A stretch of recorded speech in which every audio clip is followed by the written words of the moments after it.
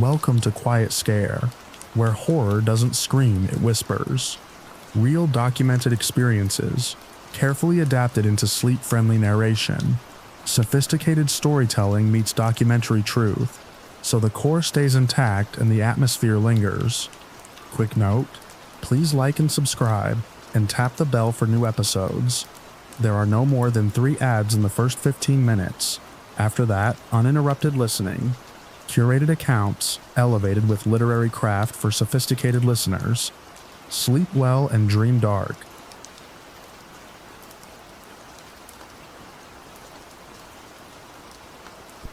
I was already behind schedule when the valley stole my signal. That's not me being poetic. I mean it the way a mechanic means a bad belt. The moment my truck dropped off the ridge and the road dipped into that low rural bowl, my phone went to no service, and my GPS stopped speaking in street names. The radio didn't die. It just turned into a soft, empty hiss like someone had vacuumed every station out of the air. It was twilight. That copper-gray hour where the world looks flatter than it is. I'd been driving professionally long enough to trust what's on paper, what's in the route sheet, what's on the map. Instinct is for rookies and drunks and people who don't have a dispatcher waiting to chew them up. But I'd just passed a sign for construction up ahead. The note from dispatch was vague. Closure near the valley, watch for detour, and I didn't want to get stuck with a trailer and nowhere to turn around. That's why the exit caught me. It wasn't marked. No reflective sign, no number, no county route name. Just a thin turnoff angling down the slope. The asphalt darker than the highway, like it had been laid more recently. I told myself it was the detour. I told myself I'd be smart to take it early. I signaled, checked mirrors, and eased down. The highway noise fell away like a door closing. The valley road curved between low hills and pasture land, fenced and empty. The air felt cooler down there, and the light pulled strangely in the dips, violet in the shadows, bruised blue under the trees. Everything looked normal, too normal, like a model scene set up to prove that nothing was wrong. Then the town appeared. It wasn't far, maybe a mile. One gentle bend and suddenly there were buildings. 2-story brick fronts, a tidy main street, a scatter of houses with porches. It sat in the lowest part of the valley, as if someone had placed it there carefully and stepped back to check symmetry. There was no welcome sign, no water tower with a name, no billboard for the diner 1 mile ahead, no gas prices posted, nothing to tell you where you were. My GPS showed a clean line through the valley. No labels, no little clusters of street names, just me moving through blank space. I slowed, because that's what you do when your eyes are arguing with your instruments. Headlights washed across storefront windows and caught rows of identical ceramic mugs, all stamped with the same black symbol. 3 blunt strokes. Not letters, not a logo I recognized. It looked like a mark you'd put on inventory, not something you'd sell as a souvenir. I saw the first person at the corner under a street lamp that wasn't lit. He stood like he'd been waiting for a light to change, hands at his sides, posture straight. In my beams, his face came into focus, and my stomach did that sudden drop you get when a deer steps out. Except nothing had stepped out. He looked familiar in the worst way. Not I've met him, more like I've seen this face in general. Like a display dummy, like a stock photo, like a face assembled from the average of 1,000 faces. Then I saw another person farther down. Then another. They were spaced along the sidewalk, not clustered, not chatting, just placed. Men and women, all adults in plain clean clothes, and every one of them had the same face. Different haircuts, sure, a taller one, a heavier one, but the eyes were the same. The nose, the mouth, the exact set of the jaw. It wasn't resemblance, it was repetition, like someone had printed the same portrait and swapped the clothes. My grip tightened on the wheel. I scanned for an explanation. A film crew, a festival, a costume thing, anything. There were no cars, no kids, no dogs, no music leaking out of a doorway, no signs in the windows. The town had the shape of life without the mess of it, As I rolled past, their heads turned together, a slow synchronized movement that made the skin at the back of my neck prickle.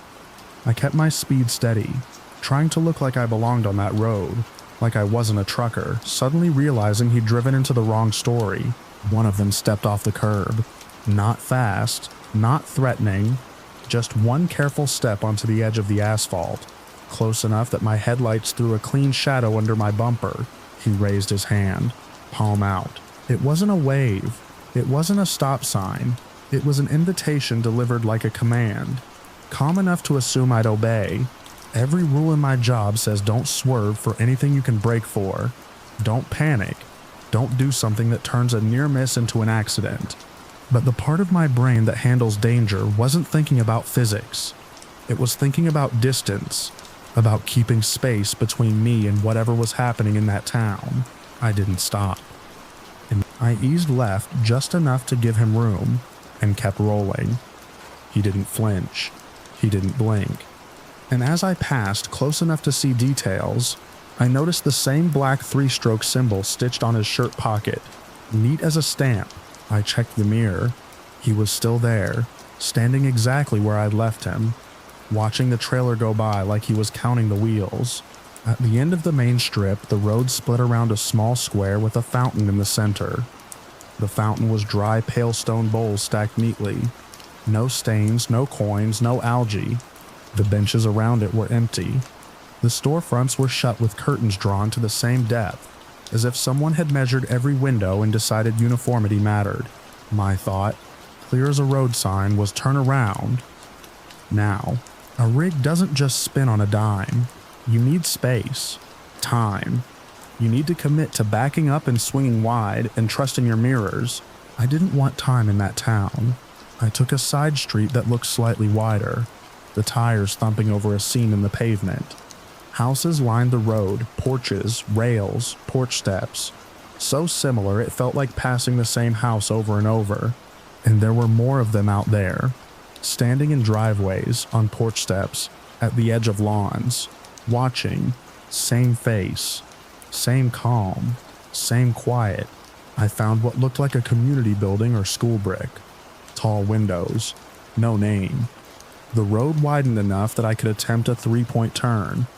My pulse was loud in my ears, my palms slick on the wheel. I started the turn, forward, swing, check mirrors, back, slowly. The trailer responded, heavy and obedient. The reverse lights washed the building behind me, and for a second the tall windows reflected something that wasn't just my trailer, and the twilight. Faces. Too many faces. Not pressed up against the glass like a horror movie. Not frantic, just layered in rows, as if the room inside was full of them standing shoulder to shoulder in dim light, all staring outward with the same relaxed mouth and the same wide-set eyes. My foot hit the brake hard enough to jolt me against the belt. The truck settled, idling. My breath came short and sharp. I forced myself to look again. The windows were dark, empty, only reflections of my lights and the sky. I finished the turn anyway, because stopping was worse. I pointed the rig back toward the way I'd come and drove out. Faster than I should have, the trailer humming behind me. They watched me leave. No one chased, no doors opened, no voices carried. The town didn't react the way a real place reacts when a semi barrels through it at twilight. At the edge of town, the road rose slightly. For a heartbeat I saw the valley laid out behind me. The main street too neat. The dry fountain centered. The sidewalks lined with still figures placed like chess pieces. Then the road curved, and the town vanished behind the hill. I drove until the valley road climbed, and joined the highway again. One moment I was between dark slopes. The next I was back on familiar asphalt with reflective lane markers, and the steady rush of passing cars. My radio snapped into a song mid-chorus like it had been playing the whole time. My phone jumped from no service to full bars. I pulled onto the shoulder and stared through the windshield, waiting for my heartbeat to come down. Then I looked back. There was no exit, no unmarked turnoff, no darker strip of asphalt, no gap in the guardrail, just a stretch of shoulder and scrub, and the highway disappearing into dusk. I sat there with my hands on the wheel, trying to convince myself I'd simply missed it, that I'd taken a normal county road and rejoined at a different spot and wasn't remembering right. So I checked. My GPS route showed no detour, no town. It drew a straight path down the highway as if I'd never left it. I checked my dash cam when I parked later. The video showed me drifting toward the shoulder like I was taking an exit, and then it glitched. Not a dramatic cut, just a brief smear of pixels, a tiny jump in the timestamp. The next frame showed the highway again, my truck centered in the lane, as if I'd corrected and continued on. Several minutes were simply gone. I told myself it was a file corruption, a camera hiccup, a coincidence, but my body didn't feel like it had been a camera hiccup. My muscles were tight like after a real near miss. My mouth tasted like adrenaline. Over the next week, I tried to find it again, in daylight and clear weather, with a fresh head and no schedule pressure. I drove that stretch slow and scanned both shoulders for the turnoff. I pulled over where it was safe and walked the roadside, looking for tire marks, for a worn patch, for anything that suggested a road had ever dropped into that valley. Nothing. Maps showed pasture land and trees. Satellite view showed fields and fences. No street grid, no brick strip, no fountain. I asked around, carefully, the way you ask without sounding like you're losing it. A diner, a gas station, a feed store. Is there a town down in the valley off the highway? Small place, no topic signage. People frowned and shook their heads. They named a few unincorporated areas, a few ranch roads, a creek crossing that floods. No one offered a name that matched what I'd seen. No one said, "Oh, you mean?" After a while, I stopped asking, because every time I did, I felt like I was nudging something that wanted to stay quiet. Months passed. The memory didn't fade. It settled. It became a thing I kept tucked behind the normal facts of my job. Like a bent nail in your pocket, you forget until it pokes you. Then I had to take that highway again. Highlight again. Because of course it was. The same copper blue light. The same valley to the right, darkening in its bowl between hills. The same sense of approaching a place where the world might thin. I drove with my eyes hunting the shoulder, waiting for that unmarked turnoff to appear like a dare. It never did. No brake, no darker asphalt, no invitation down. I passed the lowest point of the valley and felt my shoulders loosen with reluctant relief. That's when my radio hissed. One sharp burst like someone exhaling directly into the speaker. My GPS screen dimmed and brightened. The cab light flickered once, and on the far side of the highway across the median, there was a small pond catching the last strip of sky. In the pond's surface, I saw, perfectly reflected, brick storefronts and a dry fountain, and a line of still figures standing evenly spaced along a sidewalk, all identical, all watching. Then my headlights shifted. The angle broke, and it was only water again, rippled by a breeze I couldn't feel. I didn't slow down. I didn't turn around. I kept the truck steady, eyes forward, swallowing hard against the urge to check mirrors for a face that would never change. The highway carried me away on its straight, familiar promise, and the valley filled with night behind me like a mouth closing, leaving that town exactly where it wanted to be, somewhere you can enter once and never find again, except in the thin copper edge of twilight, when the world forgets to label itself and you realize how easy it is to take one wrong turn into nowhere at all.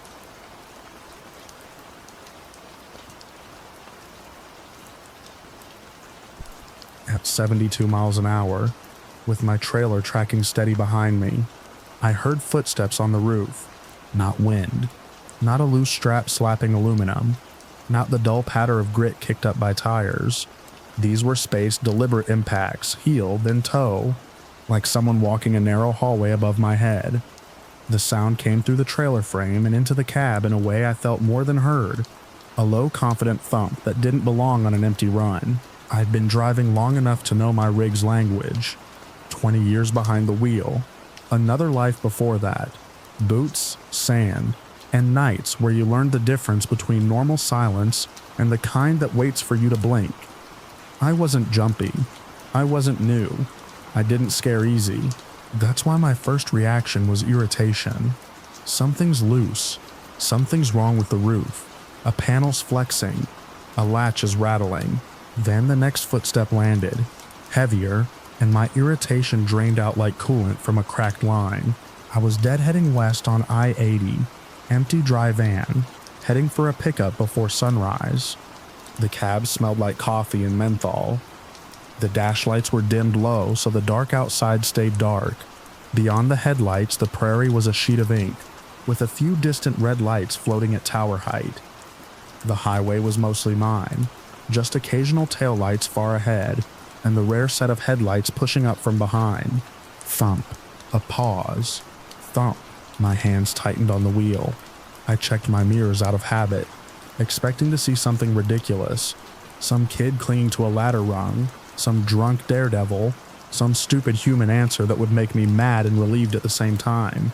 But the mirrors showed only the long white wall of the trailer sliding through darkness, reflective tape bright and unbroken, tires rolling clean. The footsteps moved forward. That's the part I remember most clearly, because it was impossible to misinterpret. The sound started near the back third of the trailer, then advanced in a straight line toward the tractor, the spacing consistent, the weight shifting like a person balancing on a roof bow. Each step had its own little metallic resonance, as if whatever was up there knew exactly where to put its feet. Then the trailer swayed. It wasn't the gentle float you get with an empty van when crosswind catches it. This was a responsive sway left then right, like the roof load had moved and the whole box was answering. I felt it through the fifth wheel, through the frame, up into my seat. The steering wheel went slightly light and then slightly heavy, as though the truck was being nudged by a hand I couldn't see. I eased off the throttle, just a little. I wanted to change something, anything, to see if the noise changed with it. The engine note dropped, the wind noise softened, and the footsteps continued as if I hadn't done a thing. I tried the next sane step. Rationalize. Maybe a branch had gotten up there. Maybe a chunk of tire tread had flipped onto the roof and was sliding. But debris doesn't step. It doesn't pause. It doesn't speed up when you look for it. A scraping sound joined the footsteps, thin and sharp like a nail dragged over sheet metal. It came in short bursts, then stopped, then came again, as if whatever was making it was testing the surface. I told myself not to do anything stupid. Don't slam the brakes. Don't jerk the wheel. Don't pull onto the shoulder in the pitch black with nothing around but cold wind and open land. If it was a person, stopping alone would be dangerous. If it wasn't, stopping alone would be worse. If it wasn't, stopping alone would be worse. 2 miles ahead, a rest area sign appeared, green and comforting. I kept my speed steady and aimed for light. As I took the exit ramp, the footsteps stopped. Not faded, not diminished, just gone, like someone had flipped a switch. That silence crawled up my neck. I rolled into the rest area and chose a spot under a sodium lamp that made everything look washed and unreal. I set the brakes, listened to the air settle, and waited. Shoulders tight, eyes fixed on the top edge of the windshield as if I could somehow see through the trailer roof with sheer will. Nothing. No thumps. No scrape. Just the normal sounds of a rest area at night. Distant traffic, a truck's air dryer popping, the mutter of someone near the restroom building. My heart beat hard enough to rock my chest against the seatbelt. I grabbed my flashlight and went outside. Cold air hit my face and cleared my head the way it always does. I walked my rig slowly, beam low, sweeping the pavement and the undercarriage first. I checked the trailer door sealed. I checked the hinges and latches tight. I shined the light under the trailer, expecting to see legs, shoes, anything that would turn this into a problem. I understood. Nothing. No one hiding. No shadows moving. The roof was too high to inspect from the ground. I didn't carry a ladder, and the rest area didn't have one. I stared up anyway, at the dark plane above the trailer wall, willing something to shift, to blink, to betray itself. Nothing moved. Back in the cab, I didn't sleep. I sat with my window cracked, listening. My mind kept trying to create the sound again, like replaying an unpleasant moment to find the hidden mistake. But the night stayed quiet. Around 30 minutes later, I got back on the interstate. For 10 miles, everything was normal. I started to hate myself for how relieved I felt, because that relief came with a whisper of embarrassment. Maybe it was fatigue, maybe it was stress, maybe I'd heard some weird vibration, and my brain had built a story around it. Then, on a long straight stretch where my headlights tunneled into emptiness, the first footstep landed again. This time it was near the rear, as if whatever was up there had waited until the rest area lights were miles behind me. Thump, thump. The trailer swayed in response, a slow roll that grew sharper with each step. My pulse spiked. I checked the mirrors again, and again there was nothing. Just the box, the tape, the spinning tires. The roofline was a dark knife edge against darker sky. The scraping returned. Too short. Testing strokes. I tried something I'd learned in other places, other years. Control what you can. Keep breathing. Keep your hand steady. Keep the vehicle stable. The road doesn't care what you're afraid of. A set of headlights came up behind me and passed. I watched the driver's face flash in their windshield glow as they went by. Blank, unconcerned. They didn't slow. They didn't honk. They didn't look twice. If they saw anything on my trailer roof, they gave no sign. That made my stomach sink, because it meant one of two things. There was nothing there, or whatever was there was low enough to stay hidden. The footsteps moved forward again, toward the tractor. My mind offered an image I didn't want. Something crouched, weight low, holding position against the wind, the way a cat braces on a ledge. I tried to replace it with a human explanation, but the trailer's movement kept betraying me. It wasn't random. It was responsive, like a living thing making micro adjustments to stay balanced. I saw the sign for a truck stop 20 miles ahead, and locked onto it like it was a lifeline. Light meant witnesses. Light meant options. Light meant whatever was riding me might not like being seen. The next few minutes felt longer than the miles should allow. The footsteps continued. Thump, thump, pause. Always moving, never rushing as if it had all night. And then I did something I regret even now. I hit the air horn. A long blast, enough to shake the cab and make my ears ring. For a heartbeat, everything went still. Then something struck the roof with a single heavy impact. Like a body drop, like a sack of wet grain thrown from height. The trailer jerked. The whole rig shuddered. My hands clenched so hard my knuckles hurt. I didn't brake. I didn't swerve. I held the wheel steady and let the truck slow naturally, easing down a few miles per hour, letting the sway settle instead of feeding it. Above me, something moved again, slower now, as if it had repositioned. The scraping sound came in one long drag that made my teeth ache. The truck stop exit finally appeared. I took it, keeping my movements smooth and predictable. As the speed dropped and the ramp curved, the footsteps stopped again. Instant, total silence. I rolled into the lot under brutal white lights. Diesel fumes and fryer grease met me at the open air.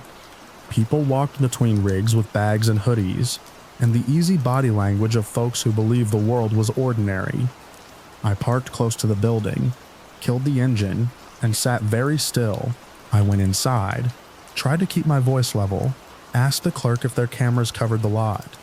He told me they covered the pumps and the doors. His eyes flicked over my face in a way that said he'd already decided what kind of story this was. He suggested highway patrol in the same tone. Someone suggests water for a headache. I didn't call. Not then. I wasn't ready to speak it out loud to a stranger who'd file it under weird driver at 2 a.m. Outside, I did another walk around under the lights. Trailer doors sealed. Sidewalls clean. Tires fine. Undercarriage nothing hanging. No one climbing down. No footprints in the dust that didn't belong to me. I stared up at the roofline until my eyes watered. Still nothing. So I drove. I drove because the highway was motion, and motion was the only thing that felt like control. I drove until the black sky thinned into slate, and then into that ugly pre-dawn gray.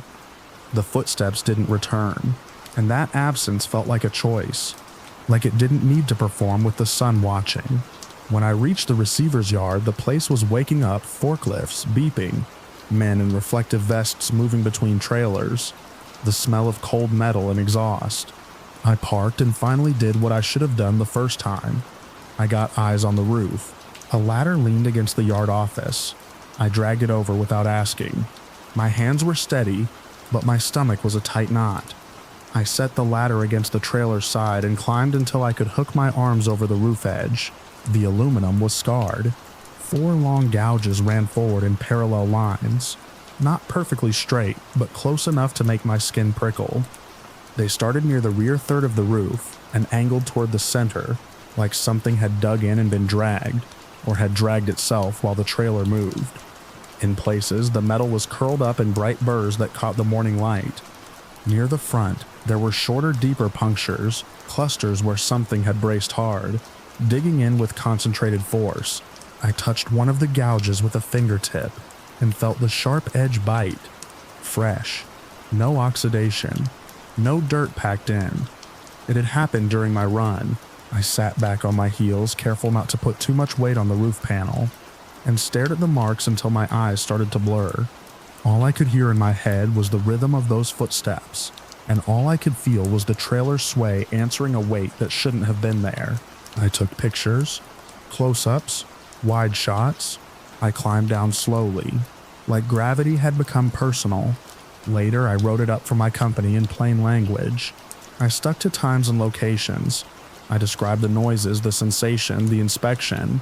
I attached the photos. I didn't write claws, I wrote gouges, consistent with multiple parallel points of contact. I tried to sound like someone reporting damage, not someone confessing fear. The response I got was a short message, asking if I'd driven under any low trees and reminding me to be more careful about route selection. After that, I stopped volunteering for night runs. I said it was for my health. That wasn't a lie. Sleep matters when you're hauling steel and air, and responsibility at highway speed. But the real reason was simpler. Night made room for things you couldn't prove until morning. Weeks later, I washed the trailer at a yard that had a scaffold, and I looked at the roof again. The gouges were still there, dulled a little by dust, but unmistakable. A mechanic climbed up with me, whistled, and said it looked like someone had scraped it with a fork attachment. Then he laughed because the idea of a forklift reaching that roof in the middle of nowhere was absurd. I didn't argue. I didn't tell him about the footsteps. I didn't tell him about the way the trailer rolled like it was being paced from above. I let him keep his explanation, because it was kinder than mine. But sometimes when I'm parked at a rest area with the engine ticking down and the wind moving through the weeds, I still catch myself listening for that first soft thump, measured, confident, and possibly close. And I remember how the sound stopped the moment I reached the light, as if whatever followed me understood rules I never learned. And I wonder if it's out there right now, waiting for another empty trailer to take into the dark until it can leave its marks in the metal and vanish before daylight.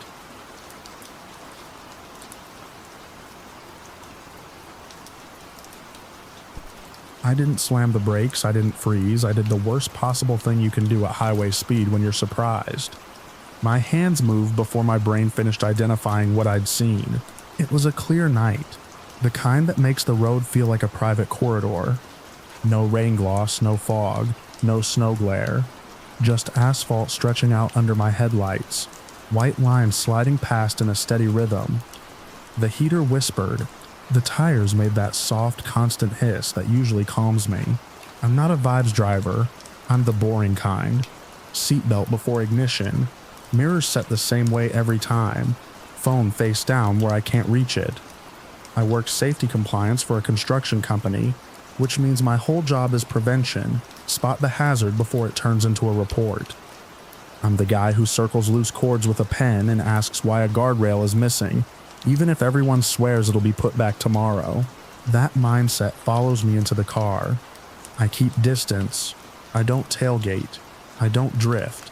I don't speed up just because the road is empty. And that night, it was empty. No headlights in the opposite lanes. No taillights ahead. No one pacing me in the left lane. The highway felt rinsed clean of other people, like the world had narrowed to my hood, my beams and the black beyond them. I'd been driving home from a site visit that ran late.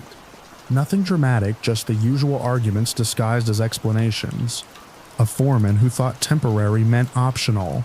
A subcontractor who could never find the paperwork until you threatened to stop the job. I'd kept my tone even, made my notes, and left with that tight jaw feeling you get when you swallow irritation, instead of letting it out. Maybe that matters. Maybe it doesn't. I've replayed the night so many times that every detail feels like a possible lever. My mood, the late hour, the long day, anything that could make the next part make sense. A few miles from the last exit, I recognized. The road straightened into one of those stretches where your headlights don't just illuminate the lane, they carve the world. Bright pavement, crisp lines, and then nothing. Darkness so complete it feels solid. I remember blinking. I remember scanning far ahead, then checking mirrors, the way you're taught. I remember thinking briefly, stupidly, that this was the safest kind of driving. No traffic, no weather. Then something stepped into the beam. Not an animal, not a scrap of trash. A person-shaped figure crossing from left to right. That's the only phrase that fits, even though it doesn't describe what I mean. It looked like a person the way a cutout looks like a person. It had the height, the posture, the motion of a stride. But there was no face, no clothing detail, no pale hands or reflective strip. It wasn't lit by my headlights the way it should have been. It was darker than the dark around it, like someone had erased a human outline out of the night and set it walking. My body reacted like it was about to hit someone. I yanked the wheel. The car snapped right, then left, as I corrected. The tires squealed once, high and sharp, and the seatbelt bit into my shoulder. My stomach dropped like I'd driven off a ledge. The headlights swept over the shoulder gravel, then back to the lane in a fast, dizzying arc.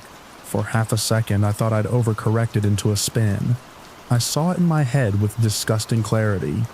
The vehicle rotating, the sound of impact, the roll, the report written afterward with my name in it.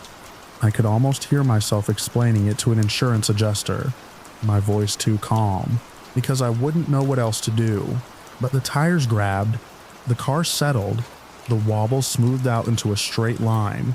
I was back in my lane, breathing too hard, hands locked on the wheel, and the highway ahead was empty. No figure stumbling on the shoulder. No shadow slipping away into the grass. No movement at all.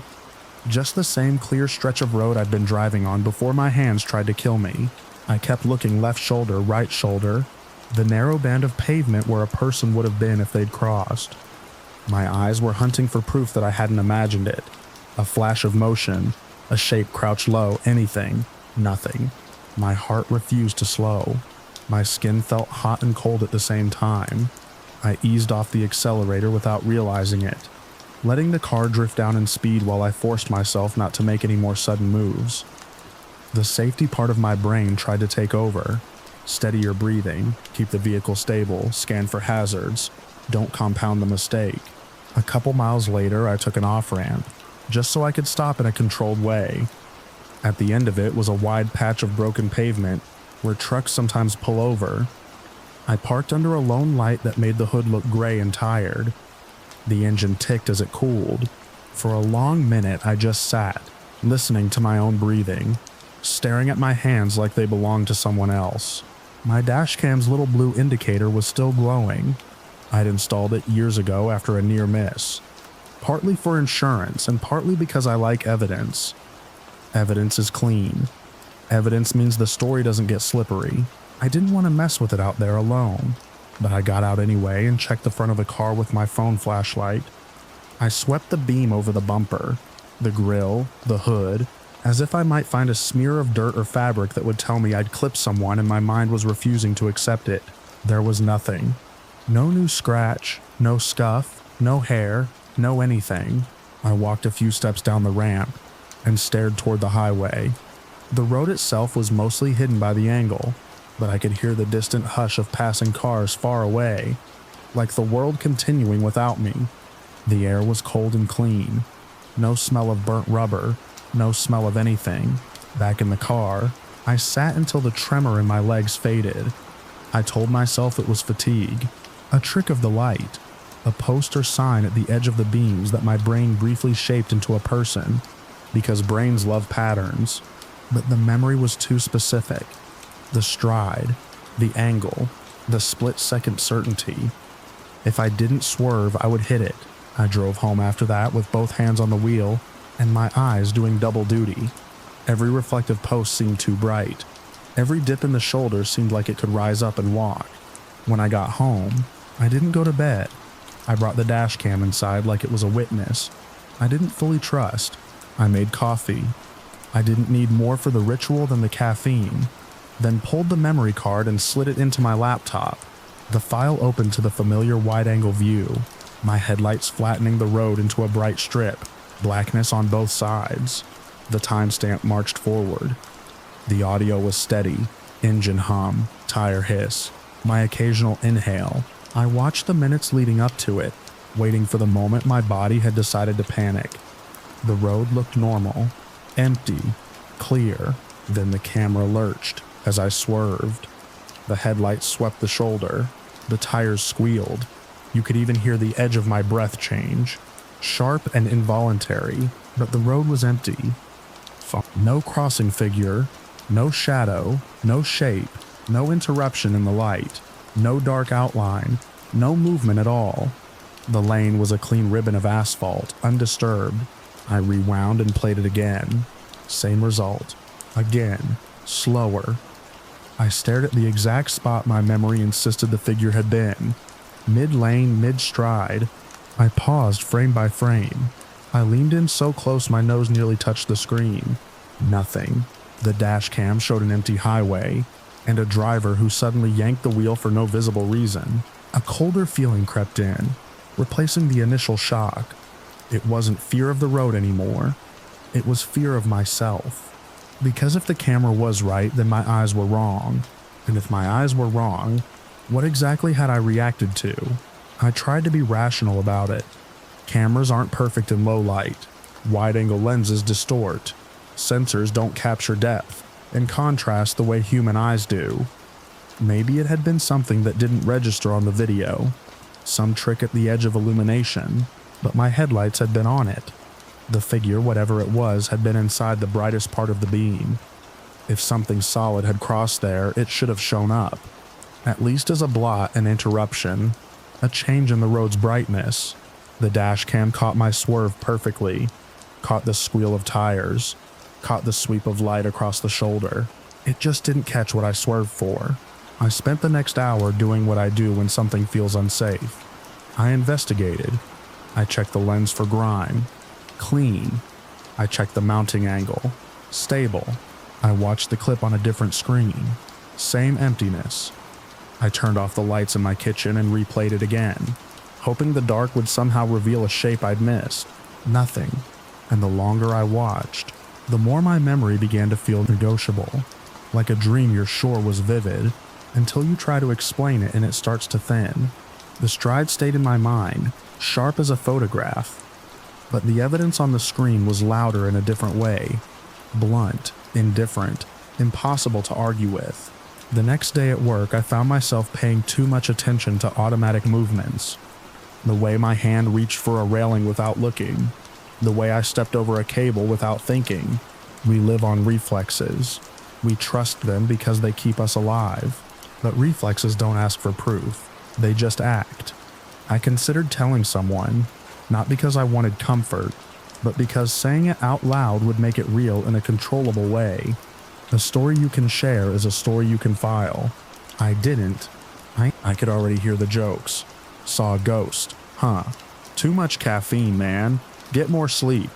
I didn't want the moment turned into a punchline. I didn't want it softened into something easily dismissed. Worse, I didn't want someone to look at me with that quiet, careful concern. People reserve for the possibility that you're not reliable, so I kept it private and tried to anchor it in facts. I drove that stretch of highway again in daylight, not stopping, just observing. Dry grass, gravel shoulder, a drainage dip, fence line farther back. Nothing that explained a person being there at night, crossing lanes like they belonged. I looked up incidents in the area, half hoping to find a report, anything to connect my experience to a real-world pattern. I didn't find anything solid. No recent pedestrian accident that would prime my brain.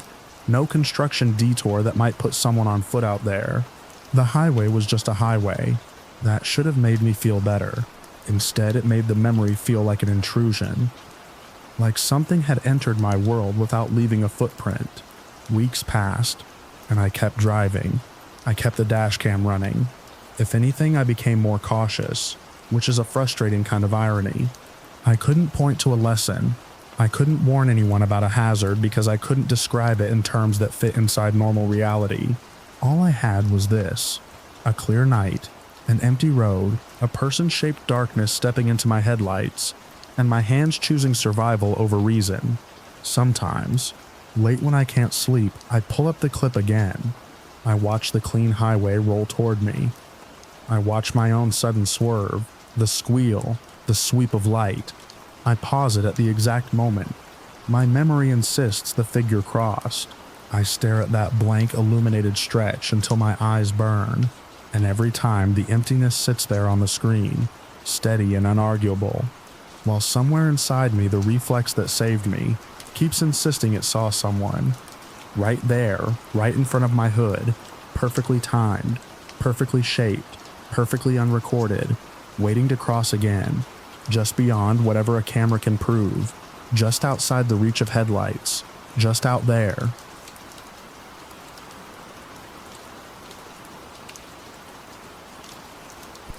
I drive nights because nights are predictable.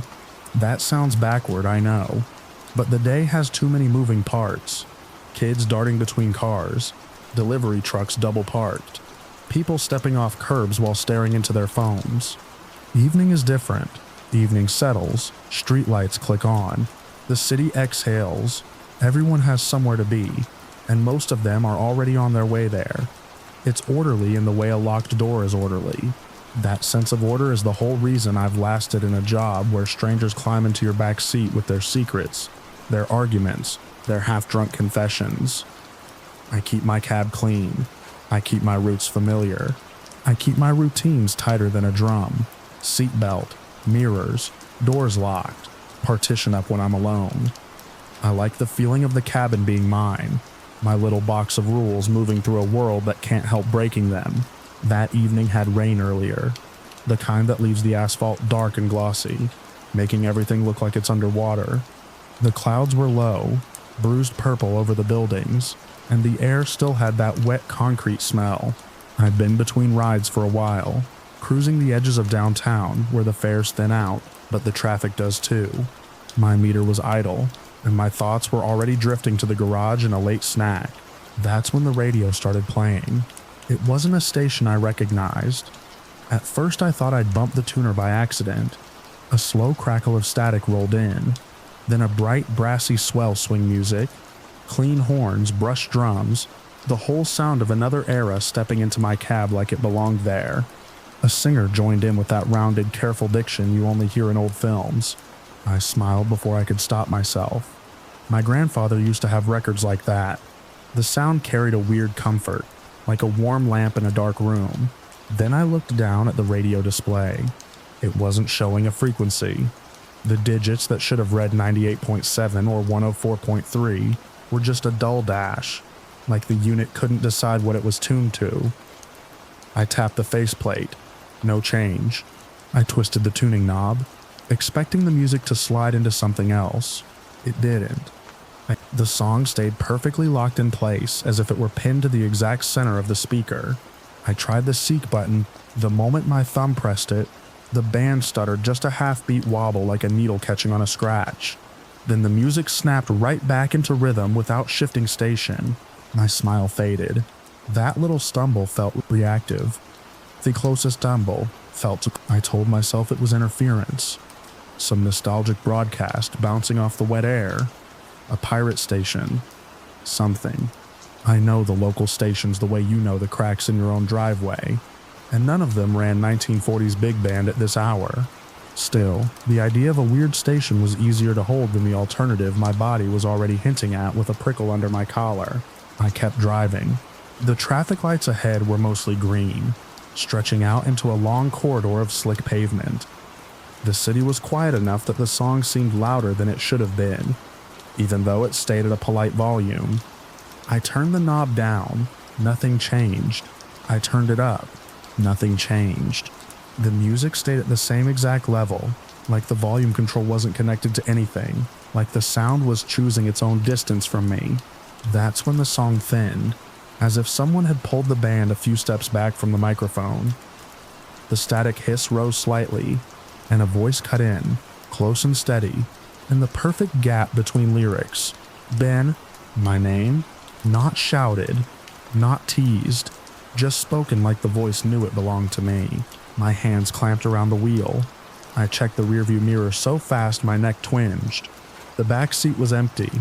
Partition up. No silhouette, no movement. I flicked my eyes to the passenger seat, empty. Seatbelt strap lying flat where I kept it.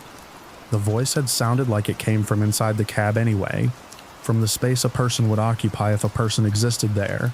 The music resumed as if nothing had happened. Horn section bright and cheerful, like it hadn't just reached into my life and pulled out my name. Curiosity burned through my fear for a second. Who would do that? How?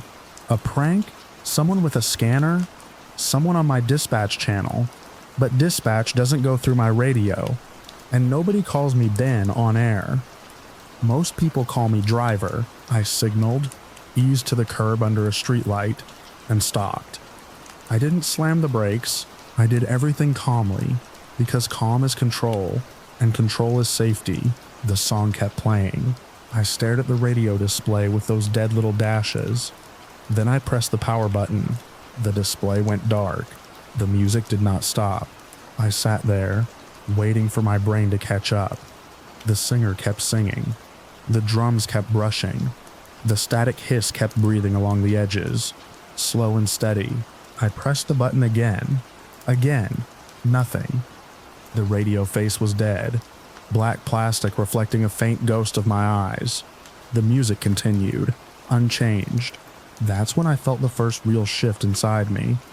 Alarm, sharp and cold, replacing curiosity like a hand yanking a curtain. I leaned forward and reached behind the radio unit, fingers searching for the wiring harness. It wasn't easy in the cramped space, but I'd replaced fuses and reseated connectors before. My fingertips found the usual bundle of wires, then found something that made my stomach drop. The main power connector was loose, not wiggly, not half-seated, unplugged. I pulled it forward into view under the dome light. A blunt plastic plug, pins and sockets, not connected to anything at all. The band played on anyway. For a second, I just held the unplugged connector like I was showing it to an invisible jury. No power, no feed, no explanation. I popped open the fuse panel under the steering column. My hands shook, and I hated that they shook. I forced my fingers to be precise, to do what they'd done 100 times. I found the audio fuse and pulled it out with a little plastic tweezer. I set the fuse on the dash where I could see it. I worse of you really was drugbax. I worked backs. Then I waited. The music didn't even falter. I stared at the fuse, then at the dead radio face, then at the empty seats as if something might appear if I looked hard enough. The cabin felt smaller than it had a minute ago. Not physically, nothing had moved, but the air carried a pressure now, like I was no longer alone in my own space. I opened my door and leaned out, half on the sidewalk, half in the cab, letting damp night air spill in. I listened for the source. The song was coming from inside, from the dash speaker grill, as if the speaker had decided to become its own instrument. I shut the door. The latch clicked. The song kept time. The voice returned, slipping into the music with effortless timing. Dan, same steadiness, same closeness, like someone speaking without turning their head. My throat tightened. I didn't answer. Answering felt like giving permission. Instead, I did the next thing my sense of security demanded. I tried to fix it. If I could make the problem obey, it would stop being impossible. I pried the trim around the radio with my fingertips, until the plastic clips gave a reluctant pop. I worked carefully, minding the edges. The whole time, the band played like it was amused. When I pulled the radio unit forward, I expected the sound to shift or crackle or die. It didn't. If anything, it sounded clearer, as if the act of exposing the unit pleased whatever was pushing music through my cab. I held the radio in my lap. Dead display. Unplugged harness. No battery pack. No hidden power source. I flipped it over and shook it lightly, listening for anything loose inside. Just the dull rattle of plastic parts. The music continued. It didn't feel like the radio was playing anymore. It felt like the cab was, and then the voice spoke. Not just my name this time. "Keep driving, Ben." The instruction landed in my chest like a shove. I looked out the windshield at the empty stretch of road ahead, wet and reflective under streetlights. Nothing waited there that I could see. No figure, no flashing hazard, just road. The thing I understood, my instincts fought each other. One screamed to shut everything down and run. The other, the one that keeps me safe by keeping me in control, wanted to comply, to keep the cabin's rules intact, to not escalate. I slid the radio unit back into the dash cavity, still unplugged, still dead, like returning a weapon to a sheath. The music sharpened slightly, as if it liked being put away. That detail made my skin crawl. Objects aren't supposed to have preferences. I didn't snap the trim fully back in. I wanted quick access if I needed it again. Then I released the handbrake, signaled, and eased into the lane. The band played as the city moved past. Neon smeared on the wet pavement. A bus hissed by in the opposite direction. Normal life, normal noise. Inside my cab, a broadcast from another century rode shotgun. For a few blocks, nothing else happened. The music ran through 2 songs with clean transitions. No commercial breaks, no station IDs. Just song to song like a private playlist. I tried not to look at the radio. I tried to focus on driving correctly, on the familiar rhythm of lights and mirrors and lane lines. But the longer it went on, the more I realized something worse than the mechanics of it. It wasn't random. The voice had said my name like it was confirming my attention. It had told me to keep driving like it wanted me moving. This wasn't a glitch. It was targeted. My mouth tasted like metal. I turned into an empty parking lot beside a closed hardware store and parked under a buzzing lamp. The lot was mostly puddles and cracked lines, the kind of place that feels abandoned even when it's in the middle of town. I stopped, put the cab in park, and stared at my own reflection faint in the windshield. The music softened, not in volume, because volume didn't change, but in presence, like it was waiting. I decided to cut all power, just to prove to myself that electricity still mattered in my world. I turned the ignition off. The engine died. The dash lights went dark. The fan stopped. The cabin became still. Warm air trapped in upholstery. Total ordinary shutdown. The 1940s band kept playing. The song floated in the darkness like a candle you can't blow out. My fear finally crested into something I couldn't reason away. Because now it wasn't just the radio system. It wasn't even just the cab's electrical network.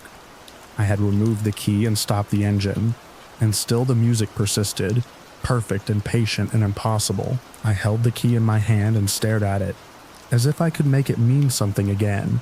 A simple object, teeth and plastic, a symbol of control. The voice spoke once more, close enough that the hairs on my arms lifted. Funny, but then just my name again, like a hook. The static hiss around the music sounded more like breathing now. Slow in, slow out. I couldn't tell if it was the broadcast texture or something else, something that had been there all along, and I'd only just learned how to hear. I clicked the door lock button, even though the doors were already locked. The sound of the locks engaging was small and pathetic against the steady swing rhythm. I reached into the glove box and pulled out my flashlight. I snapped it on and aimed the beam at the radio face, searching for any sign of life, any glow, any flicker, any tiny lie of electricity. Nothing. Dead plastic. Dead glass. The music continued, unbothered by my evidence. Then, mid-measure, the band cut off cleanly, not fading, not crackling out, just gone, like someone lifted a needle from a record. Silence dropped into the cabin so fast my ears rang. In the sudden quiet, I could hear my own breathing too loud, too uneven. I could hear the rainwater dripping somewhere outside. Slow taps in the lot. I could hear the faint settling creak of the cab as my weight shifted. I waited for the voice to fill the silence. It didn't. That absence frightened me almost as much as the sound had. If the voice was deliberate, then the silence was deliberate too. Like it had gotten what it wanted or decided to wait for a better moment. I sat in the dark, key still in my hand, flashlight beam still pinned on the dead radio, and I realized something that made my stomach twist. The only reason I'd heard it at all might be because I was alone, because the cabin was quiet enough for it to push through, because the routines that make me feel safe also make me accessible. After what felt like a long time, I put the key back in and started the engine. The dash lit up, the fan whirred, the cab vibrated in its familiar way. Ordinary life snapped back into place with insulting ease. I didn't touch the radio. I drove straight to the garage, taking the most direct route, stopping fully at every sign, checking every mirror twice, as if good driving could undo what I'd just experienced. The whole way, the cabin stayed quiet. No swing music, no hiss, no voice. When I pulled into my usual spot under the fluorescent lights, I sat for a moment before getting out. My hands rested on the steering wheel, and I noticed the faint tremor in my fingers that hadn't left since the first time my name came through the speaker. I finally opened the dash trim again and reached behind the radio unit. The connector was still unplugged. The fuse was still missing. Everything was exactly as it should be if the radio had been dead the whole time. I stood outside the cab and looked at it as if it were a stranger's vehicle. It looked normal. It smelled normal. It sat under the lights like any other car finishing a shift. I told myself I'd imagine it. I told myself stress does weird things. I told myself the mind can fill gaps with familiarity. My grandfather's music, my own name, a voice shaped like expectation. But when I leaned in to grab my jacket from the passenger seat, I caught something I hadn't noticed before. Something so small I almost missed it. The radio's tuning knob had turned slightly from where I always leave it, as if someone else had brushed it with careful fingers. And from the dark speaker grill, with the radio still unplugged, a single thread of static sighed out just one soft breath, like it was remembering the shape of my name, waiting for the next evening to call it back. And I knew with a cold certainty I couldn't argue with, that whatever had spoken to me hadn't been using my equipment so much as my space, and it could do it again whenever it wanted, and the only thing it needed was for me to get back behind the wheel and feel safe enough to listen. Now,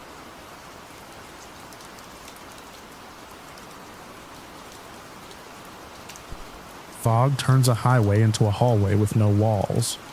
That's the first thing I wrote in my log the next morning, because it was the only way to explain how the night felt. Like I was driving through a place that wasn't fully built yet. Just lines, lights, and the steady breath of the engine. Everything else swallowed into gray. I'd been hauling a partial load west. Nothing urgent enough to justify pushing my limits. But I'd told myself I could finish the last stretch before sleeping. The radio was static and distant talk. The kind you don't listen to so much as let it prove you're not alone. My wipers moved lazily over a windshield that wasn't quite wet, just damp. Like the air itself wanted to cling to glass. After a while, my eyes started doing that heavy thing. Too many miles, too little rest. So when a diner sign appeared in the fog, I took the exit without arguing with myself. The neon didn't look real until I was almost under it, glowing pale and soft like it had been rubbed with an eraser. The parking lot was empty except for my rig and one old sedan. Fog pooled around the tires, hiding the edges of the pavement. When I shut the truck door, the sound didn't echo, it just died, muffled, as if the fog had hands. Inside, the diner was warm and smelled like burnt coffee and fryer oil. A couple of locals sat in a booth near the window, faces turned down toward their mugs like they were listening for something. The waitress behind the counter looked up and nodded once. Not friendly, not rude, just acknowledging that I'd entered her world. She handed me a menu, but I barely looked at it. I ordered coffee and something I could eat fast. My eyes kept drifting to the window where my truck sat like a dark island in milk. The waitress brought the coffee quick. It was strong enough to make my tongue feel clean. I'd taken 2 sips when she didn't walk away like I expected. Instead, she stayed by my table, wiping at a spot that was already clean. Her voice was quiet, like she didn't want the walls to hear. "Watch for the black dog," she said. I gave a short laugh, the automatic kind, and asked what she meant. Around here, truckers get told all sorts of things: where the cops hide, which exits closed, what stretch floods. A black dog sounded like a local joke, but the waitress didn't smile. "On the highway," she said, still not looking at me. She looked out the window. "Big, black, doesn't move. If you see it, don't swerve." The way she said it, flat and sure, made my laugh feel wrong in my mouth. I asked if it was a stray that hung around the road. "No," she said, and I swear there was something in that one word that made the hair on my arms lift. "It's not like that." Then she finally met my eyes. Her expression wasn't spooky or dramatic. It was the same expression someone wears when telling you not to touch a live wire. "You hear me?" she asked. I nodded, because what else do you do when someone looks at you like that? She left my table and went back behind the counter. The locals didn't look up once. I ate my food slower than I meant to, chewing while the warning sat heavy in my head.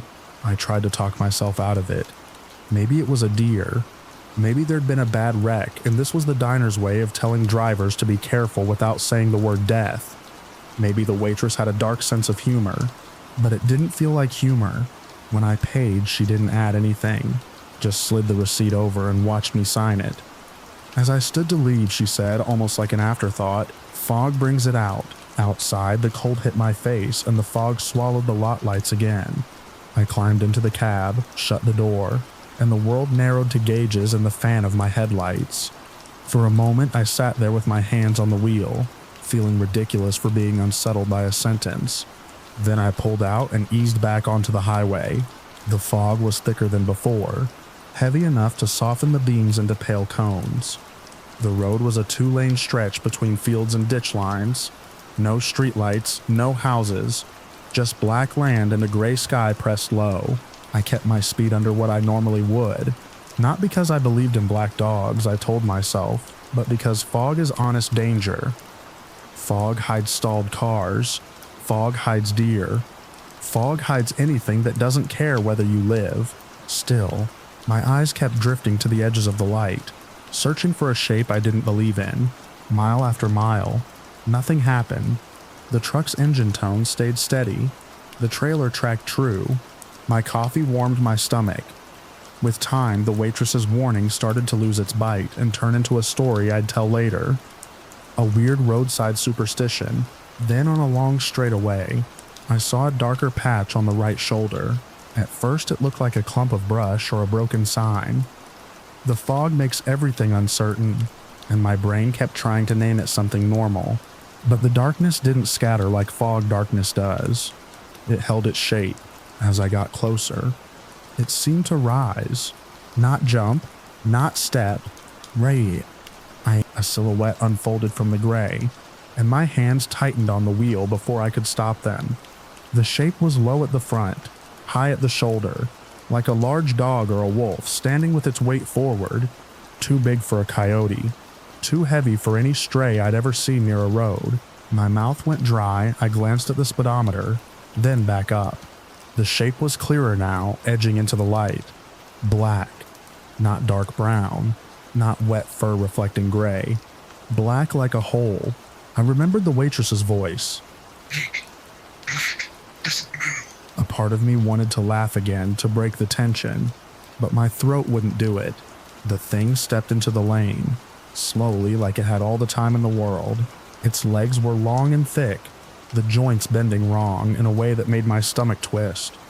It walked to the center of my lane and stopped, facing me. I hit the brakes firm. Not a slam, because you don't slam brakes in fog unless you want to die from someone else's mistake. The trailer pushed gently, and the air system hissed. The truck slowed, but the shape didn't even flinch. It just stood there. I reached for the horn, then didn't press it. I don't know why. Maybe I didn't want to announce myself. Maybe I didn't want to hear how the sound would die in the fog. Maybe some instinct told me it wouldn't matter. The headlights washed over it, and I expected to see eyes shine back at me. That animal reflection that catches light. But there was nothing. No glint, no spark, just an outline that seemed to eat the beam. The closer I got, the bigger it became. It wasn't big for a dog. It was massive. Shoulder height near the hood line, thick chest, heavy head held level like it was confident, and it didn't move out of the way. No hesitation, no survival fear. My mind scrambled for the practical solution. Swerve around it. But the waitress had said, "Don't swerve," and the ditch was right there, deep enough to roll a rig if I caught it wrong. So I stayed straight. The last few seconds stretched out. The fog throbbed in my headlights. The dog thing filled the lane. I could see the suggestion of ribs under its coat, and I could swear the coat wasn't fur so much as a texture like smoke that had learned to look solid. I braced for impact. I've hit things before. Not proud of it, but it happens in this job. You learn the feeling, the thud, the shudder, the way the steering wheel kicks. You learn the awful moment after, when you wonder what you've done. I was ready for that. Instead, the truck met nothing. No thud, no crunch, no lift of the hood. The shape didn't bounce off or go under. The headlights dimmed for a fraction of a second, like the beam had been covered, and then the cab filled with cold, sharp, sudden wrong. A smell came with it, faint but unmistakable. Wet fur and turned soil, like a graveyard after rain. The dog thing passed through the front of the truck like fog, not like a trick of speed, not like I'd missed it. I watched the blackness slide across the hood line and smear along the sides of the cab, as if the truck was cutting through smoke. My skin prickled. Every hair on my arms lifted. My breath hitched hard enough to hurt. And then it was behind me. The truck kept rolling forward. Brakes still applied. Everything mechanically normal. The road lines continued under the headlights, like they hadn't just witnessed something impossible. I stared into the side mirror. Nothing. Just my own trailer lights bleeding orange into the fog. I eased onto the shoulder and stopped with my hazards blinking. The click of the flasher sounded too loud in the enclosed cab. For several seconds I didn't move. I just sat there with both hands still locked on the wheel, staring at the pale road ahead, waiting for reality to catch up. It didn't. My heart was banging so hard it felt like it was trying to climb out of my chest. I forced myself to breathe and climb down. The fog wrapped around me immediately, cold and damp. The shoulder gravel was slick under my boots. I walked to the front of the truck with my flashlight, beam wobbling because my hands weren't steady. The bumper was clean. No blood, no fur, no smear, no dent, no crack. I crouched and checked under the grill, then under the cab. Nothing, just wet pavement and a few leaves stuck to metal. I stood and swung the flashlight beam up and down the road. The fog swallowed it within a few yards. The highway looked empty in both directions. No animal movement, no shadow pacing, no eyes glowing from the ditch, just fog, and the quiet hum of my idling engine. Somewhere far off, a car passed in the opposite lane, its sound arriving before its lights, then fading like it had never been there. I wanted to wave it down, to ask the driver if they'd seen anything, but by the time the thought formed, the lights were gone, eaten by gray. I climbed back into the cab and shut the door hard, like I could lock the world out. For a long time I sat there, listening to the engine and my own breathing. I kept expecting the smell to linger, but it faded quickly, leaving only the stale coffee scent and the faint rubber odor of the cab. I checked the mirrors again. Nothing. I told myself out loud that it was fog and fatigue and a trick of my eyes, but my body didn't believe me. My hands were still trembling. My skin still felt too tight. Eventually I started moving again, because sitting on the shoulder in fog is its own hazard. I pulled back onto the road and drove like an old man, slow and careful, scanning every inch of beam ahead. Each mile marker felt like something I'd earned. I didn't see the dog again that night. But the warning stayed with me, heavy as the trailer. When I reached my drop the next day, I told nobody. Not because I was embarrassed, though I was, but because I didn't know how to say it without sounding insane. I drove through a dog that wasn't solid isn't the kind of sentence that gets you taken seriously. It's the kind of sentence that gets you laughed at, or worse, quietly watched. Still, I couldn't let it sit unspoken, so I did what truckers do with things we can't carry in our hands. I wrote it down: time, location, weather, what happened, what it felt like. I stared at my own words afterward and didn't like them on the page. They made it more real. Weeks passed, then months. Sometimes on other routes, when fog rolled in thick enough to turn the world into a gray tunnel, I'd hear the waitress again in my head. Don't swerve. I'd catch myself scanning the shoulders for a darker patch, a shape that held still against the shifting mist. I'd tell myself I was being stupid. I'd sip coffee. I'd keep driving. And sometimes on long straight roads at night, I'd get a feeling that had nothing to do with sight, like something ahead was waiting. Like the road wasn't empty, just hidden. I still don't know what it was. An omen, a warning, a thing that lives in fog and uses the highway like a path. All I know is this: it didn't move out of my way. It made me choose not to swerve. And when I did what the waitress told me, when I held my lane and kept steady, my truck went through it like it was smoke. The next time I stopped at a diner in heavy fog, I almost asked the waitress if she'd ever heard of a black dog. The question sat on my tongue, hot and foolish, but I didn't ask. But because what if she looked at me the same way, steady, tired, certain, and said she'd been waiting for someone like me to bring it up? Because what if I'd learn it wasn't a story at all? Now when fog presses close and the road narrows into headlights, I keep my hand steady and my lane true. I don't swerve for shadows. I don't trust the edges of the beam. And if I see a shape standing dead center in my lane, too black, too still, too big, I already know what happens next. I already know how it feels when something impossible slides through your cab like cold breath, and the road keeps going as if it can erase anything. I just keep driving, watching the fog ahead.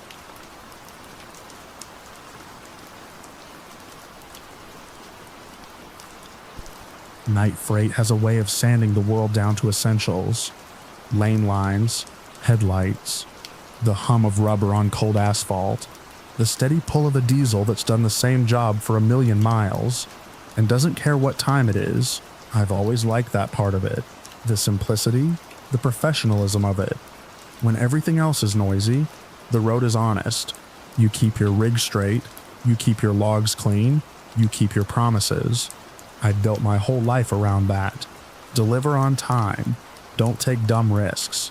Don't let fatigue turn into an excuse. Don't let fatigue turn into an excuse. That night I was running late. Nothing dramatic, just the usual chain of delays that stack up in winter. A slow loader, a tight yard, snow that came down sideways for an hour and left a thin slick skin over the interstate. My trailer was sealed, my reefer was steady, and the appointment on the other end didn't care about excuses. So I drove, late, quiet, focused. My cab was the way I always kept it. Floor clear, straps coiled, paperwork clipped, coffee in the cup holder, a small flashlight in the door pocket. I'd made up the bunk earlier out of habit, blanket tight, pillow squared, because a neat sleeper makes a long run feel less like you're living in a machine. I'd locked both doors when I climbed in after fuel. I always did. The road ahead was empty enough that my high beams stayed on for miles at a time. The dash glowed green. The defroster hissed. The wipers ticked on a slow rhythm, even though the snow had thinned to drifting specks.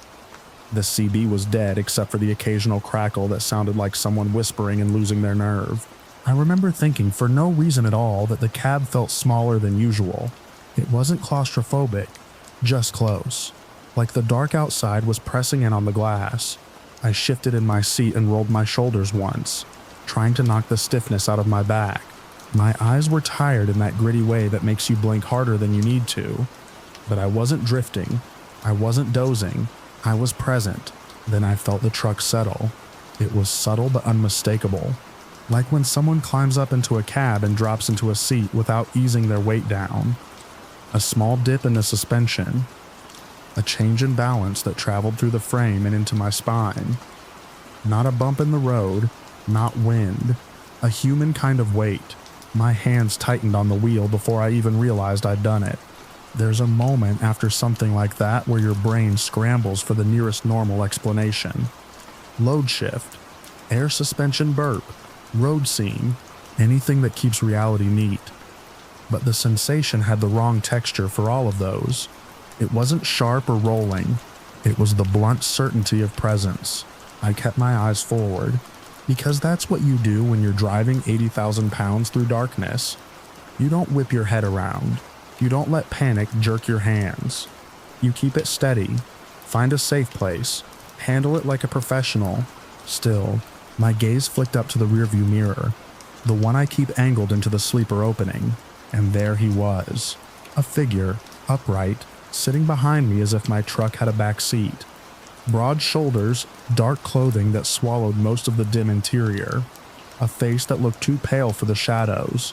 Not sprawled on the bunk, not half hidden by the curtains, seated like he belonged there, like he'd paid for the ride.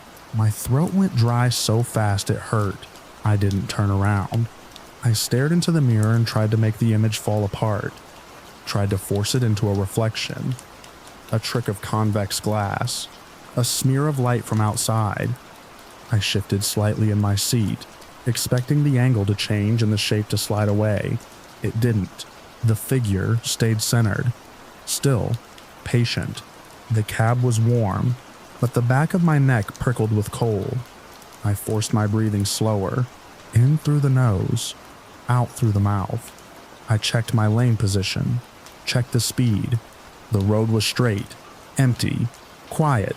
My thumb pressed the door lock switch without thinking. Click, locked. I glanced at the passenger door lock, locked.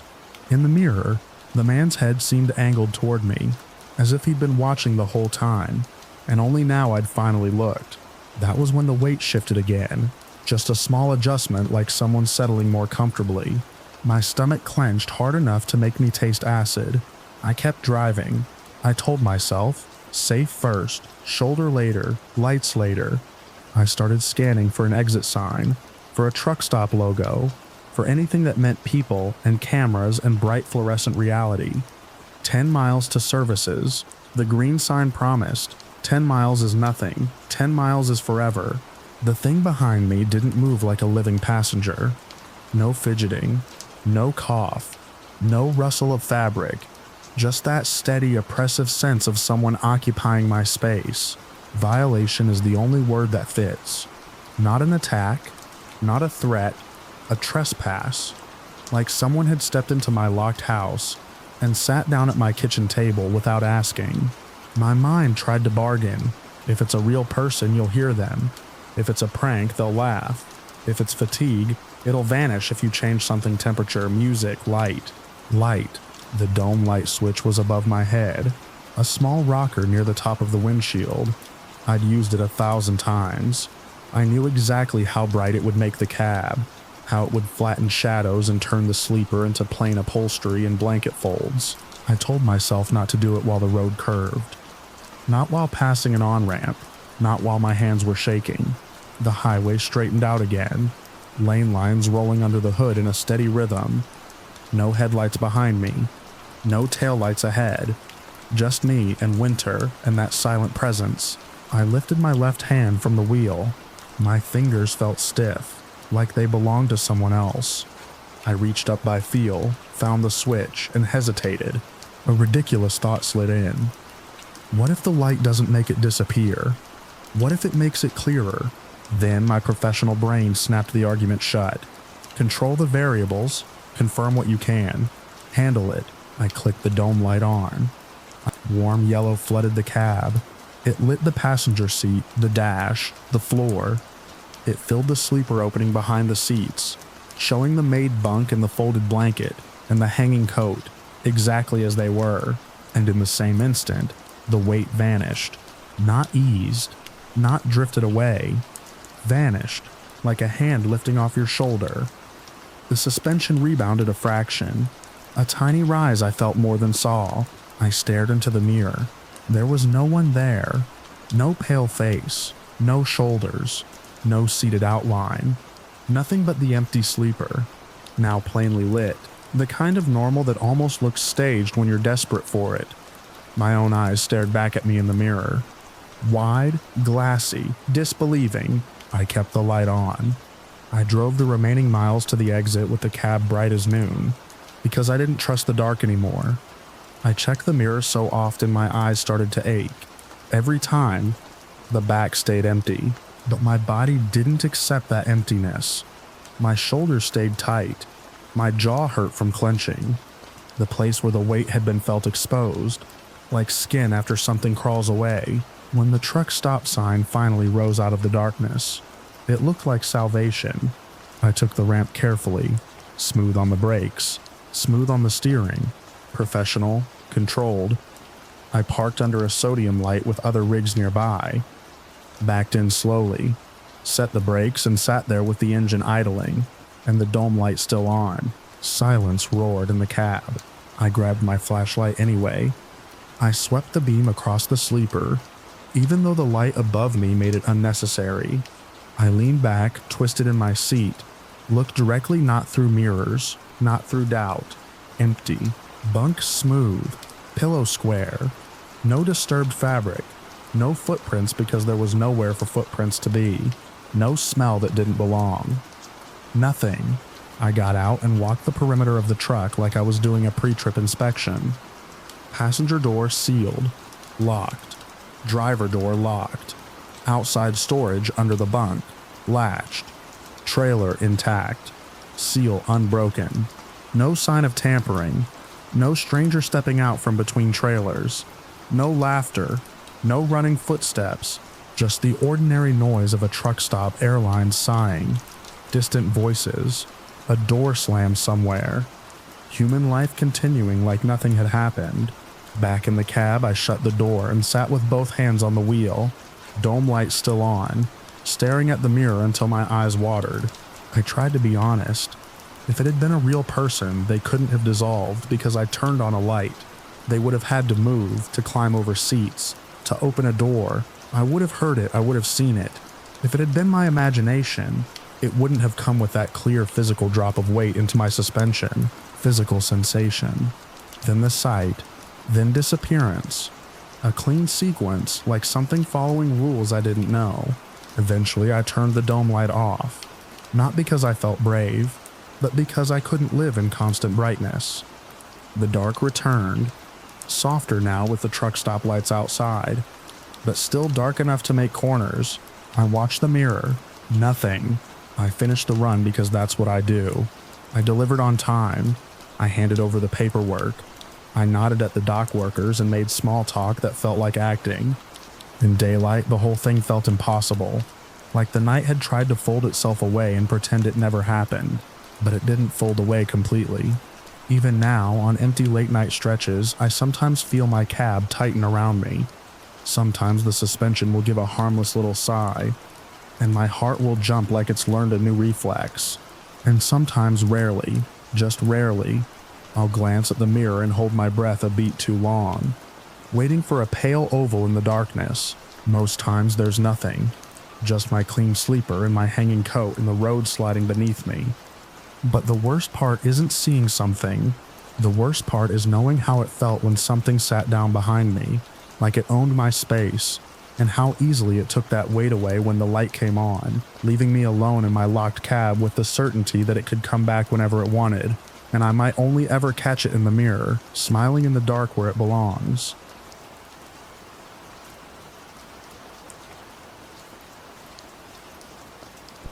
Rain at night makes the road feel like a tunnel, just two pale cones of light, the wipers scraping time into seconds, everything else swallowed by wet dark. I was driving home from a late shift, the kind where your brain goes quiet and your eyes do all the work. I've always been that way.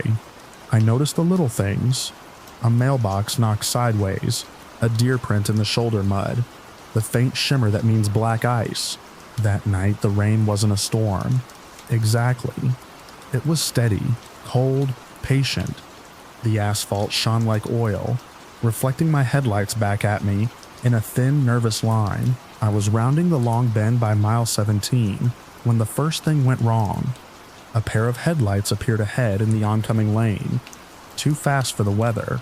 They bobbed, corrected, then bobbed again as if the driver was fighting the road with both hands and losing anyway. I slowed immediately, foot easing off the gas. The oncoming car's beams jittered across the wet pavement. For a half second I thought, they're going to cross the line. Then it happened. The headlights flared bright, swung toward me, and I heard a sound that didn't belong to rain. An ugly hard impact, like metal snapping against metal. The lights pitched upward, as if the car's front end had climbed something, and then the beams vanished, not faded, vanished, like someone had flipped a switch. I braked hard enough to feel my seatbelt bite. My tires skittered but held. I pulled onto the shoulder just past the curve and threw on my hazards, orange pulses blinking into the rain. For one long breath, I sat with both hands locked on the wheel, staring into my rearview mirror. I was waiting for the follow-up noise, rolling crunching, the final thump into trees. I was waiting for a horn stuck down, for shouting, for anything that proved the moment hadn't just been a trick of water and light. Nothing came, just the hiss of rain and the low, constant rush of the creek down the embankment. I grabbed my flashlight and stepped out. The cold slapped my face. Rain soaked my shoulders instantly. My boots sank slightly into the soft edge of gravel as I walked back toward the bend, beams sweeping the ditch, the guardrail, the slope beyond. I expected debris, plastic shards, a smear of paint on the rail, fresh grooves in the mud where tires had clawed down the hill, branches snapped and hanging. I found nothing. The guardrail was straight, beaded with rain, no dent, no scrape. The white line on the road was clean. The shoulder gravel was undisturbed, except for my own footprints. I stood there in the rain and felt something simple in my chest. The urge to help with nowhere to go. I walked the curve twice, slower the second time, flashlight tracing every inch. The embankment dropped into dark brush and wet leaves. The creek audible but mostly hidden. If a car had gone down there, the slope would have been scarred. There would have been chaos. Broken vegetation, exposed dirt, some harsh sign of physics doing its work. Instead, the place looked normal. Too normal. I called 911 anyway, because there was no version of me that could drive away after hearing that impact. The operator asked for my location. I gave the mile marker, the road name, the direction. I told her I'd seen an oncoming vehicle lose control on the curve and disappear, like it went off the road. "Do you see the vehicle now?" she asked. "No," I said, and the word tasted wrong. "I can't find anything." But I heard the crash. She told me to stay where I was, keep my hazards on, don't go down the embankment alone. A patrol car arrived in less than 10 minutes, its red and blue lights smearing across the wet road. The officer stepped out with his collar up, rain dripping from his hat brim. He looked from my truck to the curve and asked me to walk him through exactly what I'd seen. I pointed to the bend. "Headlights came around too fast," I said. "They slid, I heard a hit. Then the lights went up and out." He frowned. The practical kind of frown. He shined his own light along the guardrail, then down the slope. Another unit arrived, then another. Spotlights swept the trees, slicing the rain into bright strands. They worked the scene like they expected the evidence to appear if they looked hard enough. One officer ran a gloved hand along the rail. Another crouched to scan the pavement for skid marks. A third started down the embankment. A few careful steps, testing the wet ground, then came back up, shaking his head. "No tracks," one of them said. "No damage," another muttered, as if that was the strangest part. And it was. The first officer asked me if I was tired, if I'd had anything to drink, if I'd been using my phone. His questions were routine, not accusing. I answered honestly. I was tired in the normal way, but alert. No alcohol. Phone in the cup holder. He stared at the curve again, then at me. "You're sure you heard impact?" "I'm sure," I said. "It was loud. Like rail, maybe." They searched a little farther up and down the road, checking pullouts and scanning the ditch line for any sign of a stopped vehicle. The rain kept falling, soft and relentless, washing the world clean as fast as they could look. After nearly half an hour, The officer came back and told me, carefully, that they couldn't locate any wreck, any debris, any evidence of an accident. He said they'd keep an eye out for reports of a damaged vehicle or anyone calling in for help. Then he said, "If you notice anything else, call us right away." He didn't say I imagined it. He didn't say it didn't happen. He just left me with the empty road and my own certainty. I drove home slower than usual, hands tight at 10 and 2, eyes flicking constantly to the mirrors. The whole way I kept expecting to see the missing car, pulled off with a hazard light blinking, or creeping along with a smashed front end, or stalled in some driveway like a wounded animal that had found shelter. I saw nothing. In bed, the moment played on repeat. Headlights, slide, impact, the impossible clean vanishing. Every time I tried to explain it away, the sound came back first, sharp, unmistakable, not at all like thunder or a branch cracking. The next morning, the sky was pale and rinsed out, the rain gone. I drove back to the curve in daylight, partly because I needed to prove to myself I'd missed something. Sunlight should reveal what darkness hid. It revealed only the same absence. The guardrail was clean, the slope was intact. No torn brush, no broken limbs, no disturbed mud. The creek whispered over stones like it always had. Standing there, I felt a different kind of unease than I'd felt at night. At night, the unknown hid behind darkness. In daylight, the unknown sat in plain sight, daring me to explain it. After work, I went to the sheriff's office. The building smelled like paper and floor cleaner, like every county building I've ever been in. I told the desk deputy I wanted to follow up on the call from the previous night, because I couldn't stop thinking about it, and because, truthfully, I wanted to know if anyone else had ever called about that curve. He brought up the incident log and asked me to confirm the exact mile marker. I did. His eyes narrowed slightly as he typed. Then his expression changed in a way I can't quite describe. Less surprise, more recognition, like he'd bumped into a familiar bruise. "Hold on," he said, and he got up. He came back with another deputy, older, the kind with a careful calm. They pulled up a separate record system and started searching by location. When the older deputy spoke, he did it gently. "You said mile 17, right at the bend by the creek?" "Yes." He nodded once. "There was a fatal crash there." My throat tightened. "When?" He turned the monitor slightly so I could see. The date was years back, long enough that the report looked like it belonged to another decade of the town's life. The weather note on the file hit me like a hand on my shoulder. Nighttime rain. Loss of control. Vehicle left roadway near curve. Guardrail involved. "Same spot," the deputy said. I stared at the screen and felt the room tilt. Not from dizziness, but from recognition. Did anyone say anything about the lights? He scrolled and tapped a line in the narrative. It was dry official language, but it made my skin prickle.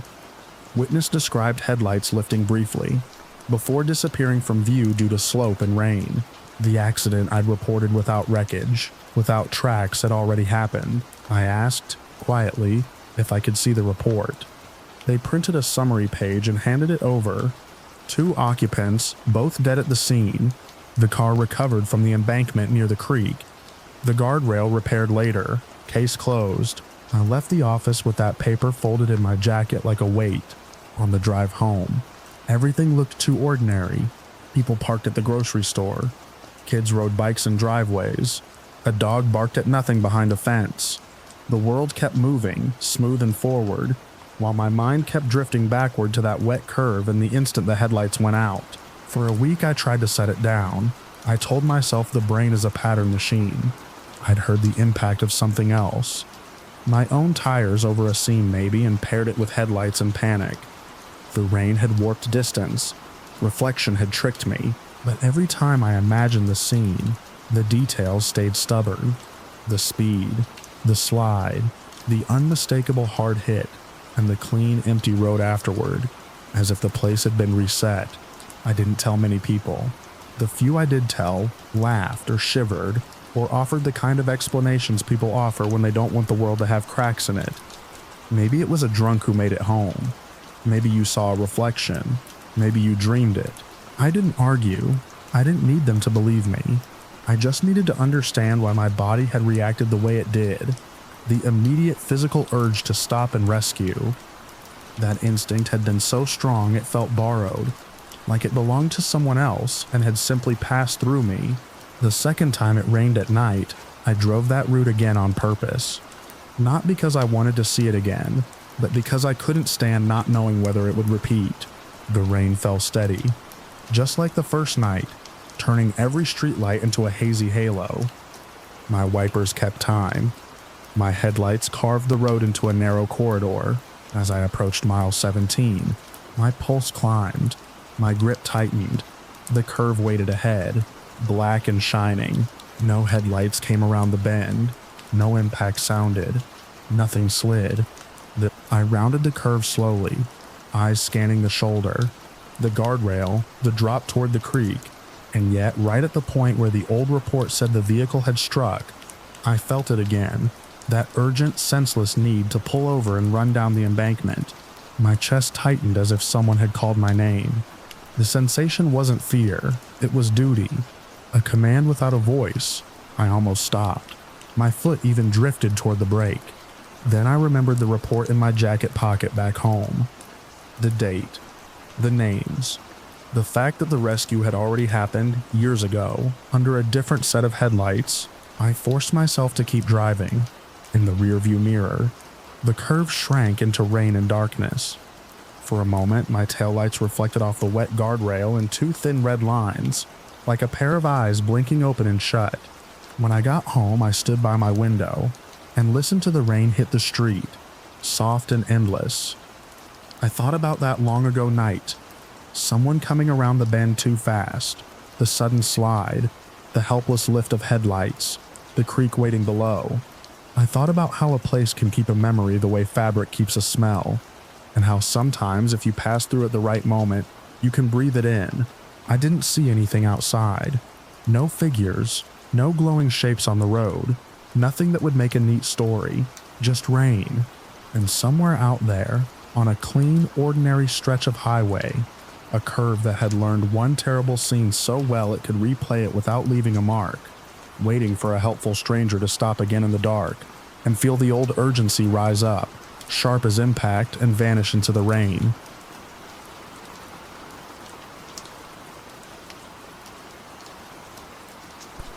The first flakes hit my windshield just past the summit exit. Light and lazy the way snow falls when the air is too cold to hurry. The outside temp read -5 degrees and dropping, and my wipers made that dry rubber squeak that always tells me the road is about to turn slick. Midnight on I-80 between Laramie and Cheyenne is usually a quiet kind of lonely. A ribbon of black asphalt cutting through white shoulders and darker rock. I was running eastbound with a sealed trailer. On schedule. Heater fighting the cold. Coffee going stale in the cup holder. 15 years of nights like that had earned me a reputation I didn't ask for but didn't deny either. Guys at the yard called me unspookable. I noticed the first truck in my mirror because it didn't have lights. At first I thought my eyes were adjusting, or the snow had thrown a curtain across the beams. But there was a shape back there where there should have been a pair of pinpoints. Big, square. Too tall to be a pickup. Too steady to be a drifted shadow. I eased off the throttle a hair and waited for headlights to bloom as it closed the gap. Nothing. Then the second shape appeared behind the first, and then a third behind that. All three lined up so clean it looked like somebody had drawn them with a ruler. 3 vintage rigs. Old school long noses and boxy cabs. The kind you see in calendar photos and parade lines. Even in the dim spill of my own taillights, I could tell they weren't modern. Their roofs sat a little lower. Their hoods ran longer. The stance was different, like they belonged to another decade and had wandered onto the interstate by mistake. They followed me in perfect formation. I tapped my brakes once, not hard enough to flash panic, just enough to drop 5 miles an hour. The gap behind me stayed the same. The first truck didn't creep closer. It didn't fall back. The distance held like it was welded in place, and the other two held their spacing behind it, equally clean. I sped up, then slowed down again. Same result. No matter what I did with my speed, Their formation stayed locked. I told myself it was perspective. Snow can mess with depth. Night can play tricks. So I did what I do when something feels off, and I want to prove it isn't. I moved to the left lane and held steady. All 3 trucks moved with me, one after another as if they were connected by a hidden bar. No wavering, no late reaction, no hesitation. They didn't drift across the lane lines the way tired drivers do. They didn't angle their wheels like somebody correcting a trailer sway. It was a smooth practice slide, and then they were centered behind me again. Still dark, still silent. Their running lights weren't just dim, they were absent. No amber dots along the top of a cab, no markers down the side, no glow under the bumper. If they had headlights on, they were so perfectly shielded that not a single beam spilled onto the pavement. It was as if 3 full-size trucks were moving through the snow. Without acknowledging the basic rules of being seen, I reached for my CB mic without thinking. Habit, the old lifeline. I switched to channel 19, thumbed the button, and gave a short call out to the road behind me, asking if anyone was running dark, or if I had some kind of escort I didn't know about. Only static came back. No voices, no laughs, no annoyed get off the air. Just that steady hush like wind through a crack. I tried again on a different channel. Same thing. The radio wasn't dead. I could hear the faint buzz of the carrier and the soft pop when I released the button. But nothing answered. Not the 3 trucks behind me. Not any other driver catching my call. The snow stayed light, but it changed the world anyway. Every reflective sign glowed a little too bright and then vanished. My headlights tunneled the road ahead into a narrow cone, and everything outside that cone felt like it was watching. I kept my eyes moving. Mirrors, gauges, road, mirrors again. Every time I checked, the 3 rigs were still there, still spaced the same, still aligned like a drill team. My first explanation was simple. Some guys like old iron. Maybe it was a group hauling their classics, testing them out at night when the traffic was thin. Running without lights, though, wasn't a quirk. It was a death wish. And I don't care how much you love an antique hood ornament. You don't take it out in Wyoming snow at midnight and trust everyone else to see you. My second explanation tried to be generous. Maybe their electrical systems were shot. Maybe they had just enough juice to crank and move, and they were trying to make Cheyenne before the batteries gave up. That still didn't explain the formation. It didn't explain the distance, staying perfect through every speed change. After 10 minutes of watching the same impossible precision, generosity dried up. A feeling settled into my gut like a cold weight. Not fear exactly, more like the sense you get when you realize an animal has been tracking you for a while, and you're only just now noticing the prints. The westbound lanes on the other side of the median were mostly empty. A couple sets of headlights passed, bright and normal, and for a moment I wanted to flash my brights and get their attention, just to prove the world was still populated by regular people and regular vehicles. I didn't. I kept driving. I kept thinking, and I kept testing in small ways that wouldn't get me killed.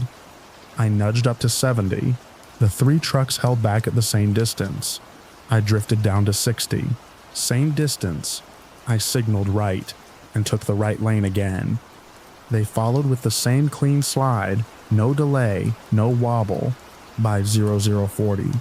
The wind had picked up enough to shove a fine dusting of snow across the lane lines.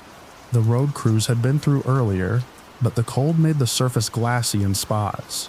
I could feel it in the steering. That lightness that means traction is there until it isn't. I backed off and let my speed settle where it felt safe. The formation behind me didn't change. It was like they weren't driving on the same pavement. I reached for my phone, more out of stubbornness than hope, and checked for signal. 1 bar blinked and died. Wyoming has its dead zones, and this stretch between Laramie and Cheyenne has plenty of them. I put the phone back down and forced my breathing to stay even. Unspookable, I reminded myself. That was the whole point. Don't let the night make you dumb, but dumb is what it feels like when you can't explain what your eyes are seeing. A rest area sign loomed ahead through the snow, reflective green and reassuring, in the way only a place with lights and other humans can be. The Daowo was coming up, A break in the dark where I could stop, take a look, put real distance between me and whatever game those 3 rigs were playing. The decision made itself. The persistent, silent formation behind me wasn't going to end with me pretending it didn't matter. If they were just drivers with bad wiring, they'd roll past while I parked. If they were something else, I needed to know before the road narrowed or the weather got worse. I signaled and took the exit. My trailer hissed softly as the air shifted in the lines. The ramp curved, and my headlights painted the snowbanks and the warning signs bright and ordinary. Behind me, 3 dark shapes curved down the ramp in perfect formation. That was the first real jolt. It wasn't a theory anymore. It wasn't a trick of straight-line perspective. They took the exit because I took the exit, as if my route was their route by default. The rest area lot was half empty. A couple of modern trucks sat with their cabs lit like aquariums, curtains drawn, sleepers warm. One RV idled near the far end, its exhaust ghosting in the cold. The overhead lamps threw pools of yellow light onto the pavement and left the corners in shadow. I pulled into a spot near the center, not too close to anyone, not too far. I straightened out, set the brakes, and let my engine idle. The silence that follows the click of the parking brake always feels heavier at night. In my mirrors, the first vintage truck rolled into the lot. No running lights, no headlights. It moved through the lit area like it belonged to the darkness. Its outline defined only by the way it blocked the lamps behind it. The second and third followed, keeping the same spacing they'd kept on the highway. And then they angled into spots directly behind me in a line, each one centered on my trailer's doors, as if they were aiming down a sight. They stopped. No hiss of air brakes reached me. No engine idle rattled the cold. I watched my side mirror and my convex, waiting for some sign of life. A cab light flicking on, the door cracking open, a glow of a cigarette, nothing. Just 3 dark cabs sitting there, motionless with snow beginning to gather on their hoods. I sat with my hands on the wheel and tried to decide whether I was angry or scared. Anger was safer. Anger kept you moving. Fear made you freeze, and freezing is how bad things happen on the road. I turned on my interior light and wrote down the time on my logbook, the old-fashioned way, pen pressing into paper, hard enough to leave a groove. The numbers were steady. My hand wasn't shaking. I made myself look at the details, because details are what reality is made of. In the lot's yellow light, I could see more. The trucks were definitely vintage. Rounded fenders, tall stacks, big grills that looked like teeth.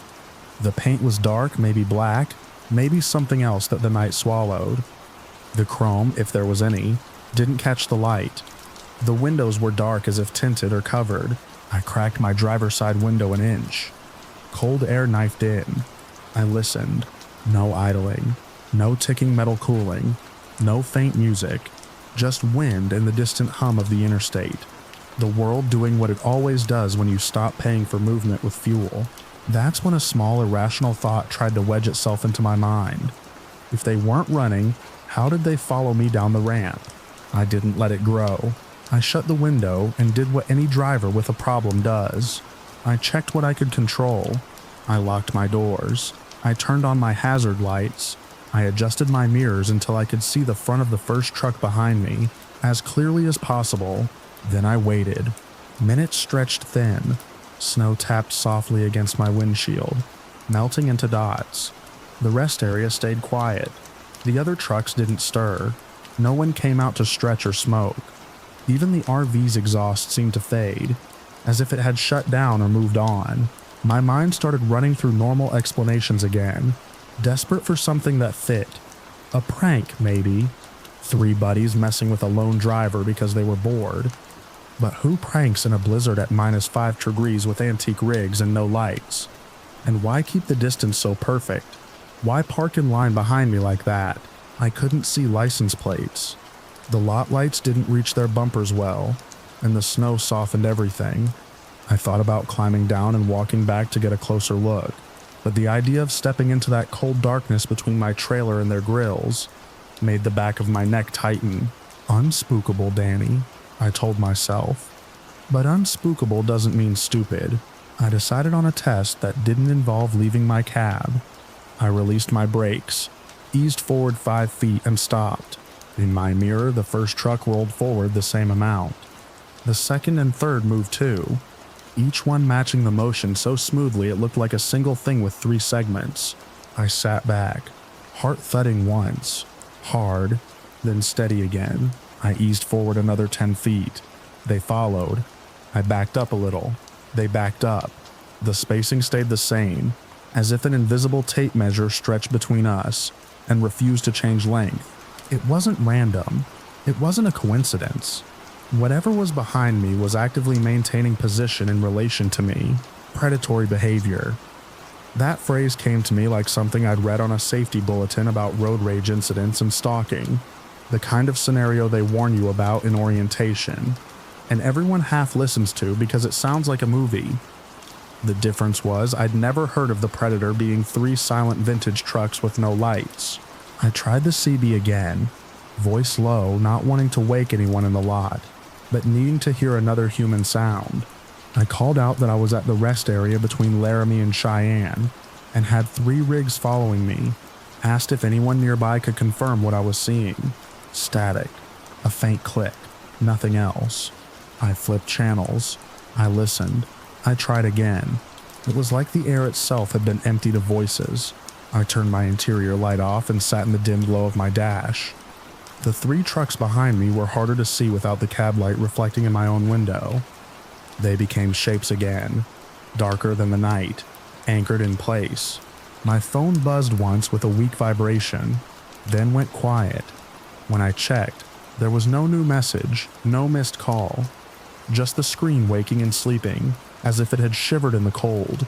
Outside, snow continued to drift down, light enough that it didn't obscure the lot, but steady enough to make every surface slick. The wind rocked my trailer gently, a slow sway that reminded me how heavy I was, and how small the cab really is when you can't trust what's outside. I thought about staying put until morning, but morning was 3 hours away, and I didn't like the idea of spending those hours with 3 unknown rigs parked in a line behind me, matching my every inch. If they were waiting for something, waiting them out might be exactly what they wanted. I thought about pulling around to the front of the lot near the bathrooms and the lights. I didn't want to walk into the building, but the cameras in the open space would at least give me room. Then another thought came. Colder than the air, what if they followed me there too and parked behind me again, keeping the same distance no matter how I moved? The question wasn't whether they could. The question was what I would do when they did. I chose motion. Motion is what I understand. Motion is what I'm good at. I started rolling again, slow at first, tires crunching over thin ice. I circled the lot and headed toward the exit. My trailer tracked behind me, and my mirrors showed the 3 rigs peeling out of their spots and following. Formation unbroken. No lights, no sound that reached my cab, just the certainty of their presence. At the stop sign by the ramp, I paused. I looked both ways even though the road was clear, because stopping gave me one more chance to see if anyone else noticed. The lot lights behind me threw enough glow that I could see the first truck's grill clearly now. It looked old, it looked solid, and it looked empty. Not empty as in no cargo. Empty as in the cab window didn't reflect like glass. It was just dark, flat, like someone had painted over it. I leaned closer to my mirror, trying to catch any sign of depth, any outline of a driver. Nothing. The cold weight in my gut shifted. Fear finally found a place to stand. I turned onto the ramp and eased back onto I-80 eastbound. My headlights hit the snow-swept pavement, and the wind hit the side of my trailer like a shove. The interstate opened in front of me, straight and black and familiar. Behind me, the 3 vintage trucks merged in perfect formation. I wanted to go faster. I wanted to run. But speed on ice is just a different way to die, and dying wasn't going to prove anything except that I'd let the night make me dumb. So I held my lane and kept my hands steady, letting my instincts do what they'd been trained to do. I tried another test. I signaled right and pulled onto the shoulder. Not all the way, just enough that a normal driver would either pass or back off. I slowed to 50, then 45, watching for the moment the first truck would either drift by or brake. It didn't pass. It moved onto the shoulder behind me, maintaining the same distance. The second and third followed, lining up behind it on the shoulder like it was a planned maneuver. 3 big rigs on the shoulder in the snow, no lights, sitting in my blind spot like a thought I couldn't shake. I signaled left and eased back into the lane. They followed. I sped up 5 miles an hour. They matched it. I slowed back down. Same distance. I couldn't make them do anything but follow. That's when the intimidation settled in. Not as a sudden spike, but as a steady pressure. It wasn't just that they were there. It was that they were choosing to be there. Silently, deliberately, and they were doing it with a precision that made my own driving feel sloppy by comparison.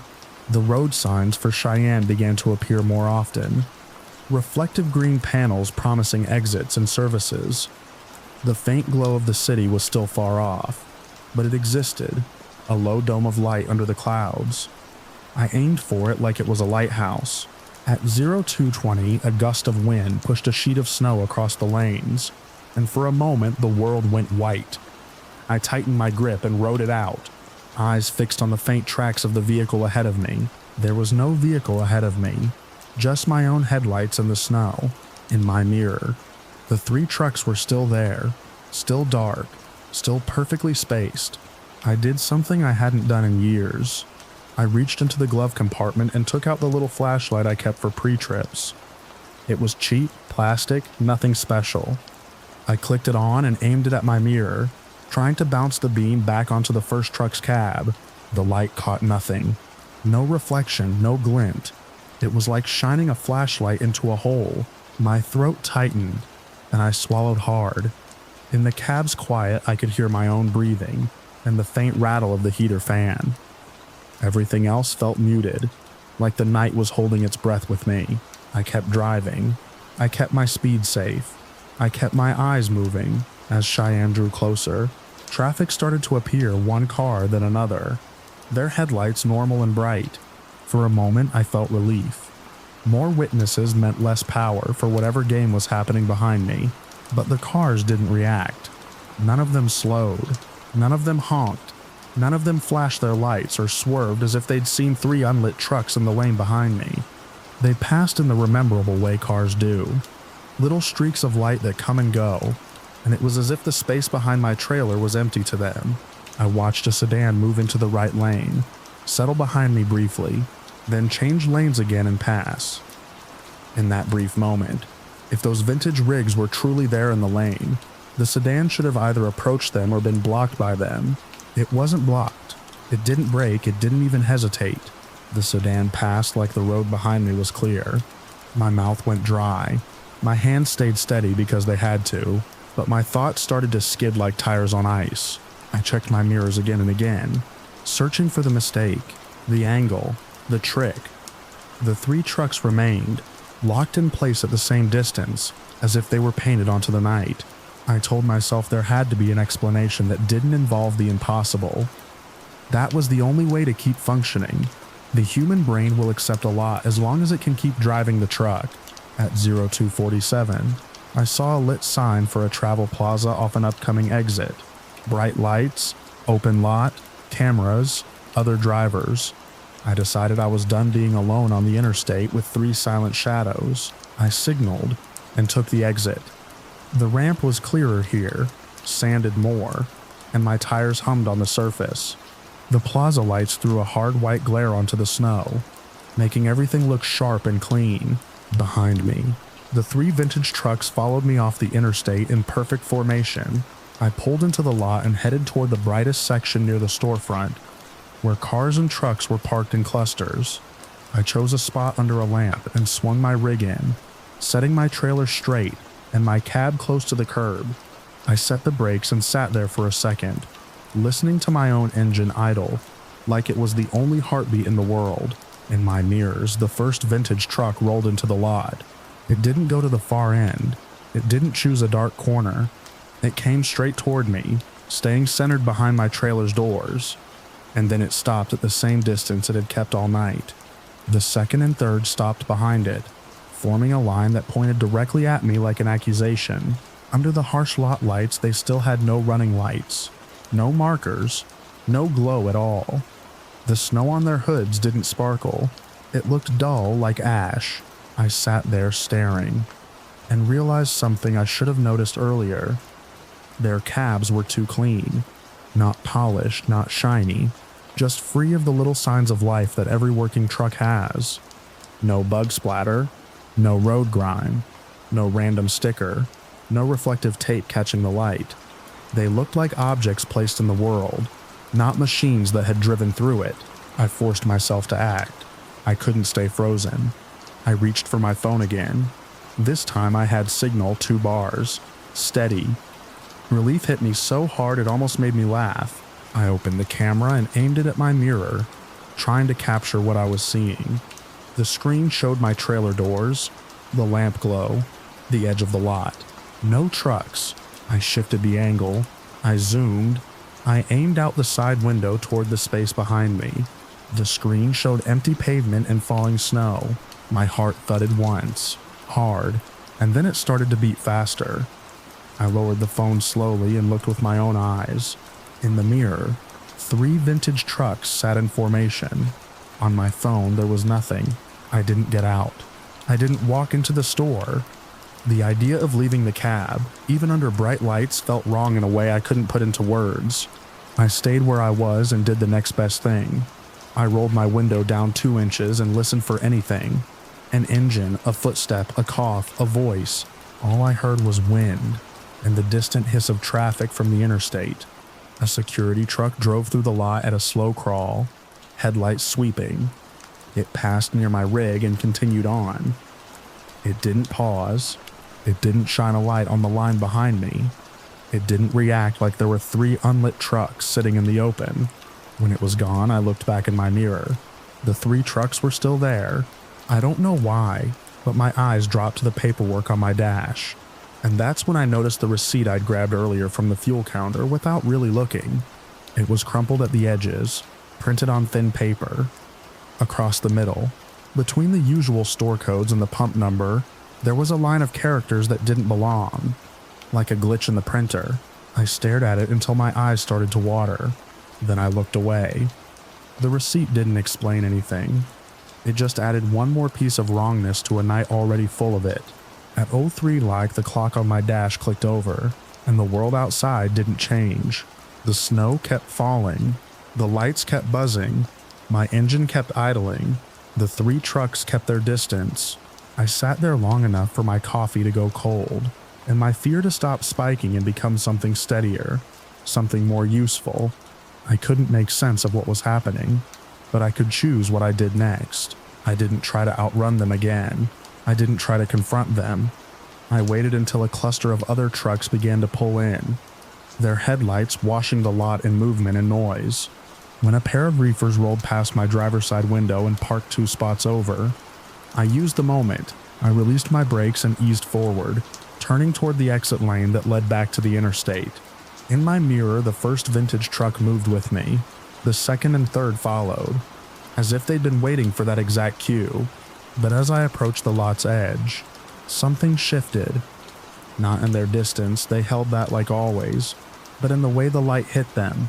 Under the last lamp before the exit, their outlines thinned like smoke pulling apart. The grills that had looked like teeth became just dark gaps.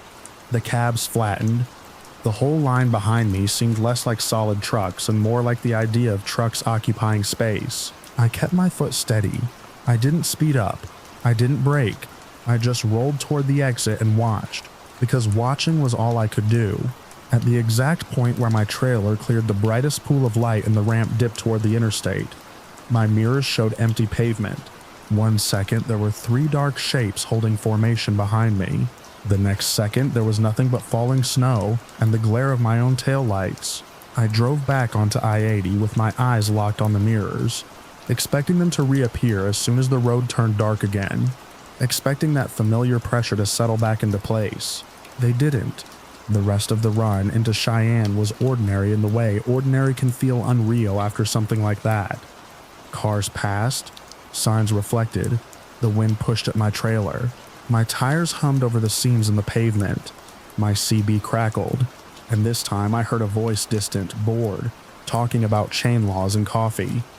I didn't answer. I just listened until I was sure it was real. When I finally pulled into my drop yard on the east side and backed into a door with the first gray hint of morning on the horizon, I climbed down and walked the length of my trailer with my flashlight. The snow on the ground showed my tire tracks, clean arcs through the lot. Behind my trailer there were 3 sets of tracks following mine, perfectly spaced, ending exactly where my trailer had stopped at the door. No fresh tracks led away. The snow was still falling, light and steady, already softening the edges, already trying to erase the evidence. I stood there long enough for the cold to bite through my gloves and into my fingers, staring at those 3 silent lines in the white. And I realized I wasn't unspookable. I'd just been lucky, up until that night, to only be chased by things that made sense.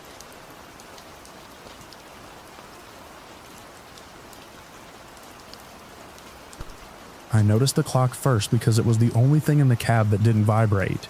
Everything else in my Freightliner had a steady tremor on that mountain grade, the steering wheel humming under my palms, the dash plastics buzzing, the mirror arms shivering like they were cold. Outside, the road cut a narrow black seam through pine and rock. The air looked thick, not fog exactly, more like low cloud pressed down until the treetops disappeared into it. My headlights made a pale tunnel. My wipers weren't running, but the windshield stayed filmed with a damp sheen that caught every glare. The digital clock read 1:17. I remember thinking it was odd, not because of the hour. Hours get weird when you've been chasing delivery windows for days, but because the colon wasn't blinking. It sat there like a printed label, frozen at 1:17, while the rest of the dash lights fluttered with the usual electrical noise. I reached out and tapped the plastic. Nothing changed. I leaned forward and checked my phone in the cradle. Same time. 1:17. No notifications rolling in. No minute tick at the top corner. I unlocked it anyway, thumb dragging the screen up, and the interface moved fine, but the time didn't budge. I told myself it was a dead zone glitch, some kind of synchronization hiccup. Up there, between peaks, you could lose signal so completely you felt like you'd driven off the map. The next thing I noticed was the billboard. It was a small one, more of a plywood sign than a real ad, nailed to posts just past a turnout. Half the face had peeled away. The remaining paper showed a sun-faded smile and a phone number missing 2 digits. Someone had spray painted over it in sloppy white. Turned back. I saw it, took it in, and kept rolling. I didn't need another reason to get behind schedule. My load was sealed. My route was planned, and the mountain pass was the mountain pass. People paint all kinds of things on signs. 10 minutes later, I saw the same billboard again. Not another one like it. The same ripped corner, the same handprint smear in the white paint, the same missing digits on the phone number, the same turnout with a stack of broken guardrail sections piled like discarded ribs on the far side. My first reaction was physical. My stomach did that quick hollow drop like an elevator starting too fast. Then the logic part of me grabbed hold. I checked my mirrors. The trailer tracked straight, no swaying, no drift. I checked the speedo, steady. I checked the odometer. It had advanced some number. I didn't fixate on it, just enough to confirm movement. I checked the fuel, same as before, maybe a hair lower. The engine sound stayed constant, a low pull in the gear I'd settled into. I told myself I'd missed a switchback turn and circled around without realizing it. But the road hadn't offered any choice. It was a 2-lane ribbon with a double yellow line and a guardrail on the drop-offs. No side roads, no intersections, just long curves and the occasional turnout scraped into the shoulder. Another 10 minutes passed at least. 10 minutes by my internal sense of time, by the rhythm of curve and straightaway, by the way the engine warmed and cooled as the grade changed. And then there was the billboard again, turned back. Same spray paint, same peeling paper. The clock still said 1:17. I sat up straighter. Fatigue can do ugly tricks, but I'm the kind of driver who watches for patterns. It's how you stay alive when you're alone with your thoughts, in a truck that weighs more than most houses. The repetition wasn't just a feeling. I had details to anchor it. After the billboard came a rock face that jutted close to the shoulder, stained dark where water had once run. 3 reflective markers were bolted into it, spaced evenly like eyes. Past that, the road straightened for a moment and crossed a short bridge over a ravine. The bridge had yellow and black hazard stripes on the ends, chipped and flaking. There was a dent in the right side rail, as if someone had clipped it and kept going. All of that appeared again, in the same order with the same dents, chips, and stains. I turned down the radio because the static started to feel like another layer of noise in my head. The cab became a pocket of engine sound, and my own breathing. I cracked the window an inch. Cold air slid in, smelling like wet bark and diesel exhaust, and it helped me focus. I needed a test that didn't rely on my memory. The next time I passed the billboard, I eased onto the turnout and stopped. My brakes hissed. The trailer settled with a soft creak. The world outside my headlights stayed unchanged. Gray air, dark trees, slick asphalt. I put on my hazard lights. Orange blinkers reflected off the wet shoulder. I grabbed a black marker from the door pocket, the kind I used to label paperwork, and climbed down. The cold hit harder out there. Not sharp, not snow cold, but heavy like the air had weight. My boots made a gritty sound on the gravel. I walked to the billboard, shining my flashlight across it. Up close, the spray paint looked fresh enough to still have texture. Little raised ridges where the white had pooled. The ripped poster beneath was damp and soft at the edges. I wrote a fat, obvious X on the bottom left corner of the sign. Then I looked around and made another mark I couldn't miss. I stacked 3 fist-sized rocks in a straight line at the edge of the turnout, right where the asphalt met the gravel. I stood there for a beat, breathing visible in my flashlight beam, and I listened. No wind through branches, no distant engine, no animal movement. Just my truck idling behind me, and the quiet press of the mountain. Back in the cab, I pulled off. I left the hazards on for a while, just to see if the blinking would keep pace with my internal clock. It did. The blink was normal, steady. A small comfort. The dashboard clock still read 1:17. I drove for what felt like 10 minutes. I saw the billboard again. My marker X was gone. Not faded, not covered. Gone, as if I'd never written it. The bottom left corner of the sign was blank, damp paper and splintered wood, exactly as it had been the first time. My rock line was gone too. The gravel shoulder was smooth, dark, and wet, with no neat stack of stones. My grip tightened on the wheel until my knuckles ached. I forced myself to exhale. Panic would get me killed faster than anything supernatural ever could, and I wasn't willing to hand over the only advantage I had. My own brain. I tried the simplest explanation. I hadn't stopped where I thought I had. I'd marked a different sign, a different turnout. The mountain had more than one plywood billboard. The shoulder gravel looked the same everywhere, so I waited for the bridge. Hazard stripes, flaking paint, dent in the right rail. It arrived exactly where it always did, and it looked exactly the same. The dent was there, the chips were there. The same scrape mark ran along the metal, like someone had dragged a bolt cutter. I'd been here. I took my eyes off the frozen clock and focused on things that should change. The fuel needle should sink. The engine temp should fluctuate with the grade. My logbook hours should advance. My own body should feel time in its usual ways. Thirst, stiffness, the need to shift in the seat. I felt all of that. I was thirsty enough that my tongue stuck slightly to the roof of my mouth. My lower back started to ache where it always did, after too long on a mountain road. My eyes felt gritty. Time was moving in me, but it wasn't moving on the dash. I tried calling dispatch. The phone rang once, then dropped. I tried dialing my sister because she answers late. The call failed instantly. No ring, no nothing. I tried the CB, thumb on the mic, and let out a quick check. Only static answered, but it wasn't the usual loose hiss. It had a shake to it, like waves crashing in a distant tunnel. I let go of the mic and the static continued for a second, then vanished into silence. I told myself, stay on the road, keep control, gather data. So I started experimenting the only way I could with a moving loop that didn't offer exits. I changed speed. I slowed down until my truck felt like it was crawling, engine grumbling, four ways blinking. The world outside my headlights stretched out, longer curves, longer shadows. I waited for the billboard. It came anyway, and it didn't feel like it had taken longer. I sped up, pushing faster than I like to on wet mountain pavement. The trailer stayed steady, but my caution meter screamed. The billboard still came, and it didn't feel like it arrived sooner. I turned the radio back on and scanned for anything.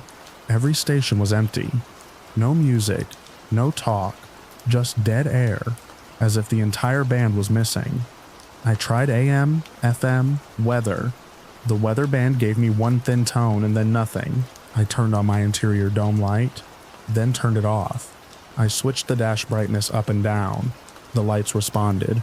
The frozen time didn't. At the next turnout, I stopped again, and this time I made a mark I couldn't accidentally replicate. I took a strip of reflective tape from my toolbox, left over from a trailer repair, and stuck it to the guardrail post at the edge of the turnout. Then I tore a rag from an old shirt and tied it to the same post, a white strip that would wave if there was any air movement. I got back in and drove. 10 minutes. My sense of 10 minutes later, the turnout appeared again. The reflective tape wasn't there. The rag wasn't there. I felt something then that was worse than fear. It was the cold certainty that the rules were consistent, and I just didn't know them yet. A loop is a rule. Rules can be tested. The landmark repetition didn't waver. Billboard, rock face, bridge, narrow straightaway, left curve that dipped slightly, another turnout with a half-fallen no service sign. Every time the same. Even the wet sheen on the road looked identical, like someone had sprayed it with the same pattern of water, but my body changed. My fuel gauge twitched down in tiny steps. My eyes got heavier. My stomach started to cramp with hunger. That meant I wasn't hallucinating in the way people talk about hallucinations. My truck was doing work. The engine was burning fuel. I was sweating under my jacket, despite the cold air outside. I wasn't asleep. I wasn't parked. Something was resetting the environment, while letting me and the truck continue forward inside it. That's the thought I had, and I hated it because it sounded like a movie. I'm not a guy who reaches for wild explanations first. I'm the guy who checks the obvious, the guy who reads the road sign twice, the guy who notices that the hazard stripes on the bridge have 3 chips in the same place, not 2. I kept driving because stopping felt like giving up. And giving up in a moving truck on a mountain grade is how you end up at the bottom of a ravine. I kept my hands steady. I checked the mirrors every few seconds. I watched for oncoming headlights. There were none. That might have been the creepiest part. Not seeing another vehicle for a while isn't unusual in the mountains late at night. But not seeing even one set of taillights, not a single distant glow, not a reflective deer sign lit by someone else's beam. Nothing.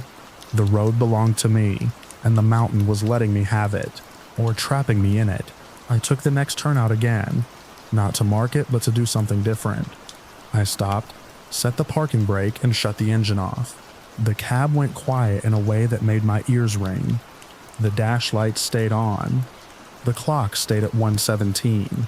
The headlights still threw their pale tunnel ahead. I sat there and listened. The silence outside was thick, like the mountain had swallowed every sound.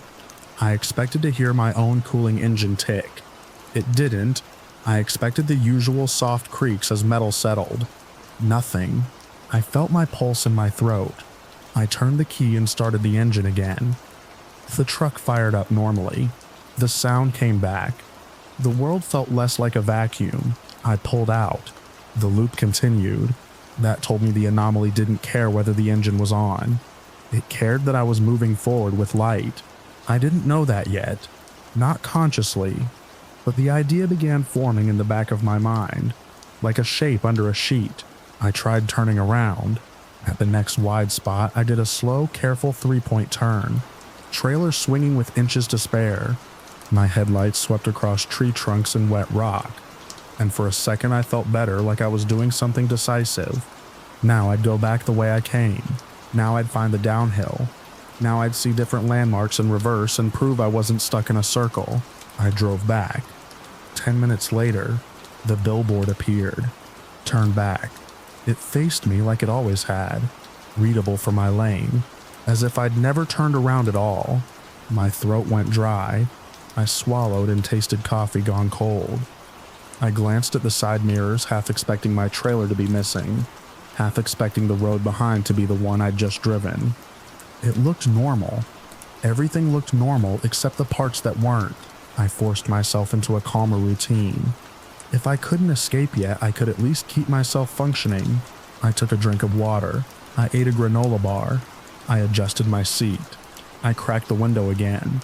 I did the things you do on long hauls to keep from slipping into that dangerous half-awake state. The loop didn't care. Eventually, I noticed another detail. Small but consistent.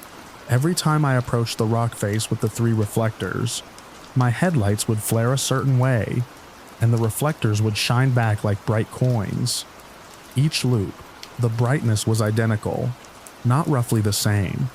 Identical, the same angle, the same intensity. That shouldn't happen if the truck and road were moving through real space. Tiny variations. My lane position, the suspension bounce, the dampness on the reflectors should change it. The fact that it didn't made my skin prickle. It felt like I was inside a recording, but my hands on the wheel weren't recorded. My thirst wasn't recorded. My fuel needle wasn't recorded. I thought about turning off the dash lights, because I'd heard old-timers talk about electrical quirks. I dimmed them all the way down until the gauges were barely visible. The clock still glowed, stubborn. I pulled the fuse panel cover and stared at the labeled slots with my flashlight, but I wasn't about to start yanking fuses on a mountain road alone while rolling in a loop I couldn't predict. I tried one more physical mark, something that would force a change. At the billboard turnout, I stopped again and put my gloved hand on the spray paint. It was cold and slightly gritty. I scraped at it with my fingernail. A tiny flake came off, exposing a darker layer beneath. I pocketed the flake.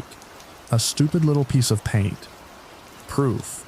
Then I stepped to the edge of the turnout and looked down the slope beyond the guardrail. The drop fell away into darkness. Tree trunks descending like vertical bars. I didn't throw anything. I didn't want anything falling out there. I just looked, and I tried to sense movement or wind or any sign that the mountain was a real place, and not a set. I heard nothing. Back in the cab, I held the paint flake between my fingertips and watched it in the dash light. It was real. It was there. It scratched my skin slightly. I put it in the cup holder where I could see it. I drove. 10 minutes later, the billboard appeared again, clean and unaltered. I pulled into the turnout without thinking, braked hard enough to feel the load shift and stared at the cup holder. The paint flake was still there. My hands started to shake, but that did something useful. It pushed me out of abstract fear and into problem solving. If the environment reset but objects in my cab didn't, then the loop wasn't rewinding me. It was looping the road around me, or dragging me through the same segment over and over while I carried it forward. And if the loop was tied to the road segment, maybe there was a trigger at the boundary. Something that snapped me back to the start every time I crossed an invisible line. I looked at the one thing that had stayed perfectly constant across every loop. The light. My headlights carved the same tunnel. The reflectors flashed the same. The wet road shone the same. Even when I shut the engine off, I'd left my lights on. When I turned around, my lights still painted the world, and the world still presented itself in the same forward-facing way. What if the loop needed me to see it? That sounds ridiculous when I say it out loud. I know how it sounds. But in the cab, alone, with the clock frozen and the same warning staring at me like a joke, my brain wasn't looking for comfort. It was looking for leverage. I started with small changes. I turned off my high beams. No difference. I drove with only my low beams and marker lights. No difference. I turned off the cab interior lights entirely. No difference. Then, on a straightaway before the bridge, I did something that went against every safety habit I have. I flipped off my headlights for a second. The darkness slammed in immediately. The road vanished. The guardrail vanished. My stomach lurched. I turned them back on and swore at myself under my breath, more angry than scared. That was how you die. One bad decision, one moment of pride or desperation. I wasn't going to become a news story, but the idea stuck. Not the reckless part, the rule part. If the loop was anchored to observation, or to the lights that let me observe, then maybe the only way out wasn't to outrun it or outsmart it. Maybe the only way out was to refuse to participate. I waited until the next turnout, the one with the half-fallen no service sign. I eased in gently and stopped with my trailer straight. I set the parking brake, I took my foot off the pedal and let the truck settle. My hazards were still blinking. The dash lights were still on. The clock still read 1:17. I stared out through the windshield at the pale road ahead, and I felt that thick, pressurized quiet again, the mountain holding its breath. I tried to picture my options like a checklist. Keep driving and hope the loop ends on its own. Keep marking and testing until something changes. Sleep and risk waking up still in it, or not waking up at all. Cut through the trees on foot, which was a good way to get lost and frozen, even if nothing weird was happening. Then I remembered the one thing that had actually shifted when I'd experimented, the silence when I shut the engine off. The world had felt flatter, emptier, like I'd lowered the volume on reality. I didn't want the engine off, I wanted control. I wanted darkness. My hand hovered over the headlight switch. My other hand rested on the steering wheel, knuckles tight, like the wheel could keep me anchored. I took a breath and made myself commit to a full test, not a half-second panic flick. If I was going to do it, I had to do it safely. Stopped. Brakes set, wheels straight, no movement. Then one by one, I shut things down. I turned off the hazards. I dimmed the dash until it was barely aglow. I turned off the marker lights. I turned off the headlights. The cab became a black box. The only light left was a faint, ghostly rectangle from my phone screen when it woke from movement. I flipped it face down and slid it into the console. In the dark, my hearing sharpened. I heard my own breath. I heard a soft tick from somewhere in the dash. That might have been a relay cooling. I heard the engine idle, low and patient. Then I shut the engine off too, because the test in my head demanded stillness. Complete stop. No vibration, no glow, no movement. Silence closed around the cab. For a moment, nothing happened, and then the air changed. That's the only honest way I can describe it. The pressure eased, like the mountain had been pressing its palm against the windshield and finally lifted it. The silence stopped being thick and started being normal. I heard wind, faint at first, moving through pine needles like distant rain. I heard a small clatter as something, maybe a pebble, shifted under the trailer tire. I smelled cold air that wasn't mixed with exhaust. My skin prickled. I waited. I didn't count. I just listened and let my eyes adjust to the dark, until the outline of the windshield frame became visible against the dimmer sky. Somewhere outside, far down the grade, a sound drifted up. A vehicle. A real one. Tires on wet pavement. A faint engine note climbing. My throat tightened so hard it hurt. I sat perfectly still until the sound passed below and around a curve, never coming into view, but existing in a way that made my chest feel too tight for my ribs. Other traffic meant the world was connected again. I reached out slowly and turned the key to accessory. The dash lights came on. The clock blinked once, like it had just remembered it was supposed to be alive, and then it changed. 1:18. Then 1:19. I stared at it until my eyes burned. I turned the headlights on again, but carefully, as if I might spook whatever fragile rule I'd just found. The road appeared. The turnout appeared. The trees and guardrail came back into their usual shapes.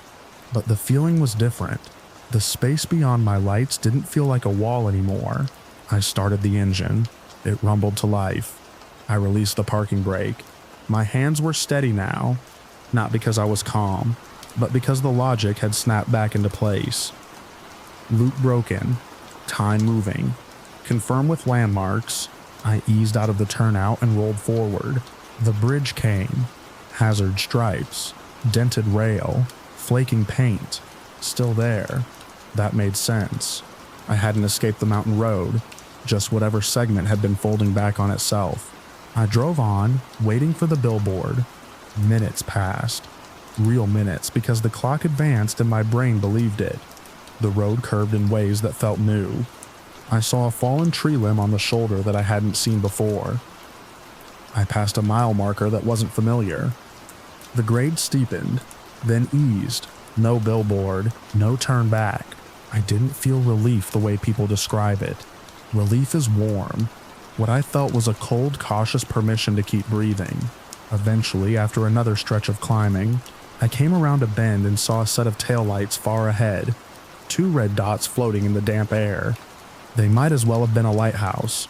I followed at a safe distance, not wanting to crowd them, just needing the proof that I wasn't alone in a sealed-off pocket of road. The rest of the pass was uneventful, in the normal way. Wet curves, slow climbs, a few patches where the asphalt shimmered like thin ice. My shoulders stayed tight for hours, and every turnout made my pulse jump. By the time I crested the top and started the long descent, the sky looked the same as it had at the start. Gray, low, indifferent. I couldn't tell if it was night or dawn, or some kind of endless mountain overcast. But the clock kept moving, and my phone eventually found a weak signal and updated with a new time that matched the dash. I didn't tell dispatch what happened. I told them I'd hit a delay on the pass and left it at that. The sealed load delivered like it was supposed to, and nobody asked questions because freight doesn't care what you saw on a mountain road. The only physical proof I had was the paint flake in my cup holder. It was still there when I parked for the night, a tiny curled chip of white with darker color on the underside. I held it between my fingers under the cab light and tried to convince myself it was nothing, just something I picked up somewhere else. A coincidence I'd attached meaning to because I was tired, but I remembered scraping it off under my flashlight. I remembered how the environment reset while that flake stayed put. I remembered the way the air changed when the lights went out and the truck stopped moving, and I've never forgotten the fact that the sign's message, the first and only warning I got, was the exact instruction that would have kept me trapped if I'd obeyed it the wrong way. Turn back meant keep moving, keep watching, keep feeding whatever rule held that stretch of road together. The next time I ran that region, months later, I took a different route even though it cost me hours. I told myself it was for safety, for weather, for fuel, for anything that sounded reasonable. I still do, but sometimes late at night, when I'm alone in the cab and the dash lights reflect in the windshield like a second set of instruments hovering over the road, I catch myself checking the clock too often, afraid I'll see it frozen again, afraid I'll round a bend and find that same half-rotted billboard waiting like it never left. The wet mountain air pressed flat and soundless beyond my headlights, asking me to keep driving in circles until I forget what time is supposed to do.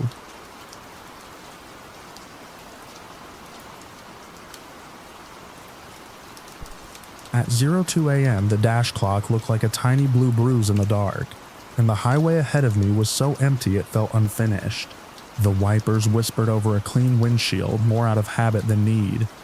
I had my left elbow planted on the door, fingers loose on the wheel, listening to the engine's steady pull and the soft rattle of a coffee lid in the cup holder. I was thinking about my kids in their beds, the way my youngest kicked his blanket off every night, when the internal intercom crackled from the sleeper cab behind me, and a child's voice breathed into it. It wasn't the CB. It wasn't the phone. It wasn't dispatch cutting in on the radio. It came from that little speaker I used when I was parked and didn't feel like shouting back into the bunk. It wasn't loud. It was close, like someone kneeling right behind my seat, mouth near the grill, whispering through plastic. My first reaction was stupid and automatic. I glanced at the passenger seat like I'd somehow forgotten somebody was sitting there. The seat was empty, seatbelt buckle shining in the dash glow. My thermos leaned against the floor hump. No wrapper, no jacket, no sign of another person. I was alone, the way I always was on overnights. The voice came again. Same place, same soft scratch of static before it. It sounded young, and it sounded like it was trying to be careful not to wake someone. That's what made my skin tighten. A grown man can shout. A kid whispers when he's not supposed to be there. I told myself it was bleed through. Electronics talk to each other in weird ways. I've heard weather bands slip into audio systems, CV chatter goes through cheap speakers, a Bluetooth call leak into the wrong channel. I've even had a baby monitor pick up somebody's garage door opener when I was at home. The world is full of signals, and sometimes they collide, but the intercom in my truck wasn't supposed to be connected to anything outside the cab. It was a simple system, a button on the dash and a speaker by the bunk, meant for talking to yourself in 2 rooms of the same box. I eased my grip and checked the mirrors. The road behind me was a dark ribbon with no headlights. Ahead, the reflectors marched away into nothing. Quiet highway, quiet night, the kind that makes you feel like the only moving thing in a still photograph. I turned the radio down until it was barely there, and listened hard, static. Then the voice again, clearer this time, as if the speaker had adjusted itself. It was a child, no question, not a baby, not a teenager. Somewhere in the middle, old enough to form words, young enough to sound thin and breathy. The sound made my chest ache with something I couldn't name. I thought of my son's little friend from our street, the kid who always asked 100 questions about the truck when I was home. I thought of my own boy, the way he'd stand on the curb and wave until I was out of sight. For a split second, my brain tried to make the voice fit those memories, like it could paste something familiar over something wrong. That didn't work. The voice didn't belong to any child I knew. It didn't sound like my kids. It sounded like it didn't belong in a moving truck at 2 a.m. I reached back with my right hand, not taking my eyes off the lane, and pressed the intercom button, the one I used to test it when I first got the rig. My thumb hovered there an extra beat because suddenly I didn't want to invite anything to answer. I pressed it anyway. Testing, I said, and the words sounded big and clumsy in the cab. The speaker in the sleeper gave back my own voice a second later, tinny and delayed, exactly how it should. Then the child spoke again, but not through the usual loop. It came through the intercom as if it had its own line. It did not sound like it was responding to me. It sounded like it had been talking the whole time, and I'd only now turned my head enough to hear. My mouth went dry. I found myself checking the locks on the doors by sight, like I could confirm with my eyes what I already knew with my hands. I'd locked up when I left the truck stop. I always did. The truck was my workspace, and on nights like this, my home, a sealed space. I should say I'm not the type to get rattled by every weird noise.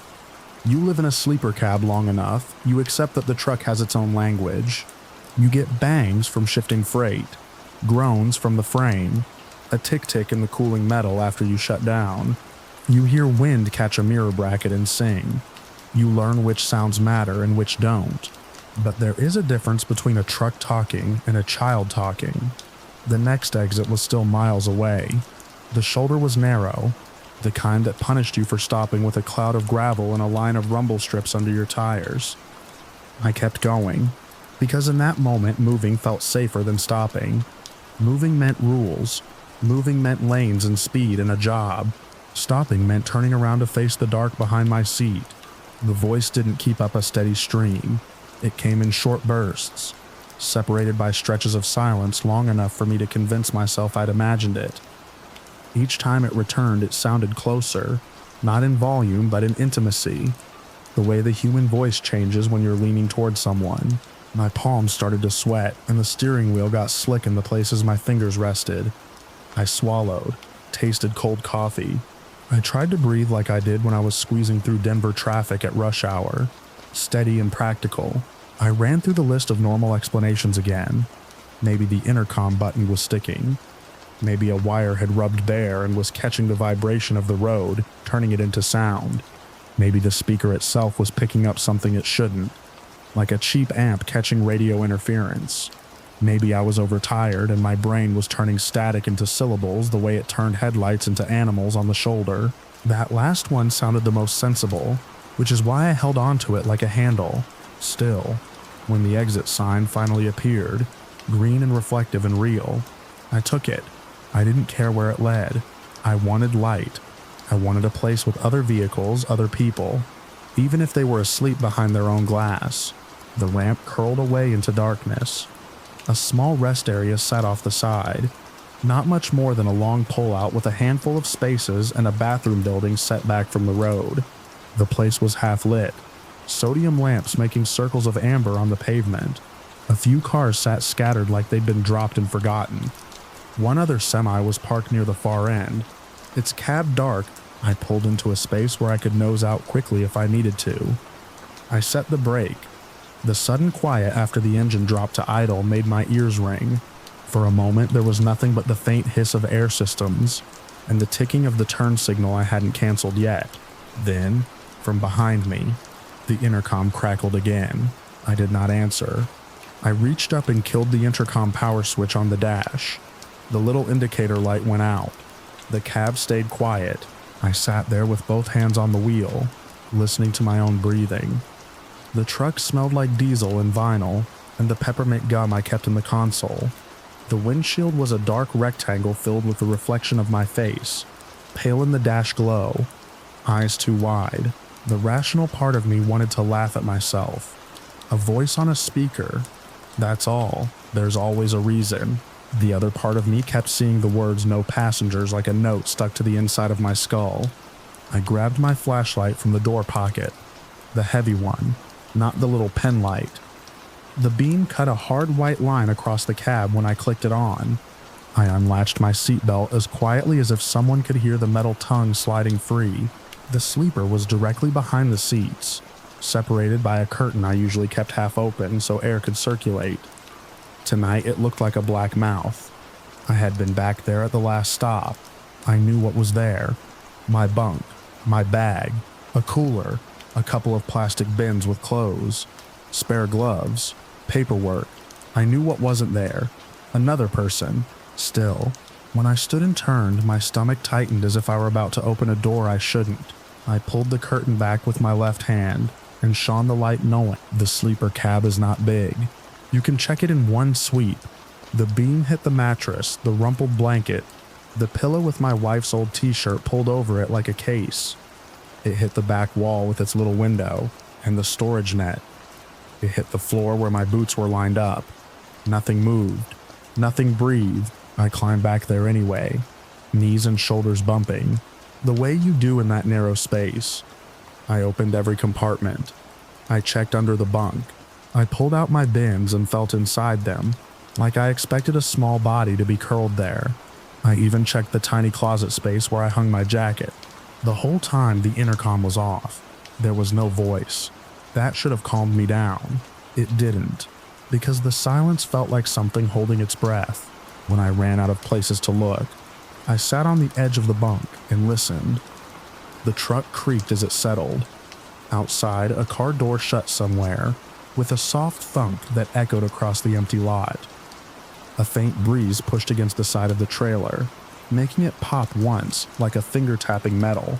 I told myself this was enough. I'd checked. I'd proven the obvious. I was alone. I crawled back up front and started putting things back the way they belonged. My hand shook a little as I snapped a bin lid closed. I tried to be annoyed with myself instead of afraid. Annoyance is easier. As I leaned forward to set my flashlight in the cup holder, the beam swept across the windshield. Something caught the light and flashed pale, like skin. It was on the inside of the glass, up high, near the passenger side, where the curve of the windshield met the pillar. At first I thought it was a smear, maybe from my own hand when I'd cleaned the glass earlier. Then my brain registered the shape, a handprint. Not mine. It was small, the kind you'd see on a sliding glass door at a daycare, fingers short and slightly splayed. The print was faint but clear, like it had been made in a thin film of condensation or dust. The pads of the fingers were visible, the heel of the palm, even the little crescent where a thumb had pressed. It was on the inside. I leaned closer until my breath fogged the glass below it. The print didn't move. It didn't fade. It sat there like a signature. My first thought was that I had picked it up somewhere without noticing. That maybe at the last stop a kid had touched the outside of my windshield, and the print had somehow transferred. That made no sense. Prints don't jump through glass. The inside of my windshield was something only I could reach from the cab. I stared at it and tried to remember the last time I'd cleaned the windshield from the inside. I did it when the sun was low and glare made it hard to see. I did it with a rag and spray from the console. I did it alone. I had not noticed any print then. My skin prickled all over. A cold flush that made my scalp feel tight. The cab suddenly felt smaller, every surface too close. I reached up slowly, like sudden movement would make the print do something, and put my fingertips against it. The glass was cool. There was a slight tack to it like a thin residue, not wet but not dry either. When I pulled my hand back, my fingertips had a faint film, barely visible like the oil from a child's skin. I grabbed a clean rag from the console and wiped at the print. Hard. The rag squeaked on the glass. The print blurred, but it didn't disappear right away. The fingers smeared into pale streaks, and for a moment it looked worse, like something had dragged across the windshield. I wiped again, slower, putting pressure on each finger mark until the shape finally broke apart into nothing. The glass looked clean, but my chest didn't unclench. I kept seeing the handprint even when it wasn't there, like an afterimage from staring at a light. I sat back in the seat and forced myself to do the practical things. I checked the door locks again. I checked the sleeper curtain. I looked behind the seats for anything out of place. I checked the little access panel where wiring ran. I did not find a hidden transmitter. I did not find a toy. I did not find anything that explained a child's voice coming through an internal system. I told myself maybe the voice had been my own thoughts slipping into the shape of sound. Maybe my brain had taken some fragment of a radio station and dressed it in something personal because I'd been thinking about my kids. I'd had long runs before where the line between tired and awake got thin, but the handprint didn't fit that story. My tired brain could invent a sound. It couldn't invent skin oil on glass. I wanted to call my wife. I pictured her sleeping with her phone, face down on the nightstand, the house quiet around her, and I pictured myself explaining this in a whisper so I wouldn't wake the kids. The thought of her voice comforted me and embarrassed me at the same time. I didn't want to be the grown man calling home in the middle of the night because he heard a spooky noise, so I didn't. I sat there instead, listening for the intercom. The power switch stayed off, the cab stayed quiet. After a while, the rational part of me found its footing again. Trucks pick up grime.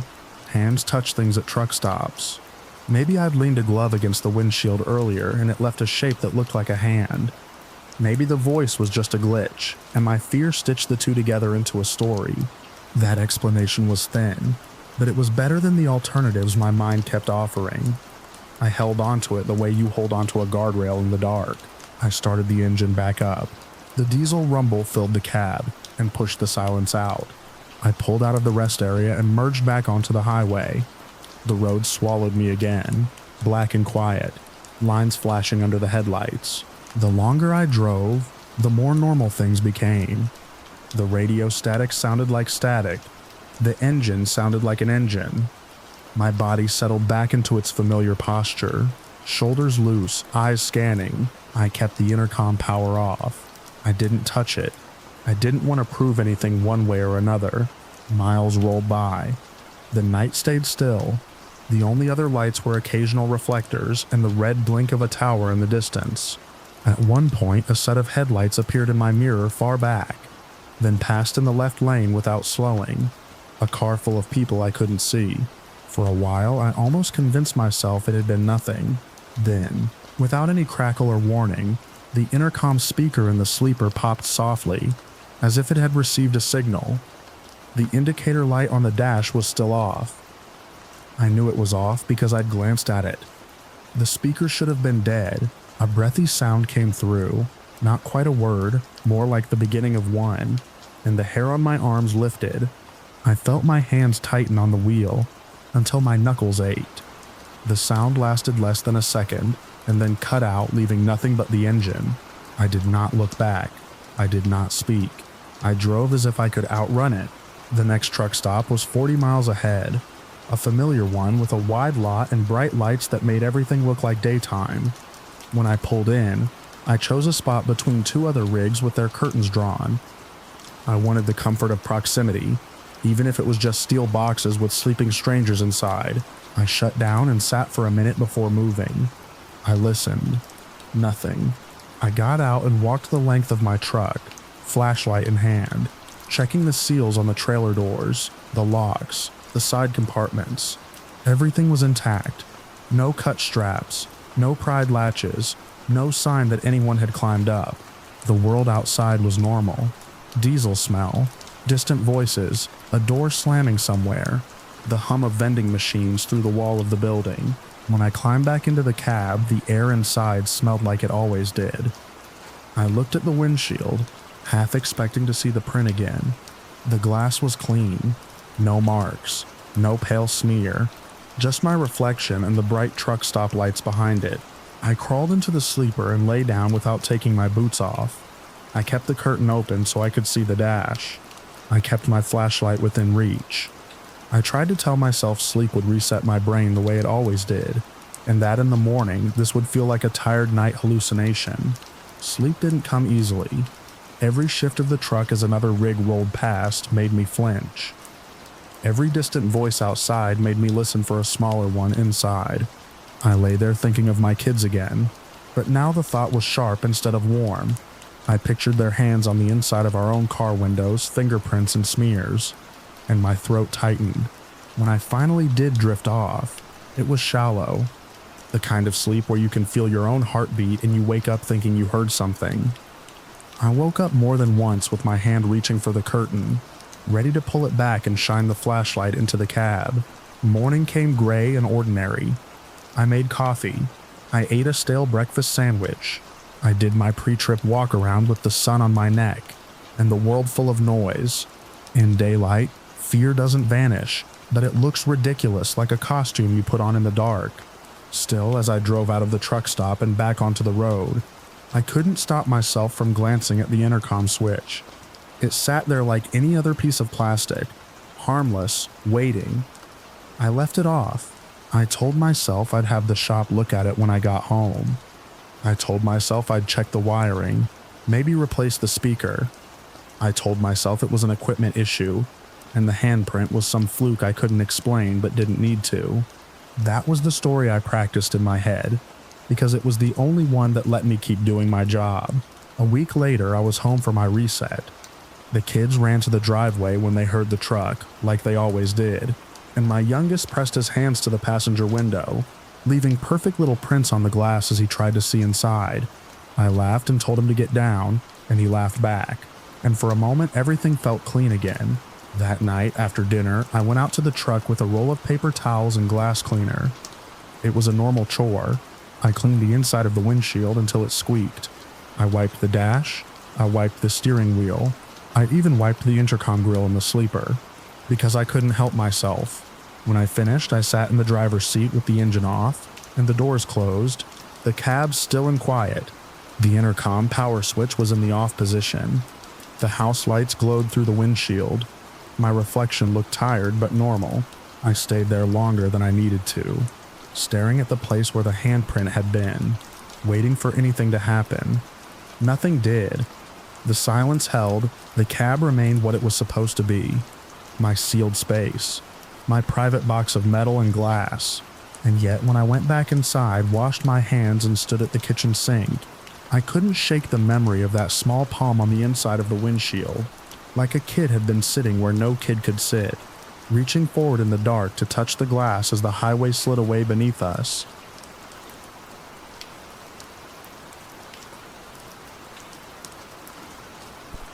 The first time my GPS tried to kill me, it did it politely with a calm blue line and a woman's voice that never raised her volume.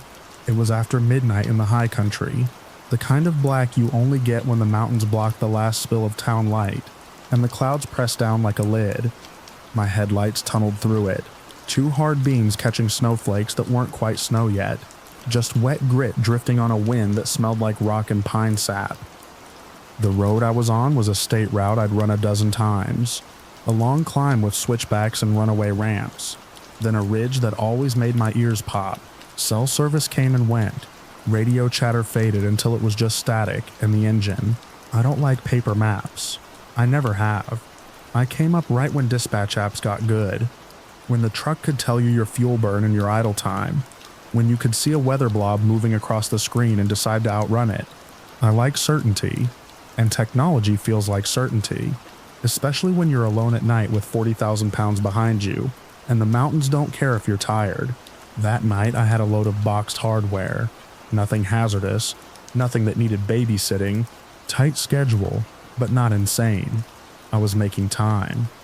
I'd stopped earlier for coffee and a shower, checked my tires with my flashlight like I always do, smacked the trailer doors like it means something. Everything was normal. The truck was normal. The dash glow was normal.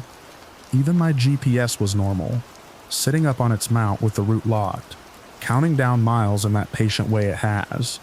Then, just past a sign that warned trucks use low gear, and a bend that always shows you the valley lights far below, the GPS chimed, in 1 mile, turn right. I remember frowning because there was no turn right up there. There never had been. I had the lane to myself. Wet pavement, double yellow, guardrail on my right, drop off beyond it. I knew the next actual turnoff was a wide left into a rest area, another 7 miles up. The GPS didn't care what I knew. It redrew its line as if the world had always been different. I tapped the screen. The map zoomed out, confident. A right turn now would shave off time, it said without saying. It wanted me on a thinner, pale line that veered away from the state route and cut across the mountains like a shortcut. The name of it looked like a forest road number, the kind you see on little green signs when you're deep in public land. I told myself the database had updated. Roads get added. Detours happen. Maybe there'd been a slide on the main route and this was the approved way around it. I glanced at my truck's built-in system, the one tied to the company's dispatch. It showed the same thing. My route line, a right turn coming up, 2 systems agreeing, made me relax in the exact wrong way. The mile counted down. There was no sign for an intersection. No reflective arrows. No break in the trees. Just more guardrail and rock face, and that wet grit moving sideways in my lights. The GPS chimed again. Turn right. At first I thought it was just wrong. It happens. You ignore it and it recalculates and you roll on. But the voice kept insisting, and the screen showed my truck icon drifting toward a right that didn't exist. The blue line bent away into darkness like a doorway opening. I slowed, because arguing with electronics is one thing, and missing a turn in the mountains is another. Then my headlight swept over a gap. It wasn't a proper turnout. It was a break in the guardrail like someone had cut it years ago and never bothered to patch it. Beyond the gap was a narrow mouth of gravel, barely wider than a pickup. No sign, no reflector posts. Just 2 ruts that disappeared between fir trees. The GPS was happy. It showed my icon perfectly aligned with that little pale line. I should have kept going. I know that I've replayed it so many times my stomach has learned the shape of the regret. But a trucker's life is built out of small decisions you make when you're tired, and the machine in front of you is telling you there's a faster way. My company nags you if you're late. Customers dock you if you're late. Your clock runs out whether you're moving or sitting. Shortcuts start to look like smart choices instead of risks. I flipped my right signal on out of habit, like there was anyone to warn, and eased toward the gap. The front tires dropped off the asphalt onto gravel with a crunch. The trailer followed with a heavier grind. The cab rocked, and the seatbelt tightened against my chest. Pine branches leaned in close immediately, my mirrors showing dark needles and wet bark. The state route fell away behind me in the side mirror, its painted lines vanishing like they'd been erased. The gravel road climbed at a steady grade. Not smooth, but not terrible. My tires found the ruts. The truck's suspension took the washboard. I stayed in a low gear. The engine growled, steady. My headlights caught dust and mist, making a bright moving cloud in front of me. I told myself it was a maintenance road, kept just good enough for utility crews. I told myself I'd be back on pavement soon, maybe dropping into the next valley on some lesser highway. The GPS showed a curved path that rejoined the main route ahead, like a bypass. The thing that bothered me first wasn't how narrow it was. It was how quiet the truck sounded. A loaded rig on gravel usually tells you a story through the floorboards. You feel every small shift, every stone under the tires. You hear the trailer creak and the chains in the load settle. That night, the cab felt insulated, like someone had wrapped it in thick fabric. I could still hear the engine, but the world outside sounded far away. Even the rain grit on the windshield seemed muted. I clicked the wipers up a notch. The blades moved, squeaking faintly. The sound felt wrong, like it belonged to a different truck. The GPS counted down to the next instruction. In 2 miles, continue straight, as if straight was even a choice. Trees pressed close on both sides. The road was a thin ribbon of pale gravel in my headlights, disappearing into black. No reflectors, no eyes of oncoming cars, nothing but the green-black wall of the forest, and the occasional rock jutting from the bank. I kept my speed low, 10, maybe 15.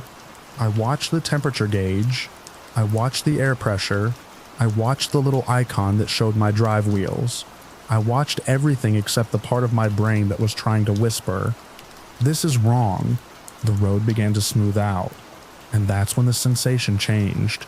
It's hard to explain without sounding like I'm reaching for something supernatural, and I'm not. I don't do that. I believe in bad data and tired eyes, and the way mountains mess with signals. But what happened to me was a clean physical feeling, like someone changing the pitch of a song without touching the volume. The steering wheel got lighter. Not loose, just lighter. The vibration through the seat eased until it felt like I drifted back onto asphalt. The engine notes stayed the same, but my body stopped registering the small impacts. The headlights still showed gravel, still showed pine needles and wet dirt, but the ride felt like floating. I checked my speedometer. 12 miles an hour. That made sense. My gut said I was doing more. Like the world was sliding past faster than the number. I looked at the trees. Their trunks should have strobed by in the edges of my beams. Instead, they seemed to hold still until the last second, then pop past in a jump. I tightened my hands on the wheel and forced myself to focus on the road, on the small curve ahead, on the way the bank rose on the left and dropped away on the right. A mile passed, or what I thought was a mile. The GPS line crept forward. The icon moved. My headlights chewed up gravel and darkness. Then the road ended. It didn't taper. It didn't warn. It didn't come to a dead end with a turnaround or a berm. It just stopped at open air. 1 second my headlights were on gravel. The next they were spilling into nothing. And beyond that nothing was a sheer black drop that my beams couldn't find the bottom of. The edge was clean like a cut. There was no guardrail, no boulders, no trees clinging to the lip, just a cliff face falling away into the valley. I slammed the brake. The trailer shoved forward with the weight of it and the cab lurched hard enough that my coffee cup launched out of the holder and exploded across the dash. The seatbelt locked and bit my collarbone. The tires screeched on gravel in a sound that finally felt real. A raw tearing noise that made my teeth hurt. The truck skidded. The hood dipped. My headlights pitched down and lit empty air. The front end stopped with a jolt that snapped my head forward. For a breath, I couldn't tell if I'd gone over. My hands were shaking so hard the steering wheel rattled. My heart was hammering like it was trying to break out of my ribs. The engine was still running, but I couldn't hear it over the blood in my ears. I forced myself to lean forward and look.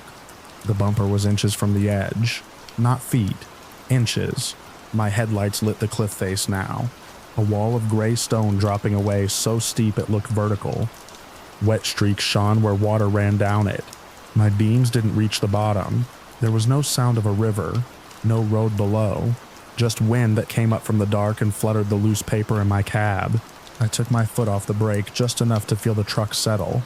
Gravel shifted under the tires with a soft slide. I jammed the brake again and felt the trailer tug as it stopped. That's when the part about the previous mile hit me, because a mile ago, even on that weird smooth gravel, I'd been on a road that had a right shoulder, trees, bank, the sense of ground under me. I hadn't been driving toward a cliff. There was no sign of open space ahead, no sense of the forest thinning, no widening of wind noise, nothing that would lead naturally to a sudden end. It was as if the cliff had been placed there in the time between one blink and the next. My mouth tasted like metal. I could smell spilled coffee, and hot brakes, and the sharp, wet scent of pine needles crushed under my tires. My throat was tight like I'd been yelling, but I hadn't made a sound. I did the first practical thing I could think of. I set the parking brake. The handle clanked into place. The truck gave a heavy sigh as the air systems held it. I sat there with my foot still pressed to the service brake anyway, because my body didn't trust anything in that moment. I reached for my phone on instinct and it showed no service. I reached for the CB mic and got nothing but static. I reached for the dash button that brings up the truck's trip information. Because numbers are comforting, the screen changed to the log view. Timestamps, speed, location pings. It was the same system the company uses to check if you're honest about your hours. I expected it to show a slow crawl up a forest road, little speed fluctuations, the kind of messy line you get on gravel. It showed 0. For the last several minutes, the log read as if my truck had been stationary. Not low speed, not intermittent, stationary. The position data didn't move either. It placed me back on the state route, right around where I'd turned off, as if I'd never left. The time marched forward, but the location pin stayed nailed to one spot, and the speed stayed at 0 mph. My eyes flicked to the windshield. The cliff was still there, right in front of my bumper. I flipped back to the GPS map.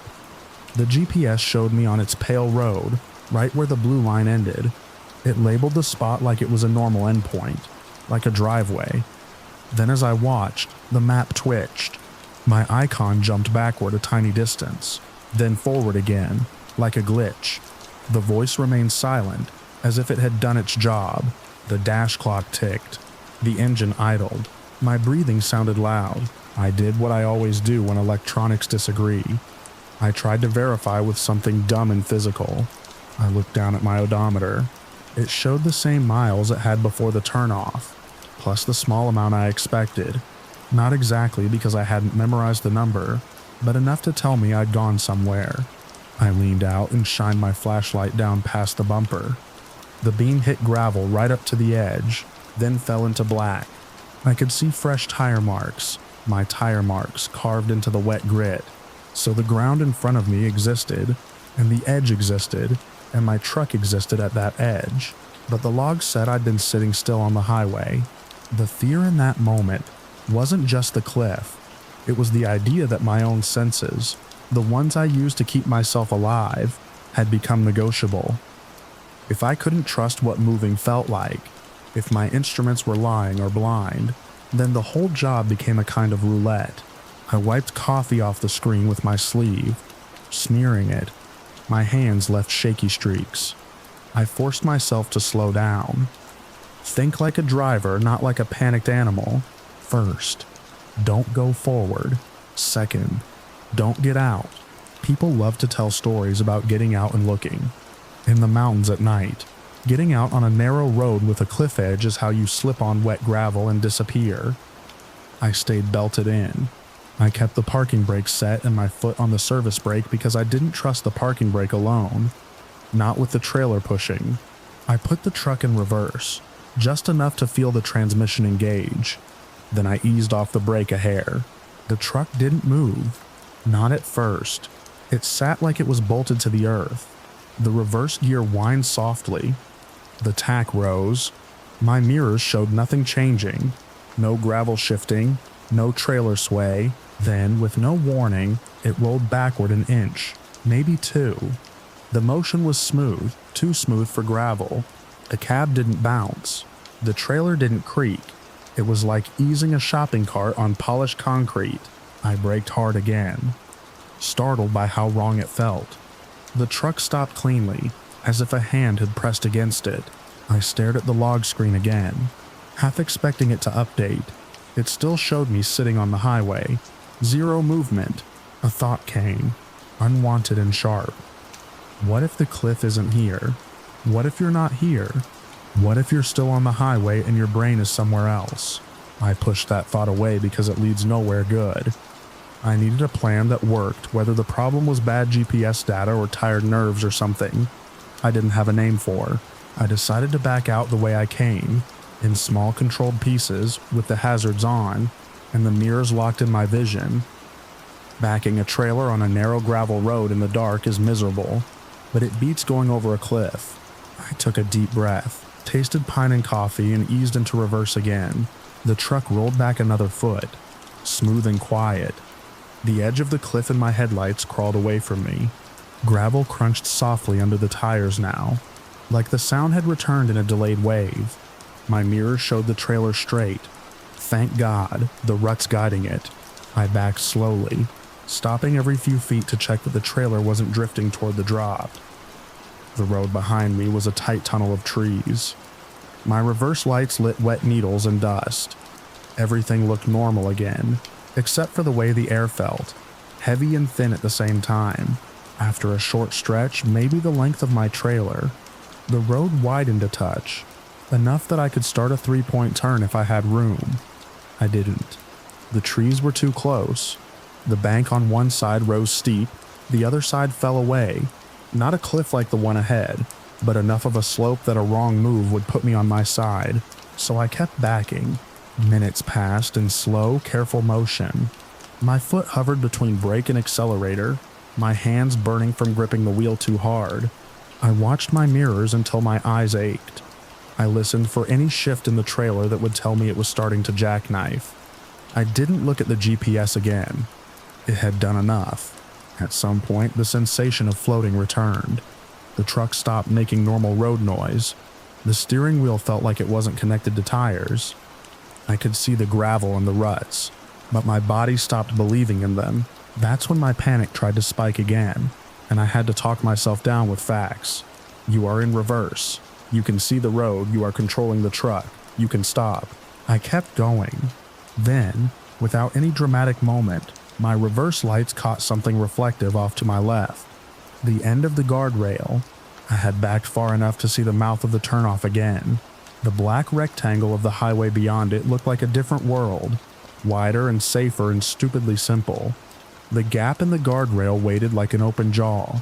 I stopped, set the brakes, sat there shaking, and watched my breath fog the windshield.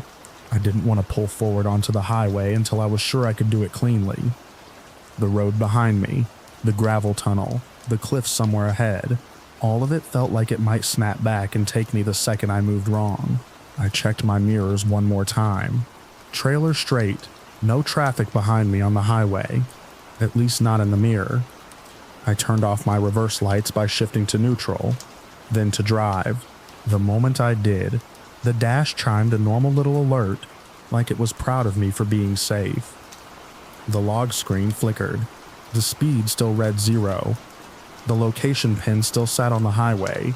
The system was acting like I had never left it. For a second that made me nauseous, because it meant the machine was going to tell a different story than my body would remember.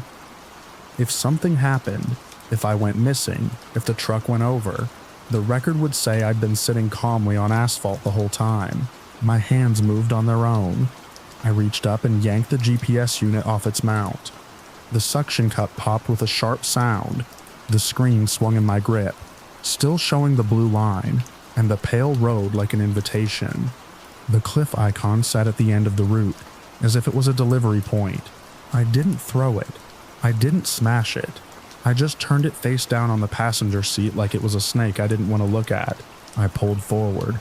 Slow, tires crunching, trailer following. The truck climbed the small lip and rolled onto asphalt.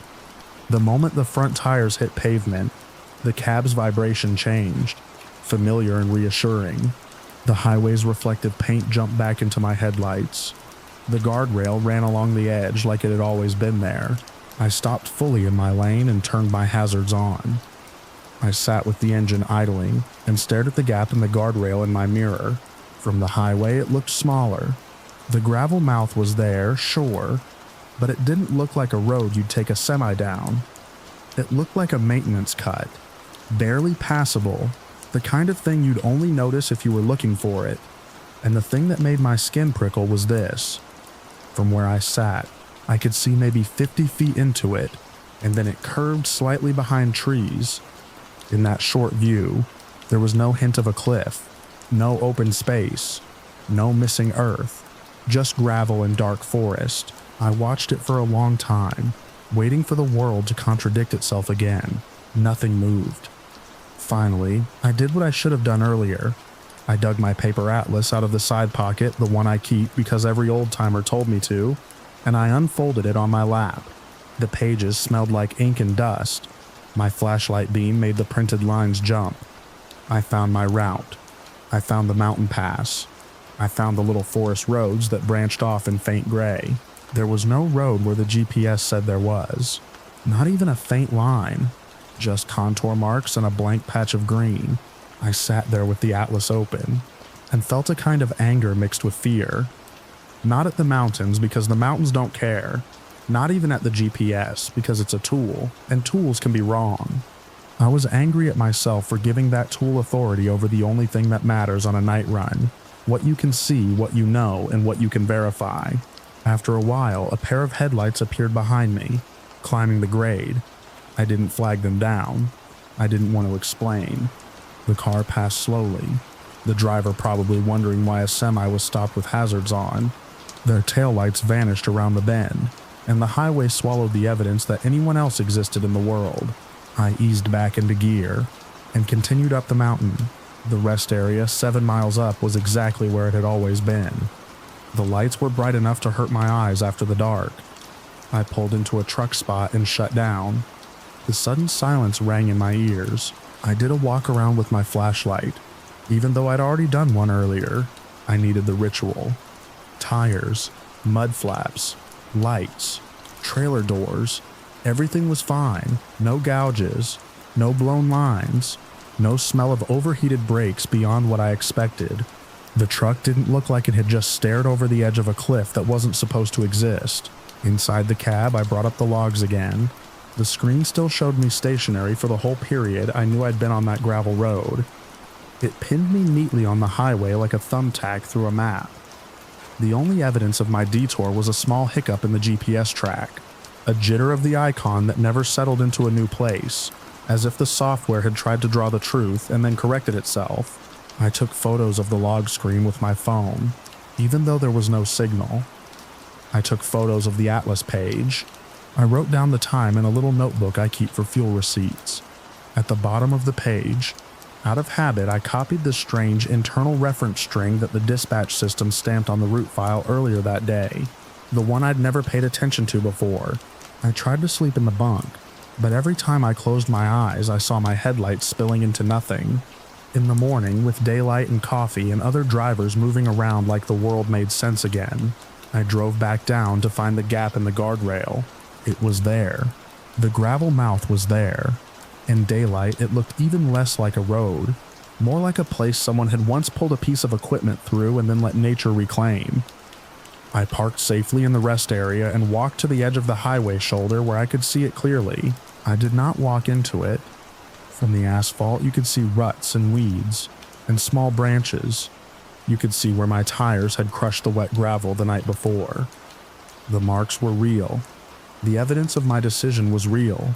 The cliff was not visible. Not from there. Not with my eyes. Not with the way the light fell. Maybe the cliff was farther in, around the curve where the trees thickened.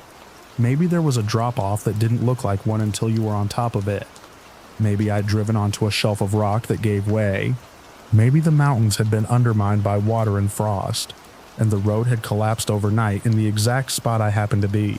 I've tried to accept those explanations because they're the only kind that let you keep driving afterward, but I can't shake the part about the previous mile, the way the world ahead of me had been solid, and then suddenly wasn't, the way my body felt motion while the truck's own record insisted I never moved. I can't shake how the ride smoothed into something that didn't match the surface under my tires, like my senses were being gently edited. I reported the GPS error to the company. They shrugged. They said maps get things wrong. They told me to stick to truck routes. They weren't interested in my photos of a log that said I'd been sitting still while I was trying not to die. I stopped using that GPS unit after that. I keep it in the back of the cab now, face down in a drawer with old permits and spare fuses.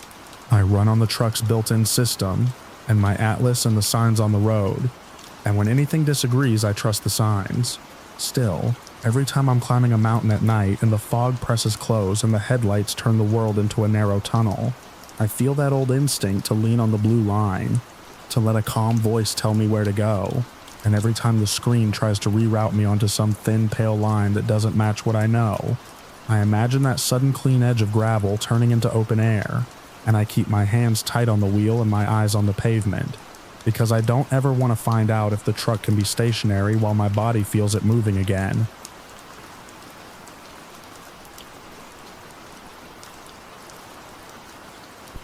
The first time I saw the sign, my wipers were dragging it into view like they were wiping away fog from a window in my head. I was easing a 48-foot trailer down a rural mountain road I'd never driven before, watching the overcast sky press lower and lower on the ridge lines. The clouds had that heavy bruised look that makes everything feel later than it is. Pine and wet earth slid in through the cracked vent, sharp enough to sting. The route was new to me, a last-minute swap because another driver called in sick, and the dispatch note on my phone had been unhelpful in the way dispatch notes always are. Take 47 over the pass. Keep it moving.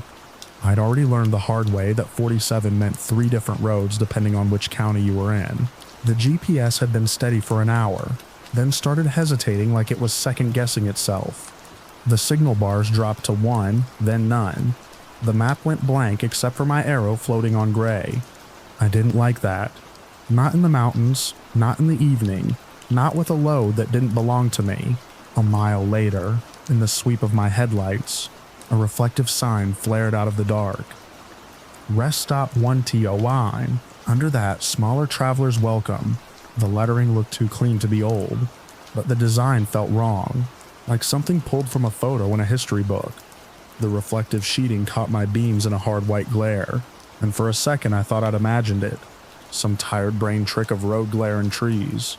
Then the sign was behind me, and the idea of a rest stop in a place this remote snagged in my mind, like a burr. I knew the official stops on this stretch. I'd studied the route before I left the yard, zoomed in and out on the state map, checked the trucker app, looked at satellite images. There wasn't supposed to be anything between the last gas station and the town on the other side of the pass. Just switchbacks, forest, and a steep drop to a creek somewhere down in the dark. I kept going anyway. I told myself it was probably a small pullout the county had built, a couple of spaces and a trash can, the kind of thing that never makes it into an app until somebody posts a review about the smell. Half a mile later, another sign appeared, a simple arrow, and the word rest stop again, pointing left onto a narrow paved spur that cut into the trees. My fuel was fine. My hours were not. The new route had cost me time, and I could feel the day's miles behind my eyes.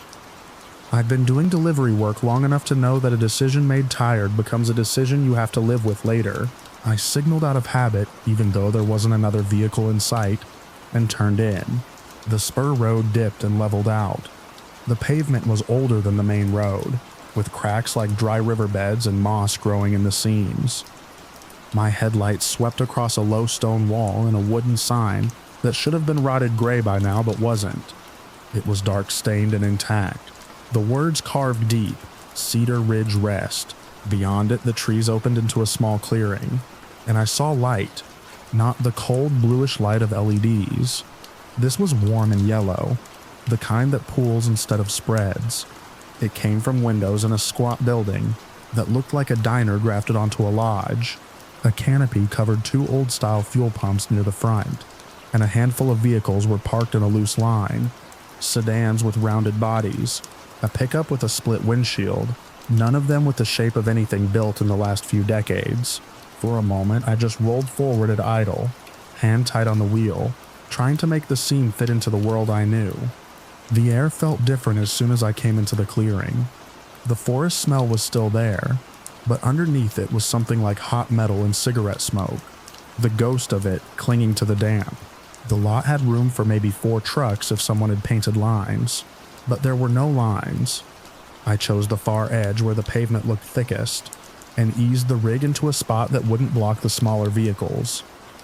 My trailer settled with a soft groan. I cut the engine, and the sudden quiet made my ears ring. The building's front door had a bell above it, the old kind that would jingle when someone came in. Through the windows, I could see silhouettes moving. Someone laughed. Not loud. More like a chuckle that got caught in the throat. A radio played somewhere tinny, steady. A voice singing without the heavy bass. Modern speakers carry. I sat there a few seconds longer than I meant to, staring at my dark reflection in the windshield.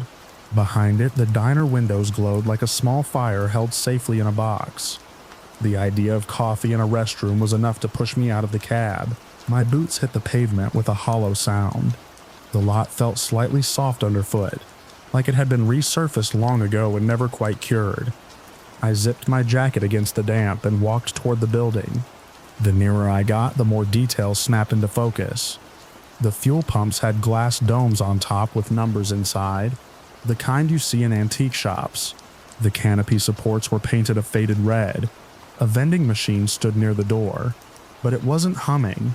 It looked like it held bottles with paper labels. On the door, in neat block letters, a sign read, "Please wipe feet. No loitering." Below that, a smaller strip of paper had been taped up recently enough that the tape still looked clear. Printed on it was a string of characters that didn't belong on any notice I'd ever seen. I stared at it, waiting for my brain to make it into something familiar. A route code, a joke, anything. It stayed exactly what it was. I pushed the door open. Warmth, and the smell of frying oil wrapped around me. The bell jingled once, bright and thin. Every head in the place didn't turn, but enough did that I felt myself slow down. Inside, it was a rest stop in the old sense of the word, not the modern concrete bunker with bright lights and locked doors. There were booths with vinyl seats, a long counter with stools, and a fireplace at the far end with a low fire burning behind a mesh screen. The walls held framed photographs, men standing beside big trucks with rounded hoods, women in dresses smiling too wide, a ribbon cutting in front of the same building. A clock ticked loudly over the counter. The people scattered around the room looked like they'd stepped out of those photographs. Men in jackets with wide collars and hats that stayed on indoors. Women with their hair pinned up, wearing coats that flared at the hips. Even the way they sat felt different, more upright, hands folded or resting on the table like they had a place they were supposed to be. Nobody had a phone out. Nobody had earbuds. A couple of teenagers sat in a booth near the back, and even they looked wrong to me. Their clothes too neat, their faces too pale under the warm light, like they belonged to an older film. I forced myself to keep moving. I told myself I was being stupid. People dress up sometimes.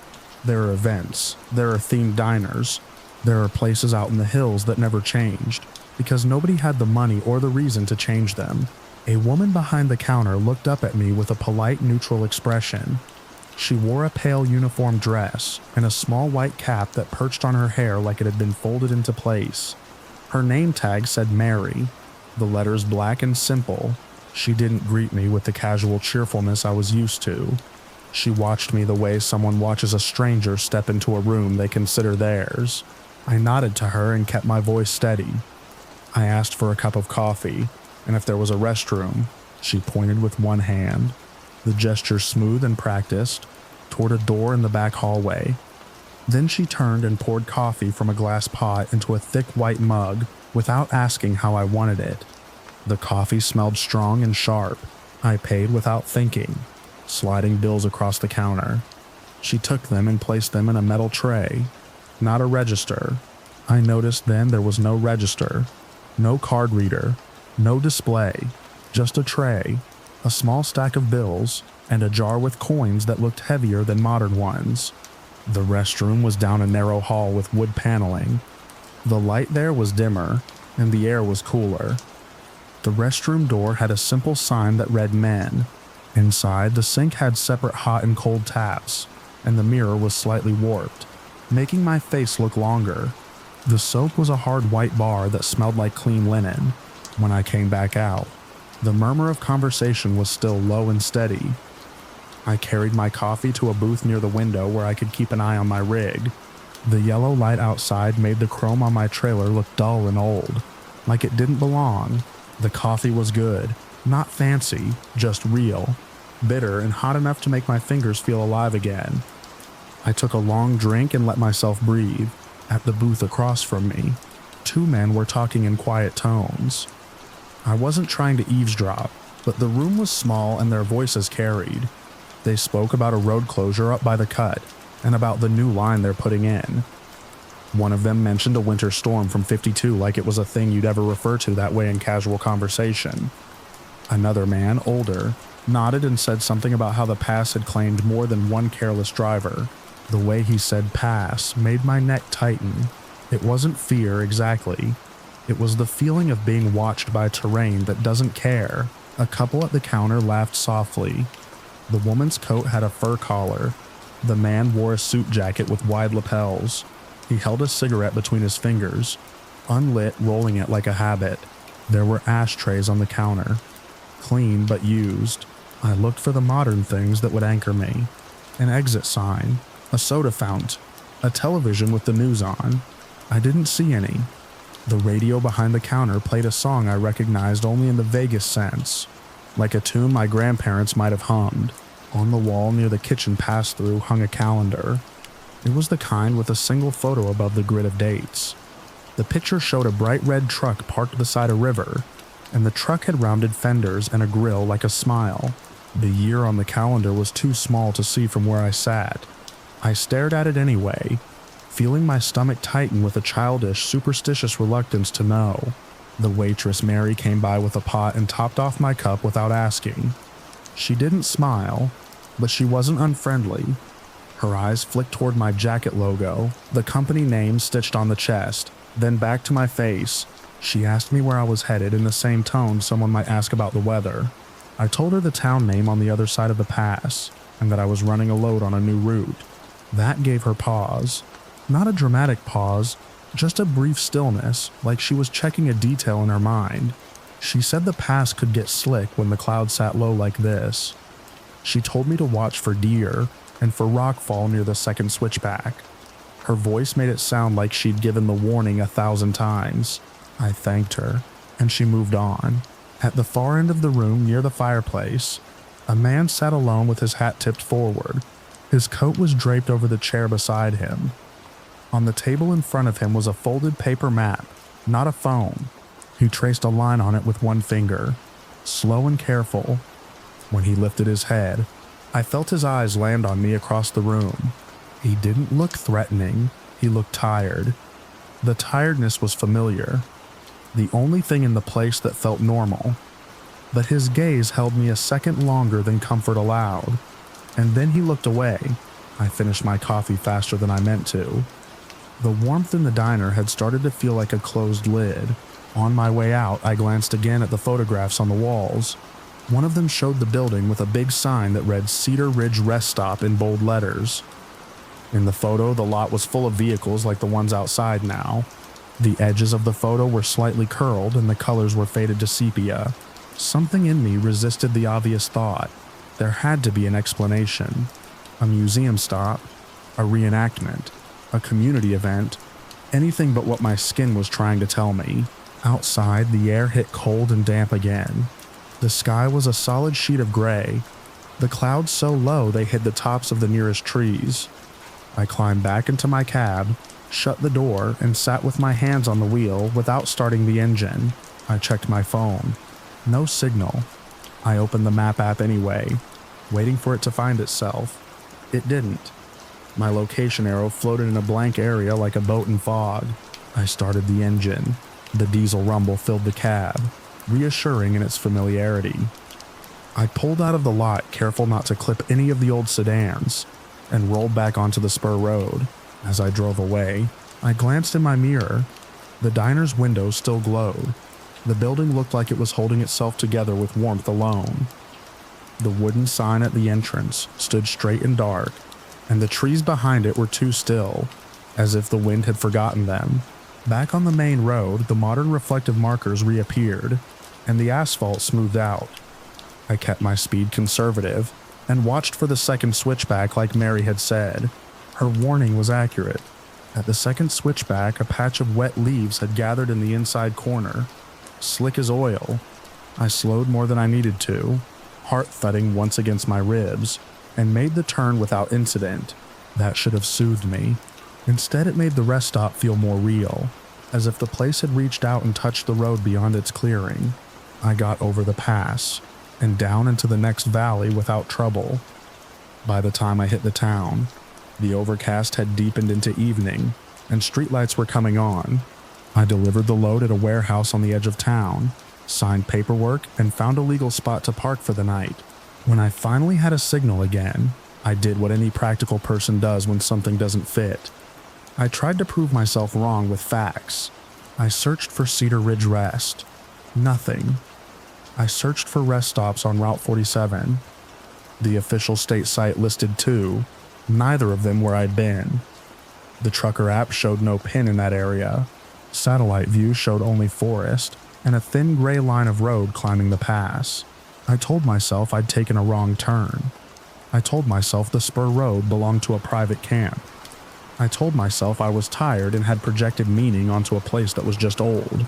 But the next morning, after a few hours of sleep and a shower at the warehouse facility, the memory didn't fade the way tired mistakes usually do. It sharpened. I could still smell the coffee. I could still hear the clock ticking over the counter. I had another drop scheduled back over the pass later that day. Same road, same mountain. My trailer was lighter now, and the idea of seeing that turnoff in daylight gnawed at me until it felt like an obligation. If it was real, I wanted it on my map. If it wasn't, I wanted proof my mind had simply filled in blanks. The sky was still overcast when I climbed back up, but the light was brighter, flatter. The trees looked less like walls and more like trees. The road's turns were the same, the guardrails the same, the reflectors the same. Everything in daylight tried to be ordinary. I watched for the sign. When I reached the mile marker where I was sure I'd seen it, there was nothing. No rest stop 1 tough mile. No traveler's welcome. Just the blank gray of sky between tree branches and the steady rise of pavement. I slowed slightly, eyes scanning the shoulder, waiting for the second sign, the arrow. Nothing. My hands tightened on the wheel. I drove another quarter mile, then another. Still nothing. I told myself the sign could have been removed. Temporary signs exist. Crews take them down. Wind knocks them over. The mountains swallow anything not nailed in. But the turnoff had been obvious. A paved spur road. A carved wooden sign. A clearing with light. I found a safe spot to pull over where the shoulder widened near a gravel turnout. I set my hazards and stepped out into the damp air. The road hissed under my tires. Somewhere down in the trees, water moved over rocks, unseen but loud enough to make the silence feel layered. I walked a short distance along the shoulder, staying well away from the lane. I looked for any hint of a spur, a break in the trees, a patch of different pavement, tire tracks. At first I saw nothing. Then, a little farther down, I noticed something that didn't belong with the rest of the forest. A rusted metal post leaned at an angle, half swallowed by ferns. It had once held a sign. The bolts were still there, orange with corrosion. Behind it, the underbrush was thicker, the trees closer together, but there was a faint depression in the ground, a place where pavement might have been long ago before dirt and needles filled it in. My mouth went dry. I moved closer, careful of the slope. The depression widened into what used to be a road, now broken up and cracked. The asphalt lifted in jagged plates by roots. Moss covered most of it, and small saplings grew straight up through the cracks like they'd been planted there. It angled away from the main road into the trees, exactly where the spur had been. I stood at the edge, staring down it. In daylight, it looked abandoned, dead. The kind of place you'd never turn into by mistake. I could have left it there, I could have said old road, that's all. But my feet moved anyway, drawn by the same stubborn need that makes people touch a stove they already know is hot. The air under the trees was cooler, wetter. The road dipped, and the canopy closed over me. The sound of the highway faded fast, swallowed by needles and distance, until all I heard was my own breathing and the soft patter of moisture falling from branches. The farther I went, the more the asphalt disappeared under green. In places it was completely gone, replaced by mud and leaf litter. The depression still guided me forward like a memory worn into the earth. Then the trees opened. The clearing was there, but it didn't look like it had last night. Not even close. What had been a warm lit lot was now a patch of broken ground. The stone wall I'd seen was collapsed, its rocks scattered and half buried.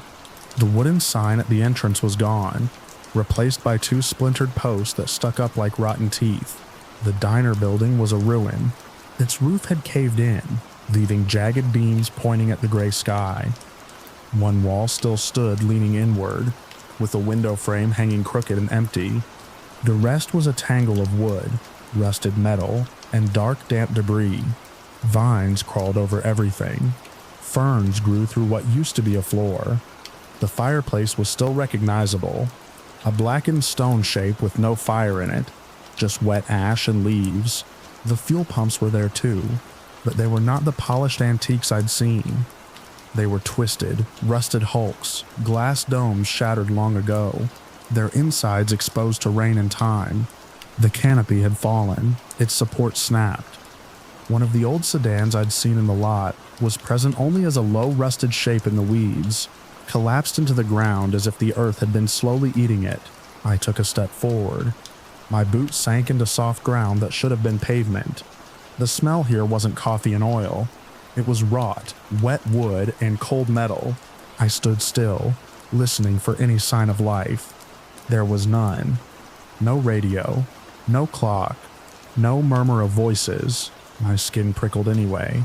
The feeling you get when a room you thought was empty turns out not to be.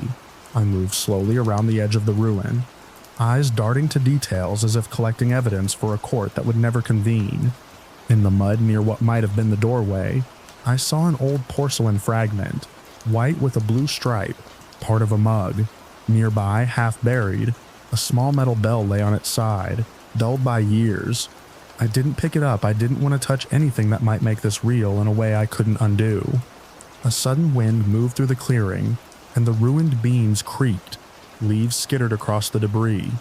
For a brief instant, the sound of that creak lined up with the memory of the diner doorbell, and my throat tightened hard enough to hurt. I backed away. I didn't turn my back on the ruin until I was under the trees again.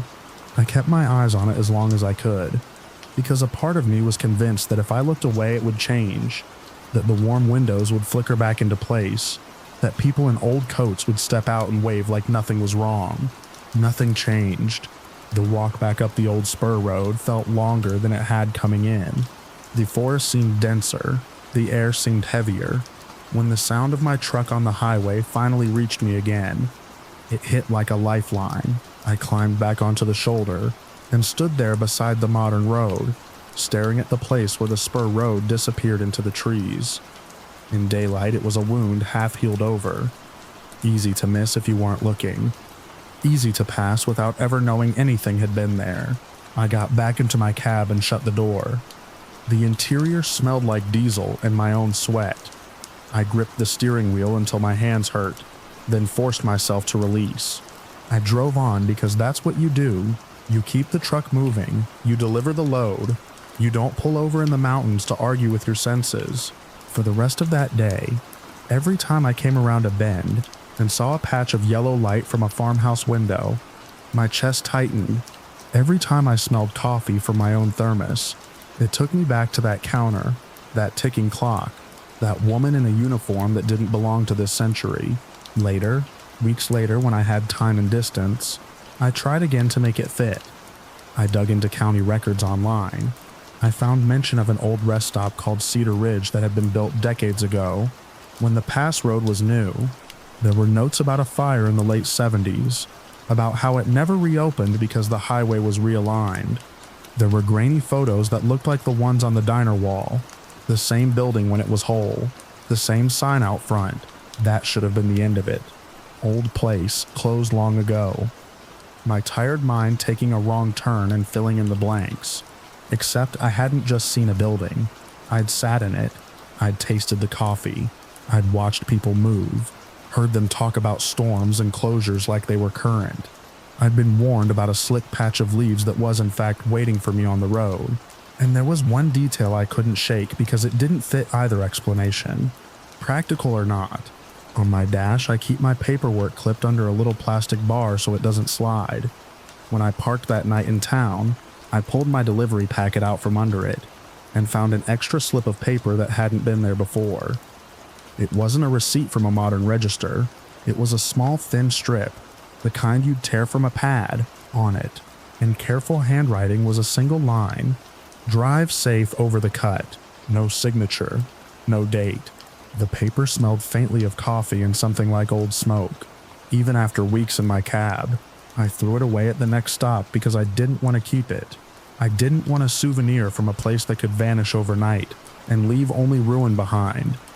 But even after I did that, I kept checking my mirrors on overcast evenings, half expecting to see warm yellow windows in the trees, waiting for me to turn in.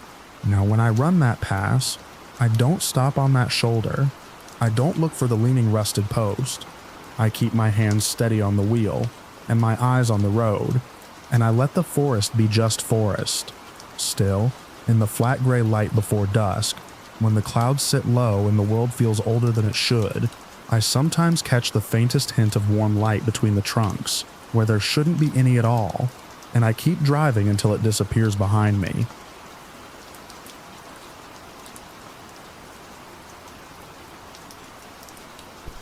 At 03 a.m., my headlights were the only honest light on that mountain, and even they felt thin against all that black timber. I had both hands on the wheel, knuckles sore from hours of small corrections, and the trailer was talking to me through the seat in that steady, loaded way. That means you keep it smooth or you'll pay for it. The dash clock glowed green. The voltmeter sat where it always did. The engine temp was steady. Everything was normal, until something off to my right started matching me like a shadow that learned how to glow. I was eastbound over Wolf Creek Pass, coming out of the higher switchbacks and into a stretch where the road cuts along the slope. Snow had been pushed back earlier in the day, and the shoulders were rimmed with dirty ice. The air was clear and cold, the kind that makes diesel feel thick when you first light it off. I'd been driving long enough to know the difference between tired eyes and a problem outside the cab. This wasn't a smear or a floaty speck. It was light, and it was moving in the woods.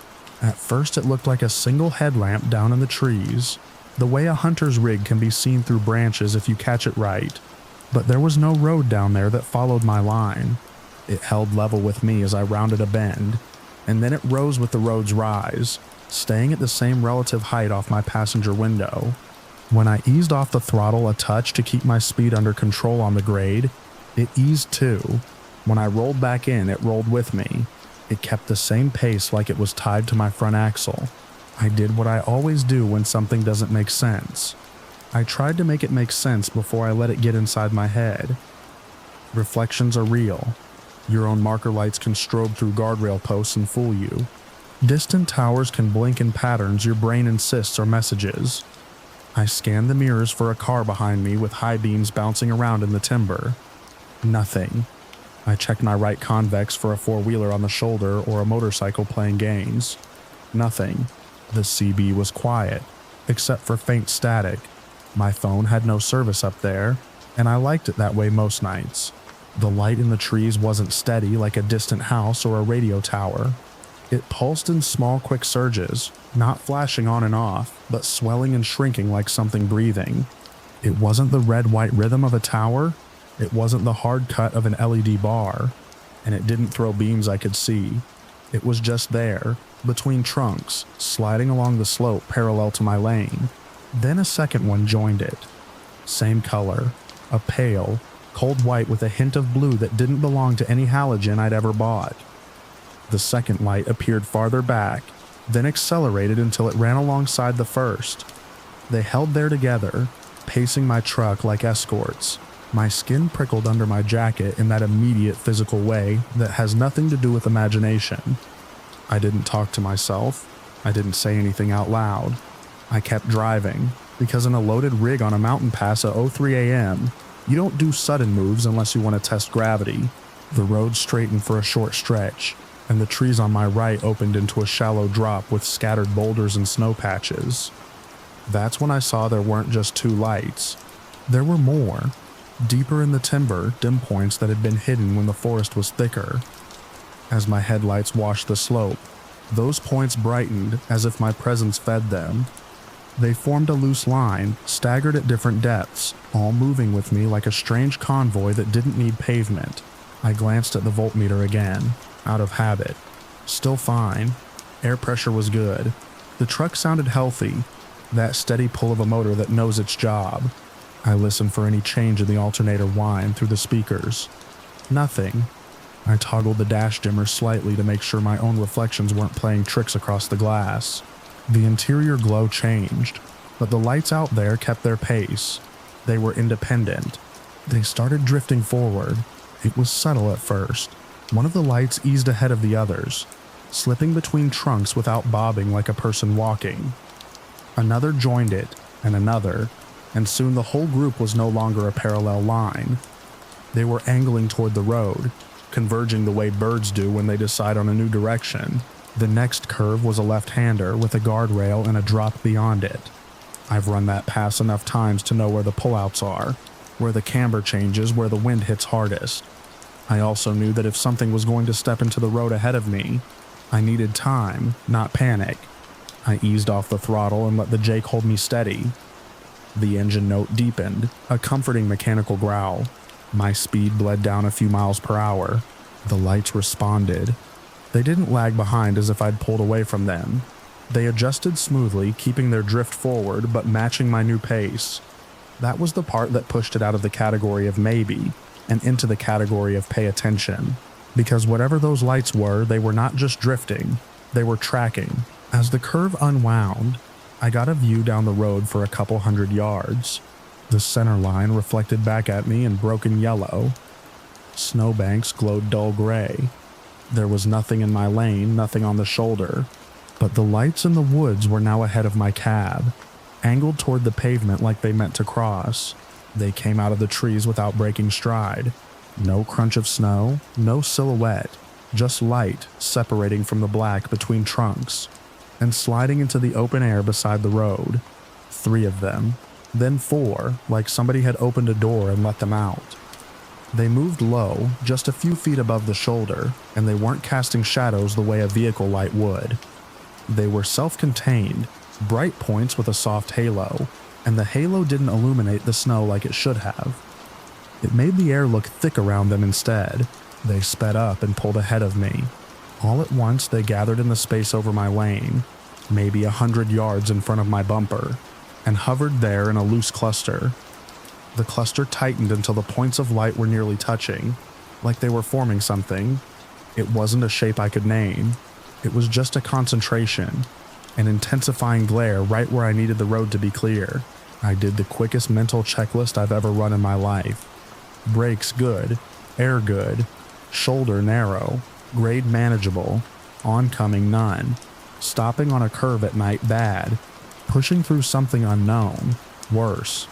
I kept it steady and aimed for the center of the lane, because swerving a loaded trailer is how you end up as a story on the evening news. My eyes started watering from staring into that unnatural brightness. I blinked hard, and when my eyes opened again, the lights had stretched into a line across the road, shoulder to shoulder like a low fence made of glow. They didn't block the road physically. There was nothing there to hit, but every part of my body argued that I should not drive into it. I felt the truck enter that line. Before I saw anything change, it was like passing through a patch of colder air. A sudden pressure shift in the cab. The hair on my arms lifted, my teeth buzzed faintly, as if I'd put my tongue too close to a 9-volt battery.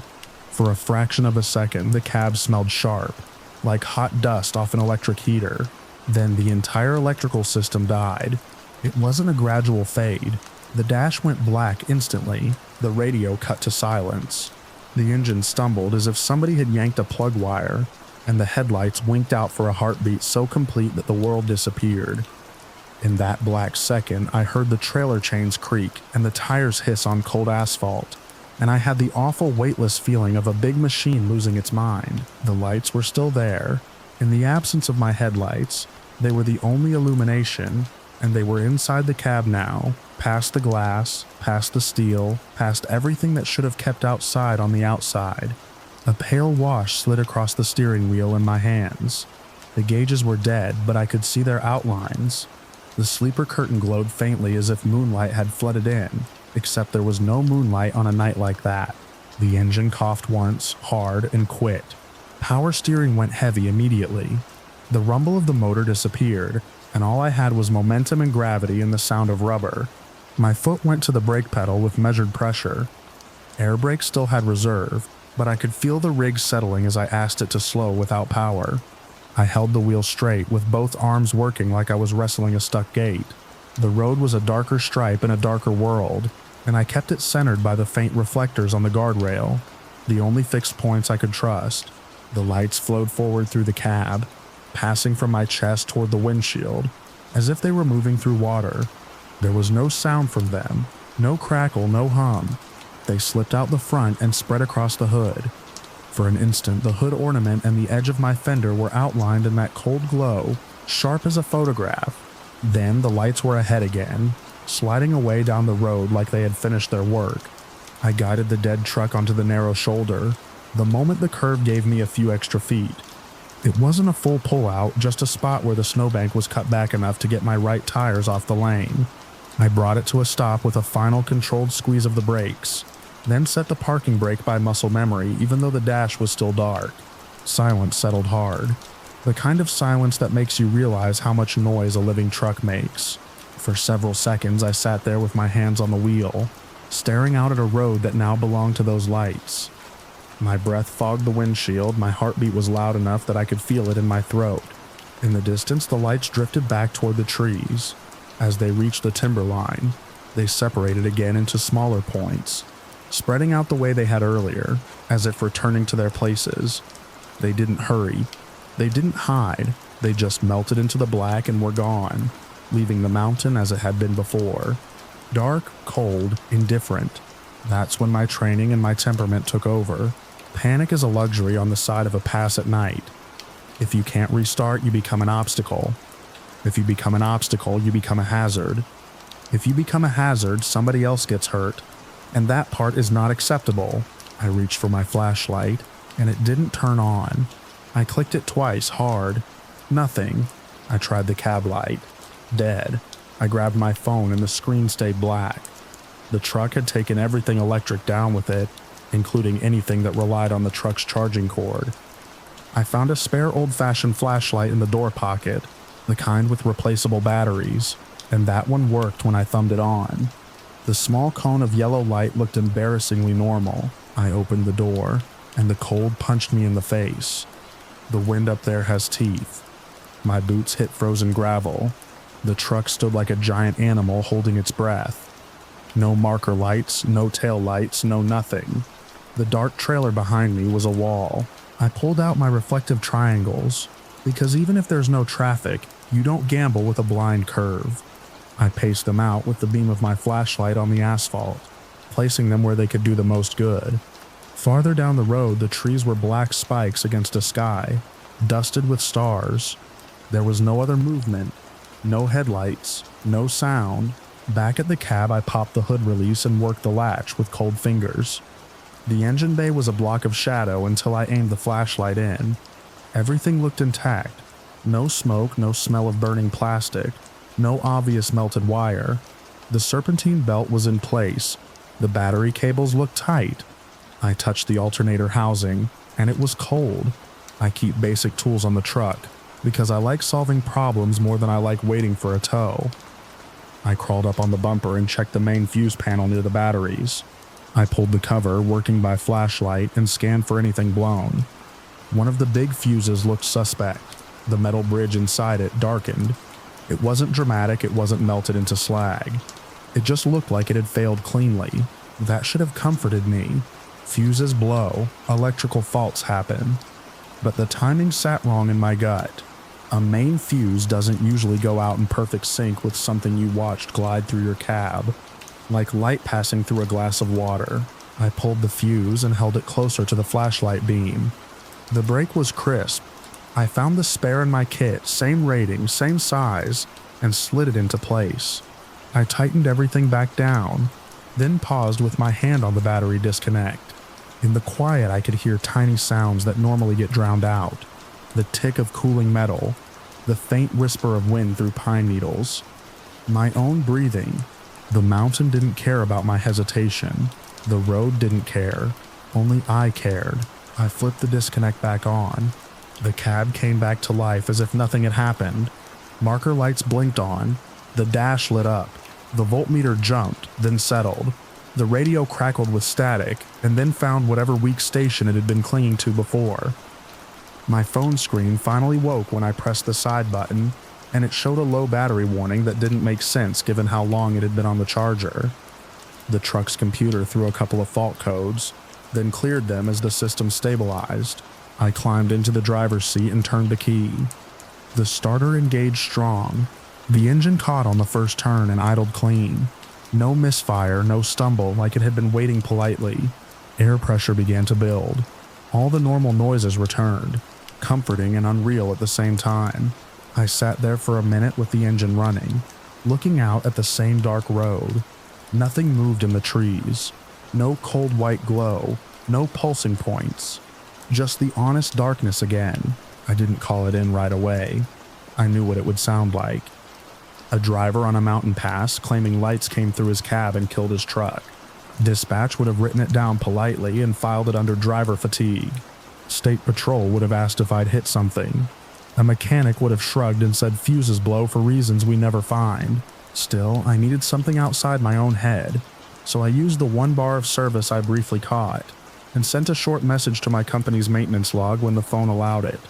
I noted the time, the location, the electrical failure, and the fuse replacement. I kept it plain and technical, because that's the language that gets attention. I saved my longer notes in my own incident folder, later under one file tag, not because I thought anyone would read them, but because I didn't want my memory to be the only place this lived. When the air pressure hit safe range, I eased back onto the road. The truck felt normal. Steering was responsive. Throttle was steady. The trailer tracked straight. My headlights carved the same tunnel through the night, but I drove the next few miles with my right hand hovering near the dash. Not in fear of a mechanical issue, but in readiness for that unnatural interruption. The instant when the familiar world might blink out again. The rest of the pass was quiet. I descended into lower elevation where the trees changed and the air warmed just a little. The sky in the east had the faintest hint of gray that comes before dawn, and that should have made me feel better. Instead, it made everything feel more exposed, like whatever had watched me would have an easier time seeing me now. By the time I reached flatter ground, my hands had stopped shaking. My breathing returned to normal. My brain began doing what it always does, trying to box the event into something manageable. Maybe it was ball lightning or St. Elmo's fire. Maybe it was static buildup and the fuse was weak. Maybe there were drones in the woods, and my tired mind stitched them into something impossible. Maybe, but none of those explanations fit the one detail that stayed nailed in place. The way the lights matched me, adjusted with me, and then gathered ahead of me, as if making a decision. The way the failure happened the exact moment they flowed through the cab, like contact without touch. The way the truck came back with a single fuse swap, too clean to feel real. A few hours later in daylight at a truck stop, I opened the fuse cover again to look for heat marks. There were none. I checked the alternator output with a handheld meter. It tested fine. I inspected the wiring harness for chafing. I found nothing. The truck ran the rest of the week without another hiccup, as if it had never been anything but reliable. I didn't see the lights again. Not on that pass, not on any other. But I still think about them when I'm alone on a high road at 3 a.m., when the forest is a solid wall and your headlights can't reach the end of it. Some nights, if my radio hisses a little louder than it should, or if my dash backlight flickers when I hit a seam in the pavement, my stomach tightens before my mind can catch up. I keep my spare fuses closer now. I keep my old flashlight in the door pocket where my hand can find it without looking. And every time I run that stretch of Wolf Creek, I watch the timber line on the right out of the corner of my eye, waiting for something to pace me again, waiting for that cold glow to learn my speed, waiting for the road ahead to fill with light that doesn't belong to anything I can name.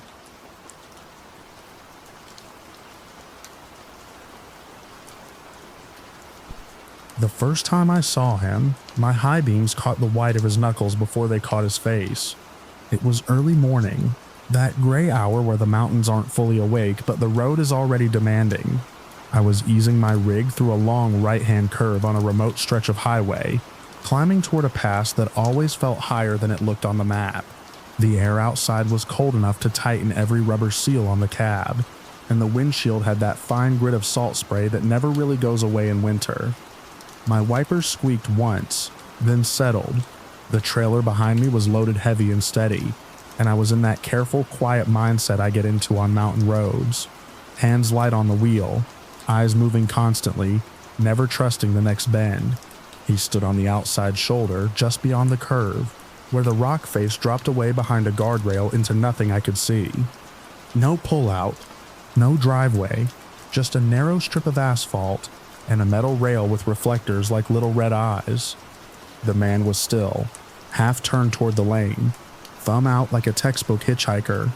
Dark jacket, jeans, backpack slung over one shoulder. His hair looked wet, or maybe it was the way the light hit it. He didn't wave. He didn't move when my truck's wind pushed past. He simply watched, and I saw enough of his face in my headlights to register an expression that wasn't pleading or hopeful. It was blank, like he was waiting for something that would arrive whether I stopped or not. I didn't slow. I don't pick up hitchhikers. That's not a moral position or a story I tell for effect. It's a rule that keeps me alive and employed. I've got a family, a route, and a mind that works better when it stays simple. Some drivers will tell you the road is lonely, and you should help people. I've helped plenty, just not like that. I'll call it in, I'll throw on flashers, I'll wait at a safe distance if someone's stranded. I don't open my passenger door for a stranger on a dark mountain highway. I passed him and checked my passenger side mirror out of habit, expecting to see him shrink back into darkness. But as my trailer cleared him, the mirror showed his figure clean and upright, still at the edge of the lane, thumb still out. The weird part wasn't that he didn't move. People freeze in cold, people get stubborn. The weird part was how clear he was for a second, as if my truck's lights had left him lit even after they'd moved on. Then the curve took him away. Darkness swallowed him. I drove on. The climb continued, the engine humming steady in a way that always makes me think of a big animal content in its work. The road narrowed with snow piled in hard gray ridges along the shoulder. Pines leaned over the cut banks, their branches heavy and black. My cab smelled like coffee and diesel heat and the faint plastic of the dashboard warming up. The radio was low, some talk show fading in and out between ridges. Every so often a gust of wind pushed against the trailer, and the whole rig would give a slow, patient sway. I kept my speed where it needed to be. Cautious. Not because I was afraid, but because mountains don't forgive shortcuts. I came around another bend and saw the next set of reflectors along the guardrail, and for a second my brain misfired and tried to place the hitchhiker there again, like a memory stuck in the headlights. Then I saw him for real. He stood at the beginning of a narrow bridge span, right where the shoulder vanished into a concrete barrier. There was nowhere to stand unless you'd walk there from the far side, and there was no far side within easy distance. The bridge crossed a ravine, the kind you only notice in daylight when you can see down into the trees. In the dark, it was just a gap the road floated over. The man was placed on the lip of it, perfectly balanced between the barrier and the lane. Same jacket, same backpack strap cutting across his chest, same thumb, held out in that calm, unwavering way. My foot came off the accelerator without me telling it to. My hands tightened. I looked at the clock on my dash, and then at the trip readout, like numbers could argue with what my eyes were seeing. I'd covered more than 10 miles since the first sighting. The road between wasn't straight. It wasn't friendly. It was switchbacks, grades, and no safe walking path. A person on foot would have been battling snowbanks, guardrails, and icy shoulders, assuming they didn't get clipped by a passing vehicle. Even if someone had picked him up, they'd have had to pass me because there hadn't been a single vehicle behind me for a while, and nobody had come from the opposite direction either. I'd been alone in my lane, alone in my mirrors, alone in my head. The bridge forced me to stay centered. I rolled past him with inches that felt like feet. His face turned slightly as I went by. In my headlights, his skin looked too pale for the cold, like paper held up to light. His eyes didn't track the cab. Not the way people look at a driver deciding whether to stop. They seemed fixed on something above or beyond me, as if he was listening for a sound I couldn't hear. I checked the mirror again, and he was there, framed between the barrier and the black drop of the ravine, still holding his thumb out, still upright, not flinching at the wind from my trailer. He didn't fade like a person stepping back. He stayed solid until the road bent and he was gone again. My mind started assembling explanations the way it always does when something doesn't fit. Twins. Two different men dressed alike. A stranded hiker and then another. A trick of light. A reflection. Exhaustion. I'd been driving long hours. I hadn't slept enough the last couple nights. Not because I was reckless, but because winter roots steal rest from you. Plows, delays, chains, the constant calculation of whether you'll make the next safe stop. My eyes felt gritty, and that was enough to make me distrust myself. But I knew what I'd seen, twice. The next stretch straightened out along a cut shelf where the mountain rose on the left and fell away on the right. A low fog clung to the trees below, making the world outside my headlights look like it had been erased. The center line had fresh paint that glowed too bright, and the reflectors on the right shoulder blinked in a repeating pattern. I told myself to focus on driving. Focus on the road. A cautious driver has rules for fear. You don't feed it, and you don't ignore it. You keep it in the passenger seat where it belongs. Buckled in. Quiet. Then he appeared again. This time he wasn't on a shoulder. He was standing in a place no one would choose. No one could reach quickly, and no one sane would wait. He stood on a narrow strip of gravel between the roadway and a high rock wall. Right where the wall bulged out so close it forced the road to pinch. There was no guardrail there, just a vertical rise of stone to my right, and a sheer drop to my left. His boots were on that thin strip like he'd been set down there. The backpack strap was still on his shoulder, and his thumb was out, and his head was angled the same way, as if he was copying a pose.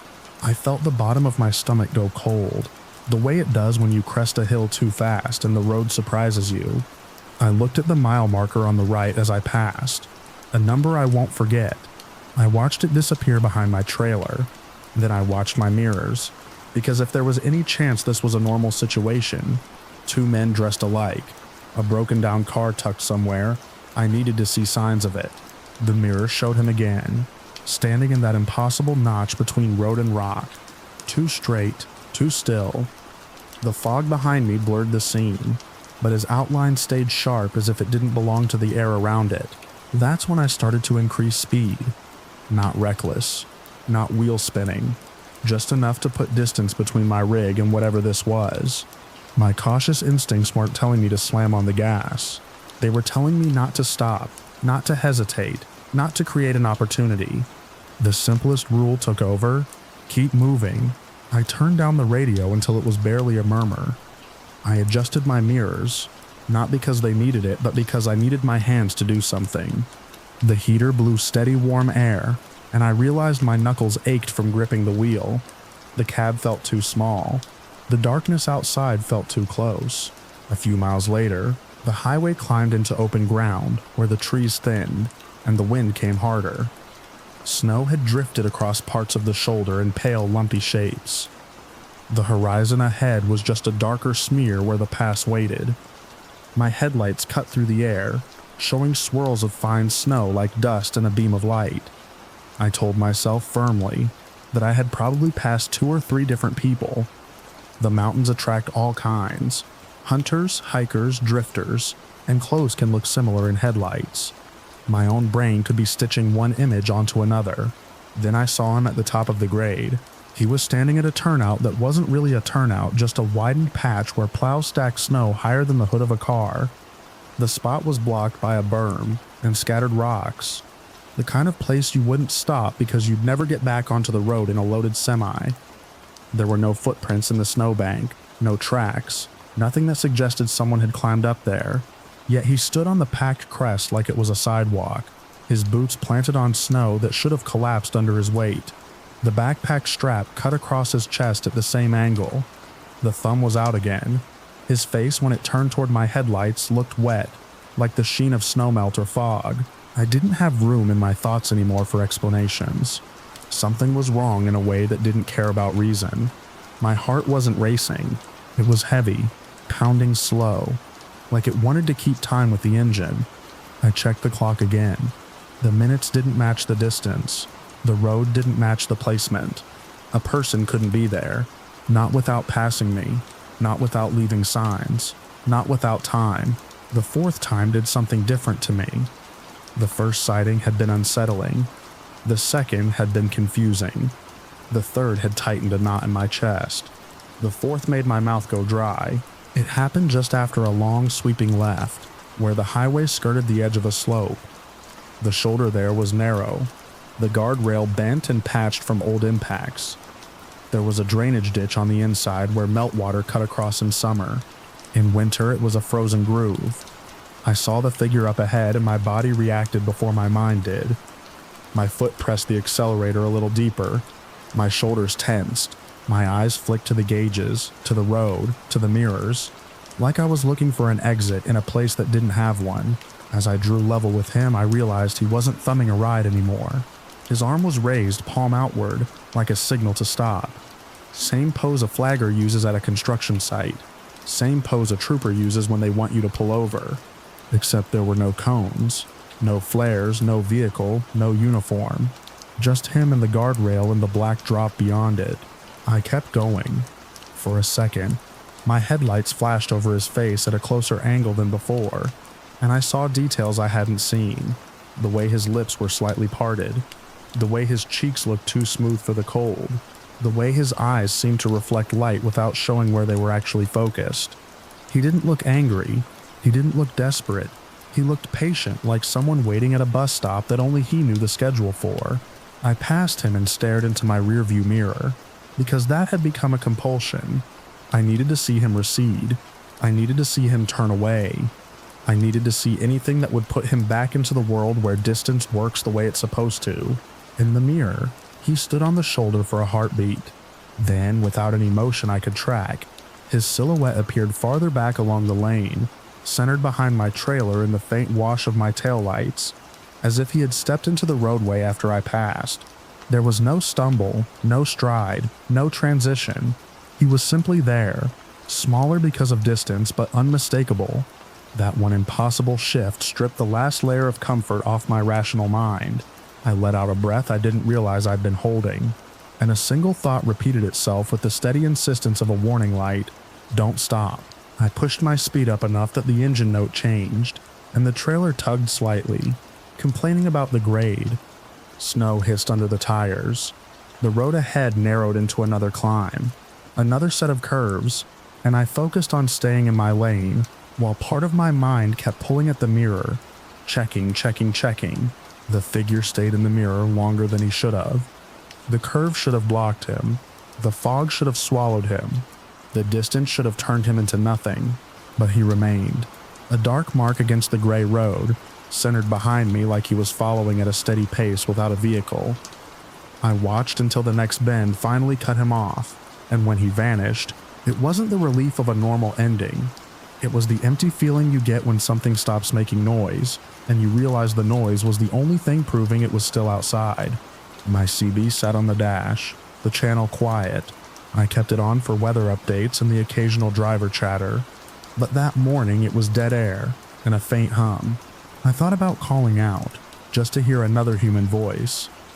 I thought about calling dispatch on my phone, but there wasn't much signal up there and I didn't want my attention split. I didn't want to say the words out loud, because saying them would make them real in a way my mind couldn't tuck away. Instead, I did what cautious drivers do. I chose the safest action available. I kept moving toward the nearest place with lights. The pass finally crested and the road began to descend, the grade easing enough that my engine brake could take over. The sky was turning from black to deep blue. The first thin line of daylight edged the peaks, outlining snowfields and rock faces that looked like they'd been carved with a dull knife. In that growing light, the highway looked more ordinary. The shoulders were still narrow and dangerous, but they were visible. The world had shape again. I didn't see the hitchhiker for a while, and for several miles my fear cooled into something like brittle calm. I told myself it was over. I told myself fatigue had done it. The mind plays tricks, especially on lonely roads. I'd heard plenty of stories from other drivers, told with a grin at a truck stop counter. Stories about lights that followed, and voices on dead radios. I had never been the guy with the story. I'd always nodded and listened, and poured more coffee. I started to believe I'd become that guy for a few minutes, and the thought embarrassed me enough to straighten my spine. Then, as the descent brought me into a long straight with a wide shoulder and a view of distant foothills, I saw him again, standing beside a green highway sign that listed the next services. It was a normal place for someone to stand, except there was no access road, no trail, no pullout. The shoulder was wide, but the ditch beyond it was deep with snow. He stood near the signpost, close enough that the reflective paint caught my headlights and splashed pale light across his jacket. He didn't lift his thumb this time. He just faced the road watching. I didn't slow. I didn't look at his face. I kept my eyes on the lane, and I watched him in the mirror as my trailer passed. The mirror showed him turning slightly, the same calm movement I'd seen before, and for a moment his outline lined up with the signpost behind him. It was the first time I noticed how little he seemed to react to the weather. The wind blew snow across the shoulder in thin sheets. It brushed past his legs. His jacket didn't flutter. His hair didn't move. Then the mirror angle changed and he was gone behind a bend, just like the others. I drove faster than I should have for the next stretch, still careful in the curves but pushing the straightaways, hungry for the first sign of human activity. My hands were steady on the wheel, but my mind kept replaying the placements, the bridge, the rock pinch, the snowbank crest, the shoulder where he raised his palm, the sign. Each spot was miles apart. Each spot was wrong in a different way. When I finally reached a small service station at the edge of the mountains, the kind with 2 pumps and a lit window and a lot of gravel, the relief hit me so hard it felt like dizziness. The sky was pale now, the sun still hidden behind peaks but making everything visible. I pulled in with my trailer crunching over frozen gravel, and parked where I could see the road. I didn't shut off the engine right away. I sat with it idling, listening to the steady thrum, letting the cab vibrate under me like a reassurance. Inside the station, the air smelled like burnt coffee and fryer grease even though it was too early for anyone to be cooking. A woman behind the counter looked up as I walked in, and I could tell by the way her eyes stayed on my face a second too long that I looked off. I bought a coffee I didn't want just to have something to do with my hands. I asked as casually as I could if she'd seen anyone walking along the highway that morning. She said no, not since yesterday. She said the weather kept most people off the mountain. She said there were no buses, no ride shares, nothing like that. Her voice was matter of fact, and she went back to her register like the question didn't matter. I stepped back outside with the coffee steaming in my hand, and I stood near my truck where the diesel heat washed up from the engine bay. The cold air bit at my cheeks. The mountains behind me looked clean and indifferent in the daylight, their slopes white and gray, their shadows deep in the gullies. The highway snaked back up toward the pass, a thin line cut into stone. I looked at the road, half expecting to see a figure on the shoulder, thumb out, waiting at the edge of my headlights even though the sun was coming up. There was nothing. Just empty pavement, drifting snow, and a pair of ravens picking at something in the ditch far down the frontage road. I finished my coffee in slow sips, watching every car that passed on the highway, watching the shoulders, watching the places where someone might stand. I didn't see him again. Not that day. I made my delivery on time. I drove the rest of the route with the radio louder than usual, and my mirrors checked more often than any training manual would recommend. I kept telling myself I'd been tired, that the mountain had played tricks with my depth perception, that 2 or 3 different people could look identical in the harsh glare of truck headlights. But every time I said it, my mind returned to that moment on the bridge, when there was nowhere to stand, and he stood anyway, and to the moment in my rear view when his silhouette shifted without a step. In my logbook that evening, I wrote the facts the way I write everything on the road. Time, weather, location, the plain details that keep stories from turning into rumors. I even marked the entry with a reference tag the way I do for odd incidents. something I could point to later if I needed to explain why I won't take that pass in the dark anymore. The next week, when dispatch offered me the same route, I asked for a different climb and didn't give a reason. I didn't want to argue with anyone who hadn't stared into a rearview mirror and watched distance fail. Now, when I'm out before dawn and the road is empty and the mountains are only shapes against the sky, I keep my eyes on the shoulders without meaning to. I watch for reflective paint, for dark jackets, for the outline of a person where a person shouldn't be. And sometimes when the fog is low and the guardrails blink their little red lights in a repeating pattern, I still feel the urge to check my mirror one more time, just to make sure the lane behind me is truly empty, and that nothing is standing back there, centered and patient, waiting for me to slow down.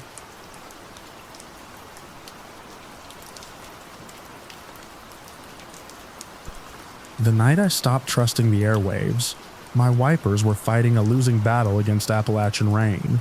I was rolling west with a light load in a heavy sky, the kind that sits low enough to press on the top of the cab. Water sheeted off the hood and the lane lines were pale ghosts under the glare of my headlights. The wind kept shouldering the trailer just hard enough to remind me I wasn't the only thing out there moving. I'd been driving long enough to know the difference between a normal storm and a storm that wanted attention, and this one had teeth. I keep a CB in my dash the way some folks keep a lucky coin. Most drivers don't bother anymore. They've got apps and group texts and hands-free calls. I've got the crackle and the chatter, the old habit of listening for trouble before I see it. I'd installed the radio myself, tuned the antenna until the SWR sat right where it should, and I left it on even when it was quiet. Silence on a CB isn't empty, it's just waiting. That late evening, somewhere between one ridge and the next, I was passing a sign for an overlook that was closed for the season, when the speaker gave a sharp pop, like someone snapping a finger in my ear. Then a wash of static. Then a voice came through, thin but clean enough that I eased off the throttle without thinking. Not a truck stop clown yelling into the mic. Not a bored kid. A working voice, tight and tired, the kind you hear at the end of a bad week. He said a handle I hadn't heard in years, a name that made the hairs on my arms lift under my sleeves because it belonged to a story that had been told and put away. He called himself Blue Loon. I didn't answer right away. I turned the volume down a notch and watched the road, waiting for the usual follow-up. A laugh, a curse, a buddy chiming in. Instead he came back, same tone like he'd been talking to me for miles already, and was surprised I hadn't responded. He asked for a weather check. That wasn't strange. The way he asked was, he didn't ask what it was doing ahead. He gave details, like he was reading them off the windshield in front of him. He mentioned the rain changing texture, the way it goes from fat drops to hard needles when the wind shifts. He said the gusts were sliding down the hollows from the right. He said the temperature had dipped just enough that the spray was starting to cling to the reflectors on the guardrail. I glanced at the outside temp on my dash, 35. I'd watched it fall from 40 in the last half hour. Then he said something that made my stomach tighten. He warned about a patch of sleet collecting in the left lane near a mile marker I hadn't reached yet. I hadn't told anyone my position. I hadn't keyed up. He hadn't asked where I was. He spoke like he was right in front of me, seeing the same signs, the same curve warnings, the same dark cut in the mountain where the road bent and the water pooled. The CB hissed and the voice dipped, then steadied again. I could hear engine noise under him, not the clean hum you get from a phone recording, but the raw vibration that rides a live transmission. An older diesel, by the sound of it, lugging uphill. I finally thumbed the mic, more out of reflex than courage. I gave my handle and asked who he was talking to. I asked where he was. He didn't answer my questions. He kept talking about the weather. He said the wind had shifted again. He said he'd just seen a flash at the ridgeline, and that thunder would roll through in a few seconds, long and low. I stared through the windshield at the black slopes to my left. 3 seconds later, the sky lit up like a camera flash behind the trees. Thunder followed, dragging itself across the hills exactly the way he'd described it, like a heavy tarp being pulled. I tightened my grip on the wheel. The storm didn't feel like something on the outside anymore. It felt like something listening. I tried him again. I asked him to repeat his location. I asked him what road he was on. I told him he was coming through strong and clear. That was when he said, casual as if he was calling out a way station, he was on the old cut, the stretch where the mountains close in, and nothing works. No bars on a phone, no towers, just rock and trees, and the road laid like a ribbon in the bottom of a dark bowl. I knew the place, every local driver did. It had a reputation for dead zones, the kind where a call drops the moment you hit the dip and doesn't come back until you climb out. People joked about it. People also drove a little faster through it, like speed could outrun emptiness.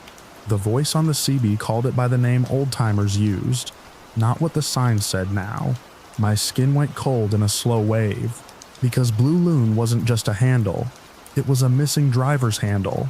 Years back, long enough that some folks had moved on, and others had turned it into a campfire story. A man hauling through the Appalachians had vanished with his rig. Not an abandoned trailer on the shoulder, not a stolen cab found in a different state. He'd just dropped off the map. Dispatch never got the check-in. A trooper never found the wreck.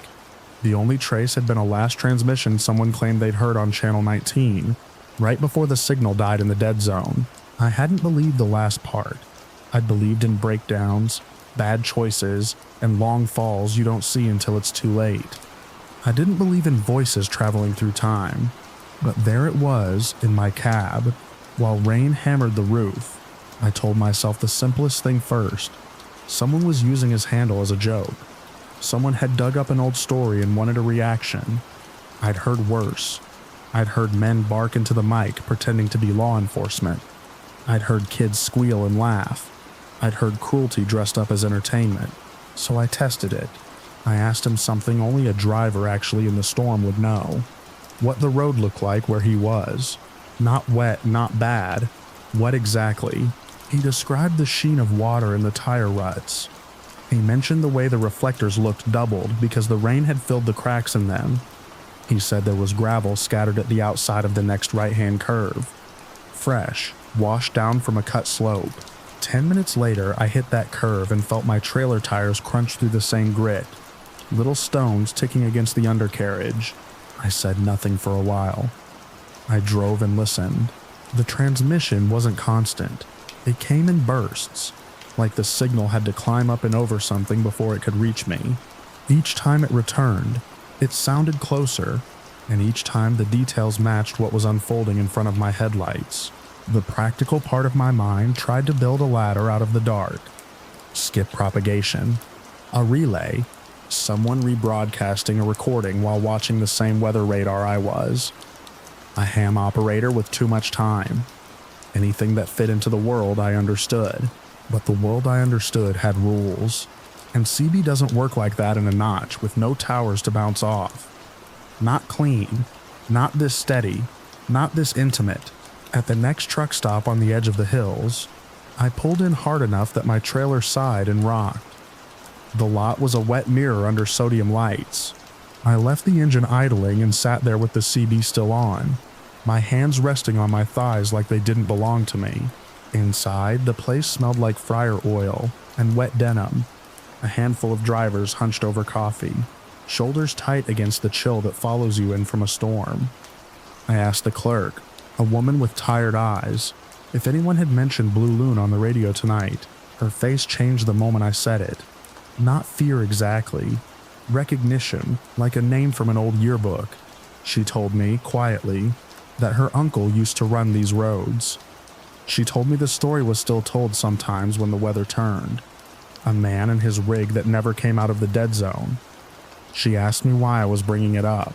I didn't answer directly. I asked if anyone still ran a CB. She jerked her chin toward the window at a parked flatbed with a whip antenna on the mirror. She said the driver was in the back showering off the road. When he came out, I waited by the coffee station and asked him if he'd heard anything strange on 19. He shook his head and said it had been dead quiet, except for the usual warnings about hydroplaning. When I told him what I'd heard, he let out a short breath like a laugh that didn't want to be one. He told me to get some sleep and stop spooking myself. Maybe I would have. Maybe I could have shrugged it off if the voice hadn't been so exact. If the lightning hadn't struck when he said it would.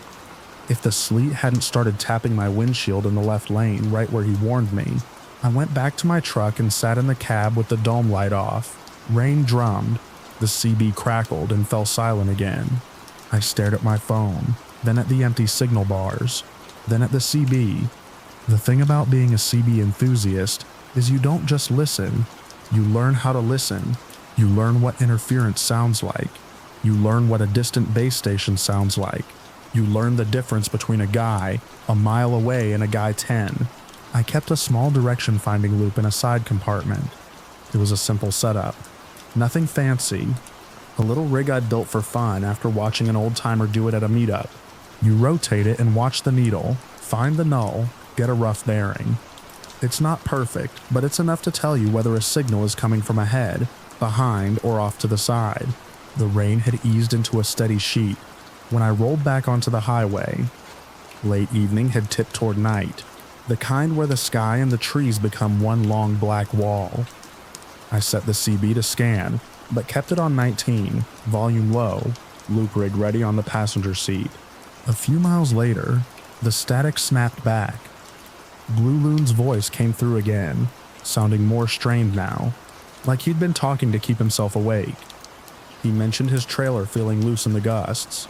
He said he could smell hot brakes from someone ahead, a faint bite of metal and heat in the wet air. I rotated the loop. The needle dipped when the loop faced forward. I rotated again. The null pointed ahead and slightly left, toward the mountain. My heart started beating in my throat. He wasn't behind me. He wasn't off in a town with towers. If the loop was telling the truth, he was up the road down in the cut, the dead zone.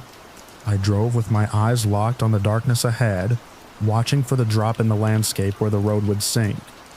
When I hit the first curve that led into it, my phone bars died exactly the way they always did. The GPS froze and then spun, trying to find a sky it couldn't see. The CB, though, got louder. Not in volume, in presence. The static thinned, the voice sharpened. I could hear the rattle of something in his cab, maybe a chain, maybe a cup. I could hear his wipers squeaking against glass. He said, almost conversationally, that the rain had started to turn to pellets on the high side of the grade. He said his steering felt light. Then he said my handle, clean, like he'd been looking at the side of my door. I nearly dropped the mic. I didn't answer with words that time. I answered by breathing, loud enough that it fogged my own windshield at the edges. I told myself it was coincidence, that he'd heard me earlier, that he was playing it back, but he called my handle again, and this time he added something no one on the radio could know. The name stitched on my jacket, the one I'd never spoken out loud on the CB, because it wasn't what I went by out here. I felt my face go hot, like a flush of fever. The loop rig on the seat trembled with the vibration of the road. I rotated it with a shaking hand. The bearing still pointed ahead, still left, into the bowl of rock. There shouldn't have been any way for his signal to be this strong down here. This was where everything died. This was where, if you wanted to call for help, you learned the hard way that help couldn't hear you. He said he couldn't see the lines anymore. He said the rain was swallowing them. My headlights caught a shimmer in the left lane. Not water, but something granular. A scatter that looked like salt. Sleet. Exactly where he'd warned me earlier, I moved right and eased off the throttle. My trailer settled. The voice on the radio drew in a breath and let it out slow, like he'd been holding it. He said there was a pull-off ahead, a small one, barely wide enough for a rig, where you could sit out a gust if you needed to. He said he was thinking about taking it. I knew that pull-off. It wasn't on newer maps. It was a scar from older road work, a stub where crews had parked years ago.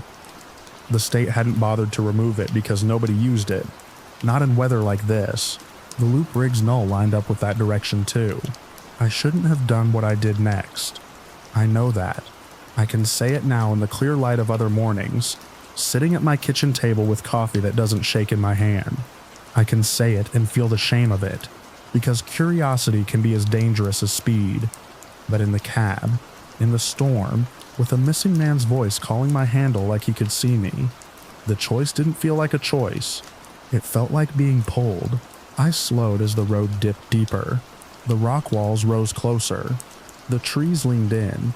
The rain turned into a harder noise on the roof, like handfuls of gravel tossed by an unseen arm. CB was so clear now. It felt like the voice was sitting in the passenger seat. I spotted the pull-off when my headlights caught the pale edge of its broken line. I swung in carefully, tires hissing over wet pavement. The rig rocked once and settled. For a second, everything was just the sound of rain and the tick of my turn signal, forgotten and still blinking. Then the CB cracked, and Blue Loon's voice dropped low. He said he'd pulled into the same place. He reminded himself out loud to set the brakes. He said the wind had a mean angle down here. I looked through my windshield at the empty pull-off ahead of my bumper. There was nothing there. No tail lights, no shadow of a trailer, no reflection of chrome. Just wet asphalt shining back at me. The hair on my arms rose so fast it prickled. I put the truck in neutral and set my brakes. I reached for my flashlight and opened the door. Cold air knifed in. Rain hit my face and neck.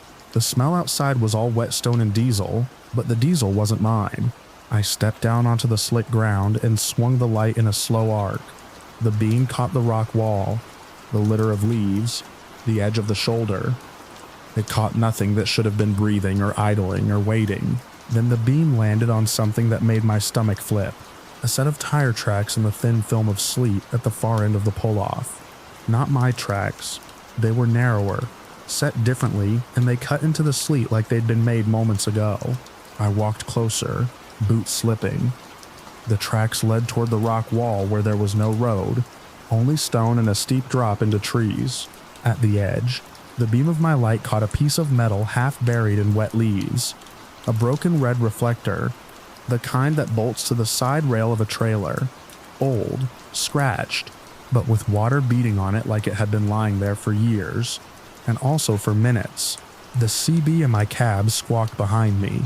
The voice rose, sharp now. He said the wind had shoved him. He said he was sliding. He said he couldn't get the trailer to bite. I spun back toward my truck. The rain blurred the cab windows. The interior was a dim rectangle of shadow. The CB glow was a small green eye. Static poured out, loud enough I could hear it from outside. I climbed back in fast, boots thumping the steps, and slammed the door. The sound was too loud in the enclosed space. Blue Loon's voice was still there, still live. He spoke like he was fighting the wheel. He said the trailer was jackknifing. He said the shoulder was giving way. I didn't think. I grabbed the mic and told him to stay off the brakes, to steer into it, to let it straighten. It was the kind of advice you give without knowing you're giving it. The kind that spills out of muscle memory. The second I spoke, the cab went colder, like someone had opened a freezer door. The voice on the CB stopped, not fading, not trailing into static. Stopped. Silence snapped into place so hard my ears rang. I sat there with the mic in my hand, staring at the radio face like it had betrayed me. Rain hammered the roof. Water ran in streams down the side window. My breath sounded too loud. Then the CB made a sound I'd never heard it make before. A low, steady tone, like a line left open, like a channel held by something that wouldn't let go. My loop rig lay on the passenger seat. The needle vibrated, then sank hard to one side, as if pulled by a magnet. It pointed straight down into the rock. I turned the truck lights on full beam and stared out at the pull-off again. The sleet glittered. The tire tracks I'd seen were already softening under the rain, edges blurring, filling with water as if they'd never been there at all. I could have driven away right then. I should have. Instead, I did what drivers do when something doesn't make sense and you need it to. I tried to make a record. I grabbed my dash cam remote and hit the save button, locking the last few minutes. I pulled my phone up and started recording audio, holding it close to the CB speaker. The low tone hummed. Static whispered at the edges. No voice. I sat like that until my hand stopped shaking. When I finally pulled out of the dead zone, my phone bar snapped back. My GPS found itself again with a little chime, cheerful as a lyre. The storm loosened its grip as I climbed, rain turning back to plain water, and the wind settling into a steady push. At the next exit, I found a well-lit gas station and called the non-emergency line for the county. I told them I'd heard a distressed trucker on the CD near the dead zone, and that there might have been an incident near an old pull-off. I gave the mile marker range and described the spot as best I could. The dispatcher asked if I'd seen a wreck. I said no. I said I'd seen tracks. I heard my own voice and hated the way it sounded. Too thin to carry what I'd felt. A deputy called back later. He said they'd checked. He said the pull-off existed, but it was washed with rain and there was no sign of a recent accident. No debris, no fresh marks, no vehicle. He asked me what channel I'd heard it on. I said 19. He paused. Then he asked me, carefully, if the voice had given a name. I told him Blue Loon. The line went quiet for a beat. Then he said he'd heard that name before. He said, without giving me details, that there had been a missing trucker years ago tied to that handle. He said people still brought it up when storms came through, like weather and memory like to travel together. He asked if I could come by the station the next day with my dash cam footage. I did, in the bright fluorescent light of a small county office, with a deputy sipping lukewarm coffee and a trooper in a pressed shirt watching me like I was either lying or broken. I played them the recording from my phone. It had my breathing. It had the steady tone.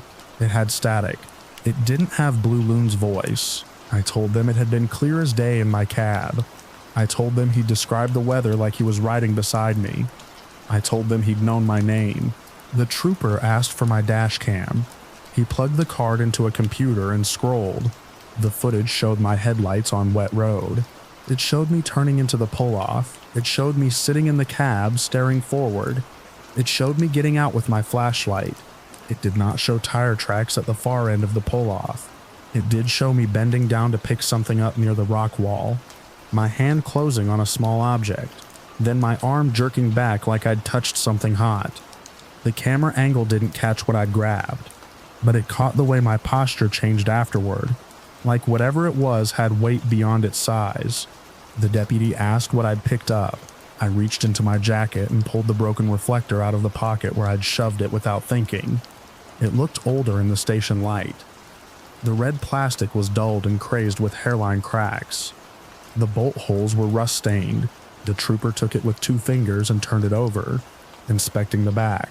There was a faint imprint there, raised letters pressed into the metal like a brand, a trailer manufacturer's mark and a partial serial that had been thickened by time. He didn't say much. He wrote the numbers down. He asked me to wait while he was gone. The deputy asked me if I'd been drinking. I hadn't. He asked if I'd been awake too long. I told him I'd had a legal day and plenty of rest. He asked if I believed in ghosts. I told him I believed in dead air. The trooper came back with a file folder that looked like it had been handled by a lot of hands. He laid out a photocopied report on the desk. A missing vehicle report from years ago. A tractor trailer. A driver. A handle noted in the margins because someone had written down what other drivers said they'd heard. The trooper pointed to a line where a trailer serial was listed. The kind of detail nobody remembers unless they're paid to. The partial serial on the report matched the partial serial on the back of the reflector.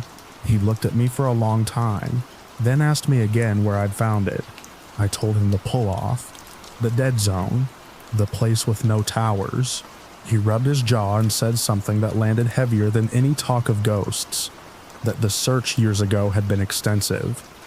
Dogs, aircraft, ground crews. They'd combed that stretch in good weather and bad. They'd found nothing. No skid marks, no broken guardrail, no spilled freight, nothing.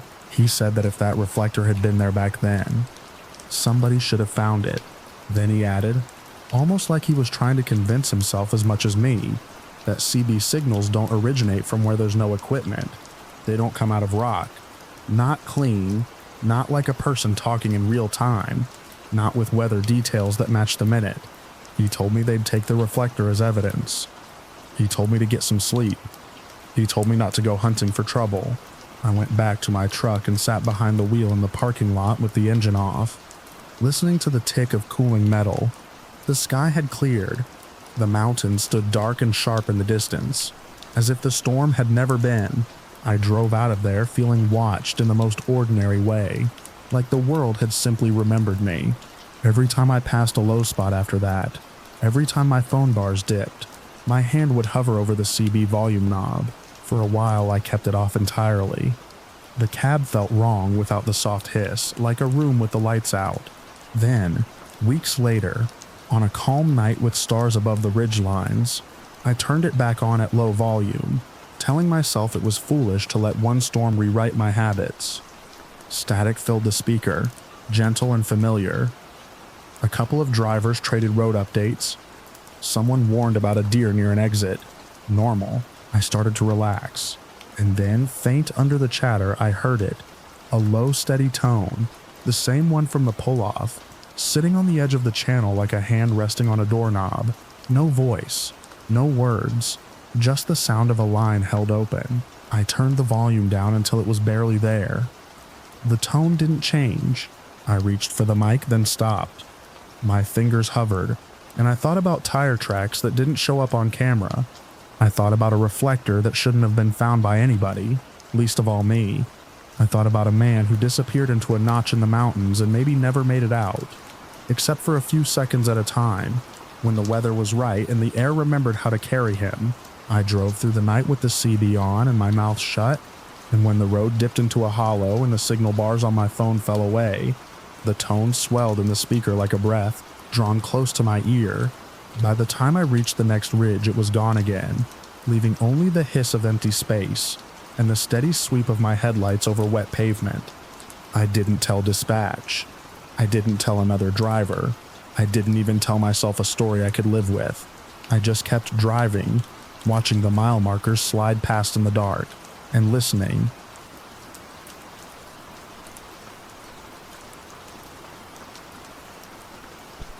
The first thing I noticed wasn't fear. It was the distance. I was easing my rig down the west side of a mountain pass. A little after midnight, fog pressed tight to the windshield like damp cotton, when a pair of headlights settled into my mirrors and held there. Not gaining, not falling back, just sitting in the exact same spot like someone had drawn them on the glass. I remember because I was doing what I always do on that grade. Right hand light on the brake, left hand on the wheel, eyes moving in a steady loop from lane to gauges to mirrors. Experienced drivers get superstitious about routines, but mine is more practical than mystical. The mountain doesn't care how long you've been hauling. It only cares if you make a mistake. The fog that night was the kind that turns your beams into a pale tunnel and steals the shoulder. The reflective posts blinked in and out. The guardrail shone wet. I couldn't see more than a few truck lengths ahead, which made the headlights behind me feel closer than they probably were. At first I assumed it was another truck. You learn to read the shape of light. Higher and wider tends to be a rig. Lower and tighter tends to be a car. And those were low. 4 points. Crisp, white. A pickup, I figured, or some guy in a crossover trying to get home and using my tail as a guide. I let him stay there. It's not my job to police anybody's following distance. If I'm doing the posted speed and holding my lane, the rest is on them. Then we hit the first long curve, one of those bends where the mountain walls your right side and the drop falls away on the left, and I watched his lights track with mine like they were locked to the same hinge. That's when the distance started to bother me. Not the fact that he was still behind me, but that he was still behind me in the exact same way. I tapped the brake enough to flash my lights without really slowing the rig. A gentle message, most folks get it. They drop back, or they pass when the road gives them room. His headlights didn't change size. They didn't drift. They stayed pinned at the same place in my mirror, as if the mirror itself were holding them there. I tried the next thing you do when someone's riding you on a pass. Slow down. Invite them around. The grade was steep enough that I could ease off the throttle and let gravity do the work. My speed bled down from the mid-50s into the 40s. The engine note changed. The trailer leaned heavier. The fog roared a little louder along the cab. The headlights behind me did not grow larger. They did not get closer. They stayed exactly where they had been, a fixed distance, neither crowding me nor giving me space. In rememberable terms, It was like they were always about 7 car lengths back, no matter what I did. My skeptical brain started building explanations, because that's what it does when something feels wrong. Maybe the fog was playing tricks on depth. Maybe he had some kind of adaptive cruise control, and it was matching me, but even that didn't sit right. Adaptive systems don't hold that perfectly on a twisting mountain grade, with changing pitch and visibility. They hunt a little. They wobble. They break. They surge. I sped back up. Not much, but enough to test it. The rig crept toward the speed limit again. The tires hummed on wet pavement. My hands tightened without me telling them to. The headlights stayed the same size. I reached over and turned my CD up. Most nights it's a low growl of chatter and jokes and traffic warnings. That night it was mostly static and the occasional distant voice, muffled by the terrain. I keyed the mic and called out on 19, gave a location off the nearest mile marker, the best I could, and asked the driver behind me if he needed something. Static answered. Thin, empty. I tried again, slower, clearer, still nothing. No acknowledgement, no angry reply, no copy that. Not even the kind of open mic hiss you get from a radio sitting under a seat. I glanced at the mirrors again. The headlights behind me didn't brighten or dim with the curve. They didn't jitter on the rough patches. They didn't bounce the way lights do when a vehicle hits those little seams in the road. They were too steady. Fog can do that, I told myself, the way you do when you don't want to hand your thoughts to something you can't control. Fog can smear distances. Fog can flatten things. Fog can make lights seem suspended. But the longer it went on, the more it felt like the fog was just the stage, and the headlights were the act. The pass that night was mostly empty. No oncoming traffic for long stretches. No taillights ahead. Just me and the white lines and those lights in my mirror that refused to behave like anything real. I started using markers to measure him. A reflective sign would pop out of the fog behind me and slide past in my mirror. I watched the moment it passed his headlights. If he was keeping a normal following distance, there should have been a tiny change in where he sat relative to that sign as I went through curves and speed changes. There wasn't. The headlights stayed in the same place in my mirror, and the world moved around them. My pulse didn't spike. I'm not wired that way. What I felt was something colder, a focus that sharpened into the space behind me. My neck prickled along the collar. I found myself swallowing more often, like my mouth had gone dry. I told myself it was nothing until I tried the last simple test. I eased into a pull where the grade softened for a moment, hit my four-ways, and let the rig slow down to almost a crawl. Slow enough that any sane driver would either pass me or stop and keep distance. I held it there long enough that my own patience started to fray. The headlights behind me held their position. Same size, same separation. Not coming up on my trailer, not swinging out to pass, not dropping back. I let the rig roll forward again, picked my speed back up, and the headlights continued as if attached to an invisible bar fixed to the rear of my trailer.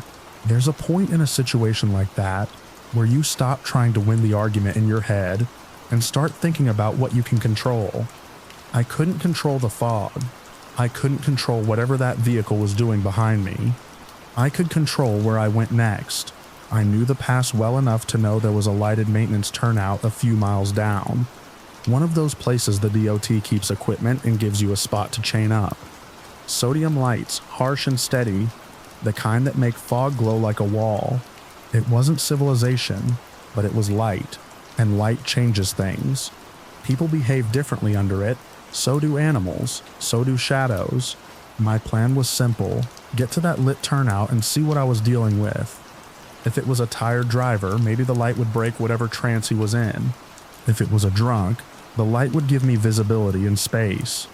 If it was nothing at all, then I'd have proven it to myself and kept rolling. I kept my eyes glued to the right edge for the sign. Fog ate the world, then gave it back in pieces. A reflector, a post, a jagged silhouette of pines, the ghost of a rock face. The headlights behind me stayed in place. There was no other sound in the cab besides the engine and the wipers. No sudden thump, no horn, no rev, Just the steady white dots in my mirror. I tried the CB one more time. I didn't get cute, I didn't threaten. I just asked if the driver could hear me. Static. A few minutes later, the fog brightened ahead in a way that wasn't my own beams. It was the turnout lights, spilling into the mist like someone had set a lamp behind a bedsheet. The sign appeared at the last moment. Chain up area 1-2 mile. I felt a small ridiculous relief, like seeing a porch light when you're walking back to the house at night. I clicked my right signal on early and started easing over. The shoulder widened. The stripe disappeared under slush. The turnout pavement came into view, slick and dark. The light above it buzzed faintly, throwing a pool of yellow that made the fog glow and the wet asphalt shine. I watched my mirror as I drifted into the turnout. I expected the headlights behind me to swing with me, to follow, to finally reveal the shape of a vehicle. They didn't swing. They stayed on the highway line for a second, still the same distance back, as if the road itself was holding them in place, and my movement hadn't been accounted for yet.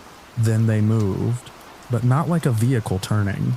It's hard to describe without sounding like I'm reaching for drama, which I'm not. The best way I can put it is this: the lights didn't arc. They didn't pivot around a front end. They simply slid sideways and then straightened, as if the whole set of them were a flat image being repositioned. I pulled deeper into the turnout, under the brightest part of the sodium light, and brought the rig to a stop with my foot on the brake. The cab rocked once. The air hissed. My wipers kept their slow sweep, and the fog took the light and turned it into a glowing halo over the hood. I leaned forward, staring into the mirror. The headlights came toward the edge of the lighted area, still at that same impossible distance. And then, the moment they reached the bright pool, they were gone.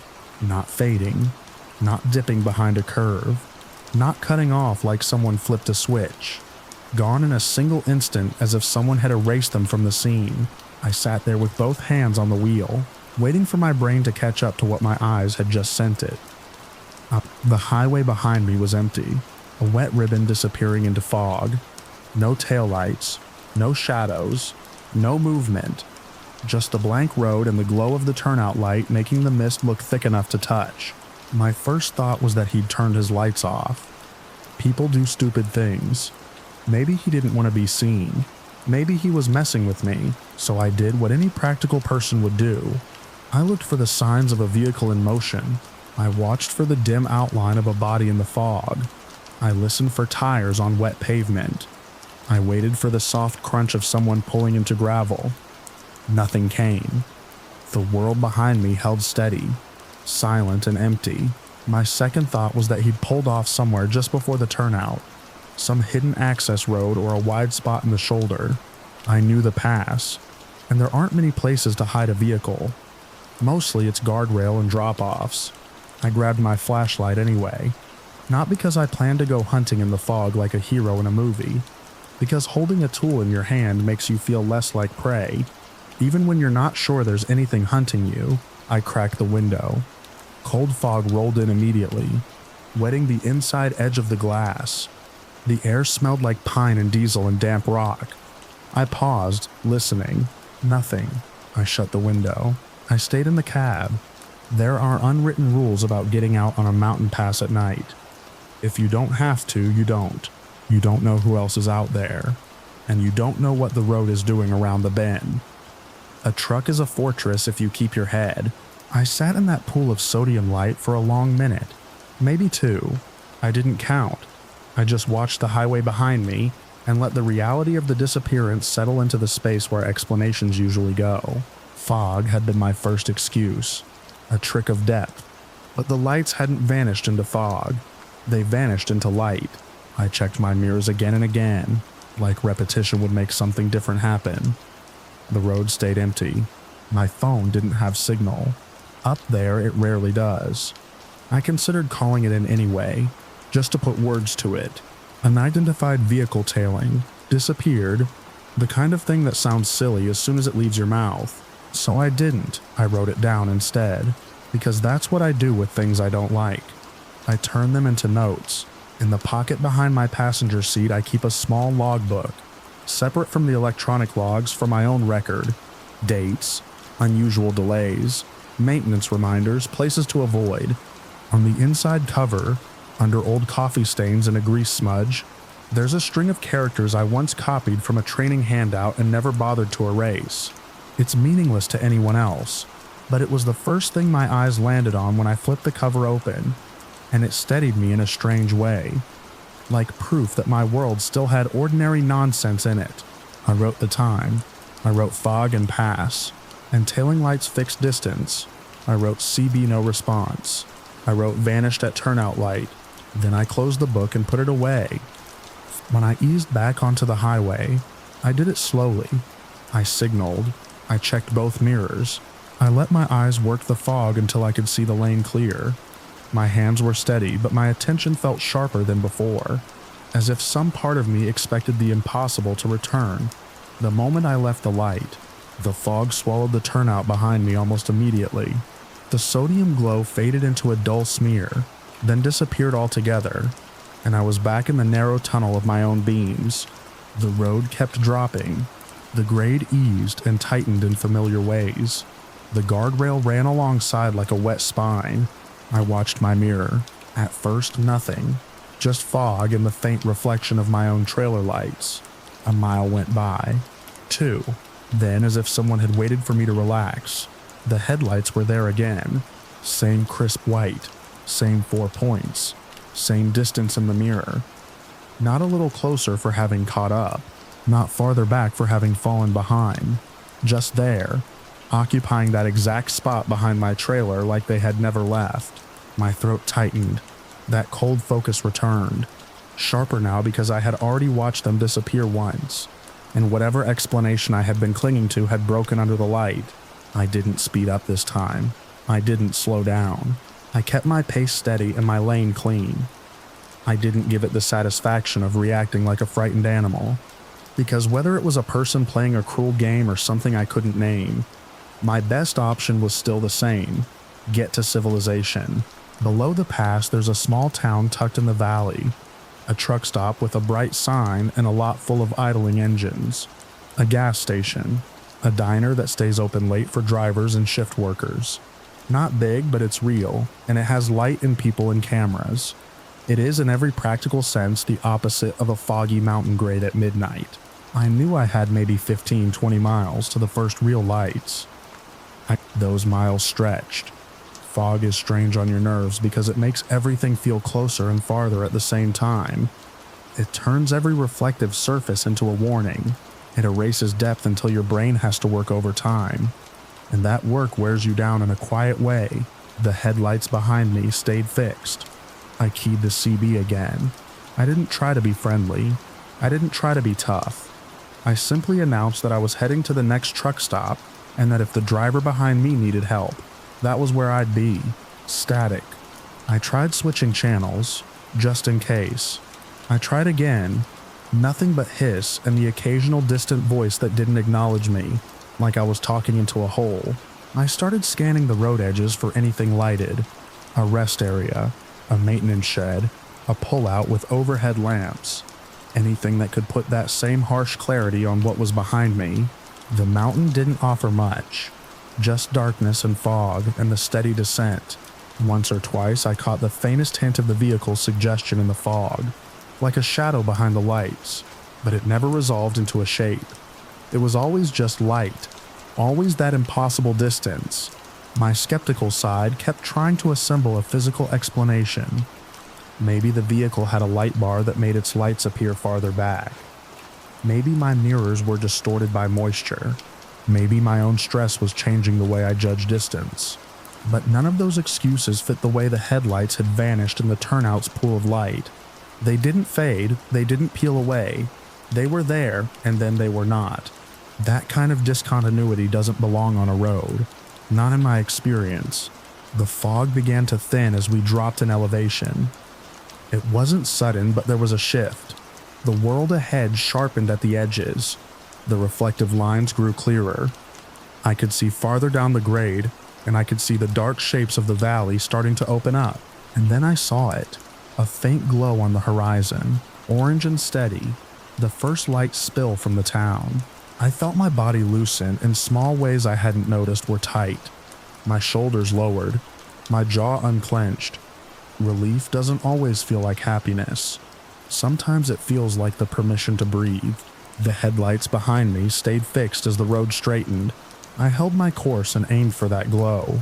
No heroics, no stopping, just steady driving toward the place where there would be other eyes.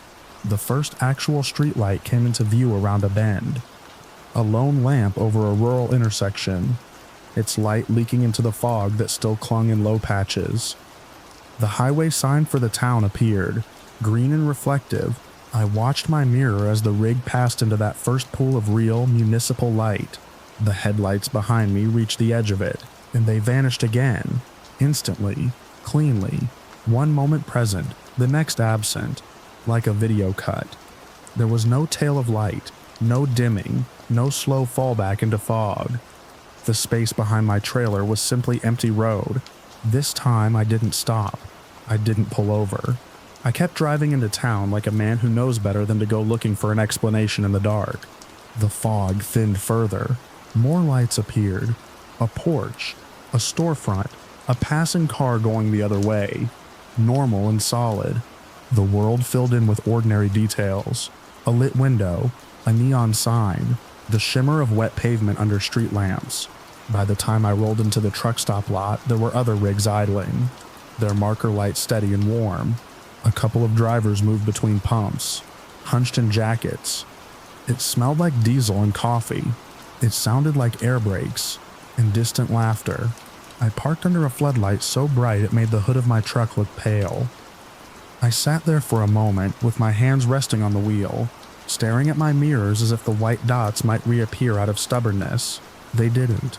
I got out, did a slow walk around the rig, not because I expected to find anything, but because I needed my body to do something normal. The trailer doors were sealed. The tires were fine. The road grime on the mud flaps looked exactly like road grime always looks. There were no fresh tracks in the wet lot behind me that suggested anyone had followed in. The highway beyond the truck stop was visible from the lot. Traffic moved through it like it always does. Headlights and taillights obeying distance and speed, behaving like they belonged to machines with weight and momentum. I went inside, bought coffee, stood under fluorescent lights, and let the ordinary noise soak into me until the mountain pass felt like something that had happened to someone else. Later, back in my cab, I wrote one more line in that little logbook. Disappeared at Town Light 2. I closed it and put it away, and I didn't touch the CB again that night. Even now, when I drive that pass in fog, my eyes go to the mirrors a little more often than they used to. I still tell myself the practical things first. Moisture, depth perception, fatigue, some driver with an odd habit. I still try to keep the world explainable, because that's how you stay sane in this job. But I also keep one other detail close, because it won't leave me alone. Those headlights didn't care about the fog. They cared about the light. And once I reached it, the road behind me was empty, shining under the lamps like nothing had ever been there.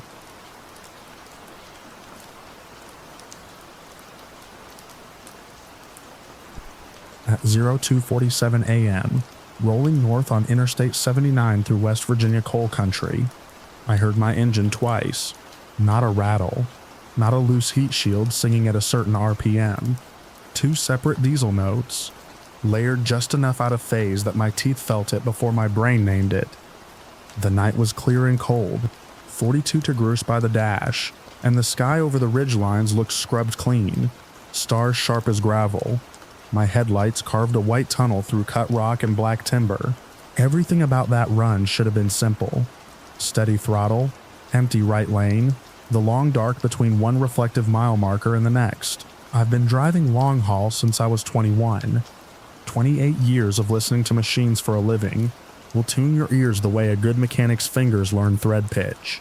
You notice things that don't show up on a gauge, the way a turbo spools a half breath late, the way a fan clutch grabs with a different bite when a bearing starts to go, the way a driveline hum shifts when a U-joint is thinking about quitting. When you live inside a truck, you don't just drive it, you monitor it.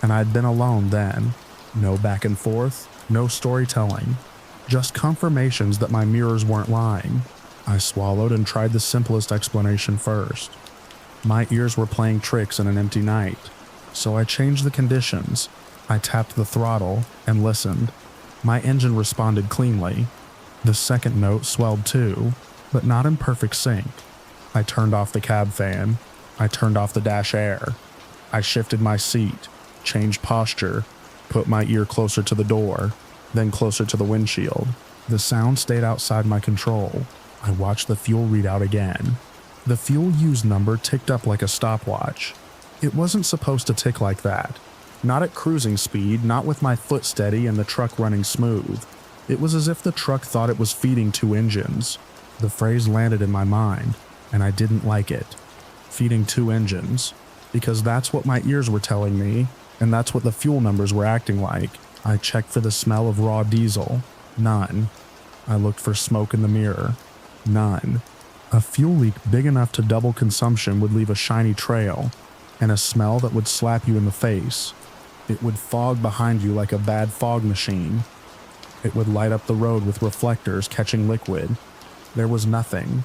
I passed an off-ramp sign for a small town I barely registered.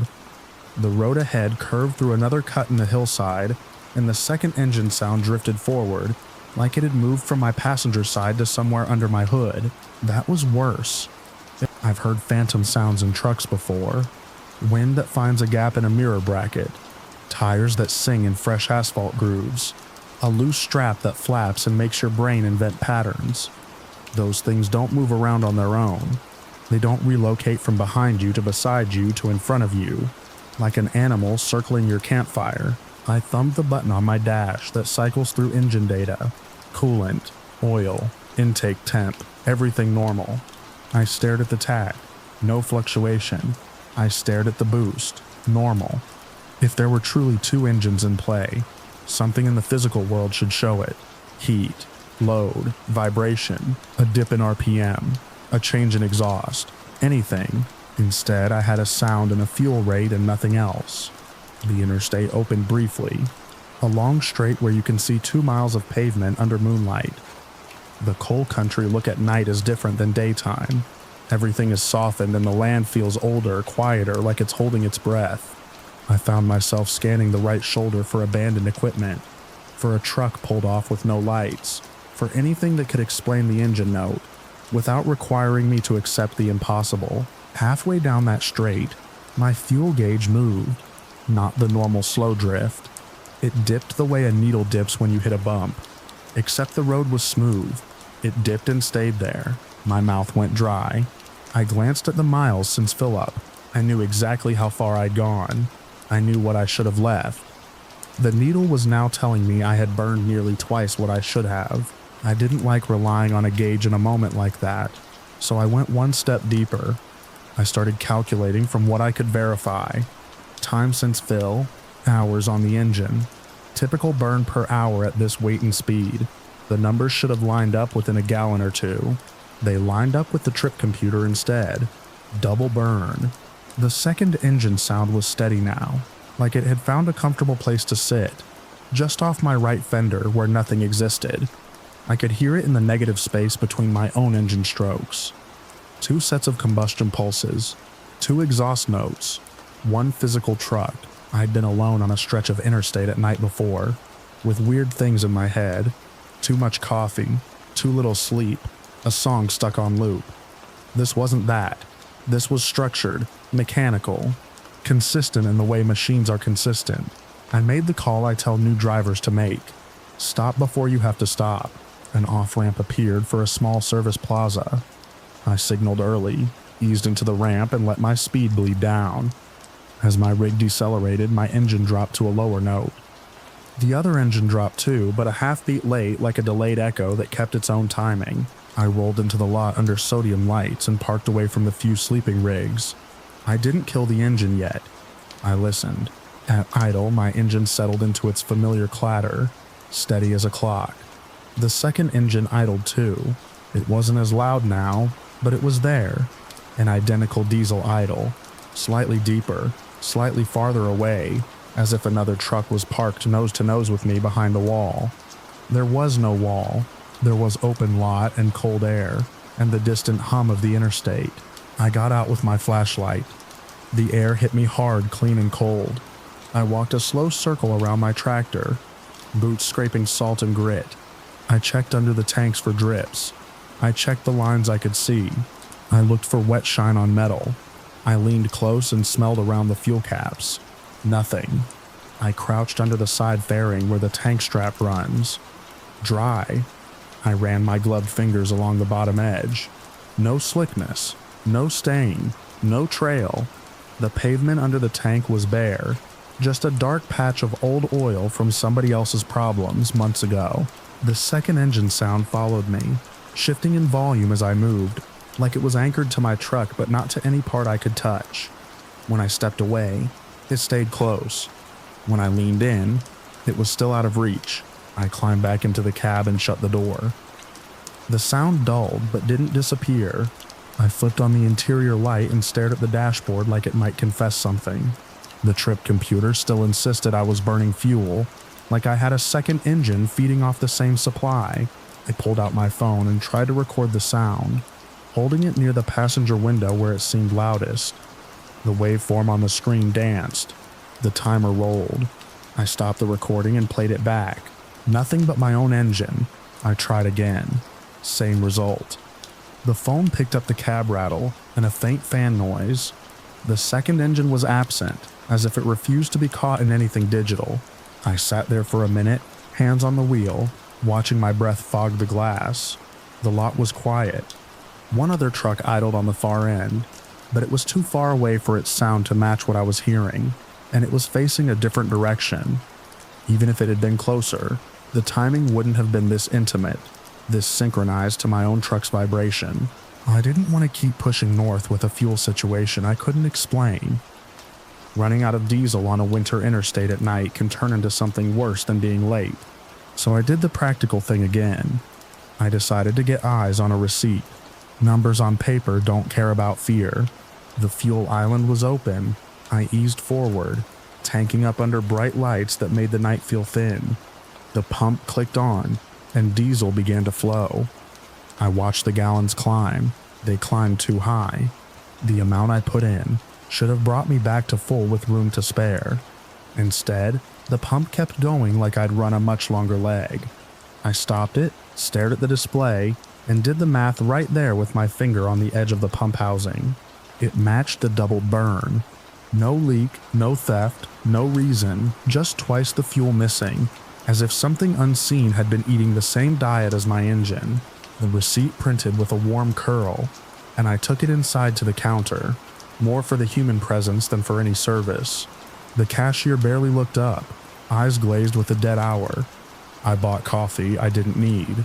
When I glanced down at the receipt again under the indoor light, there was a line of garbled text under the total, something that didn't belong on any fuel ticket I've ever seen.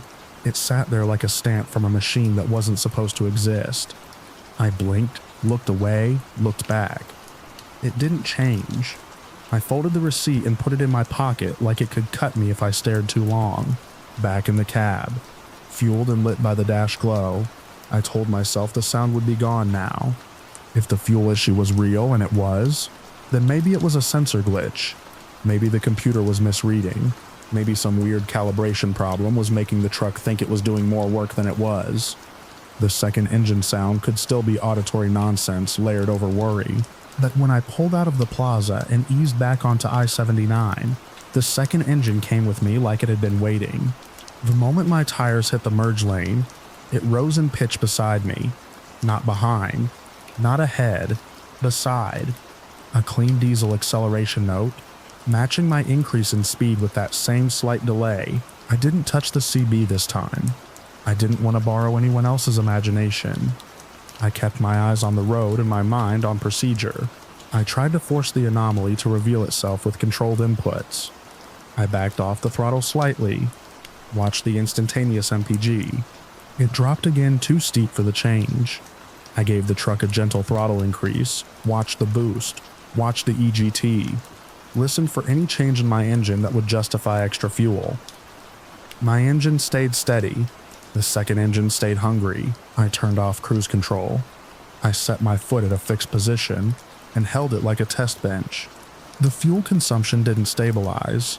It behaved like it was accounting for another load that didn't show on my gauges.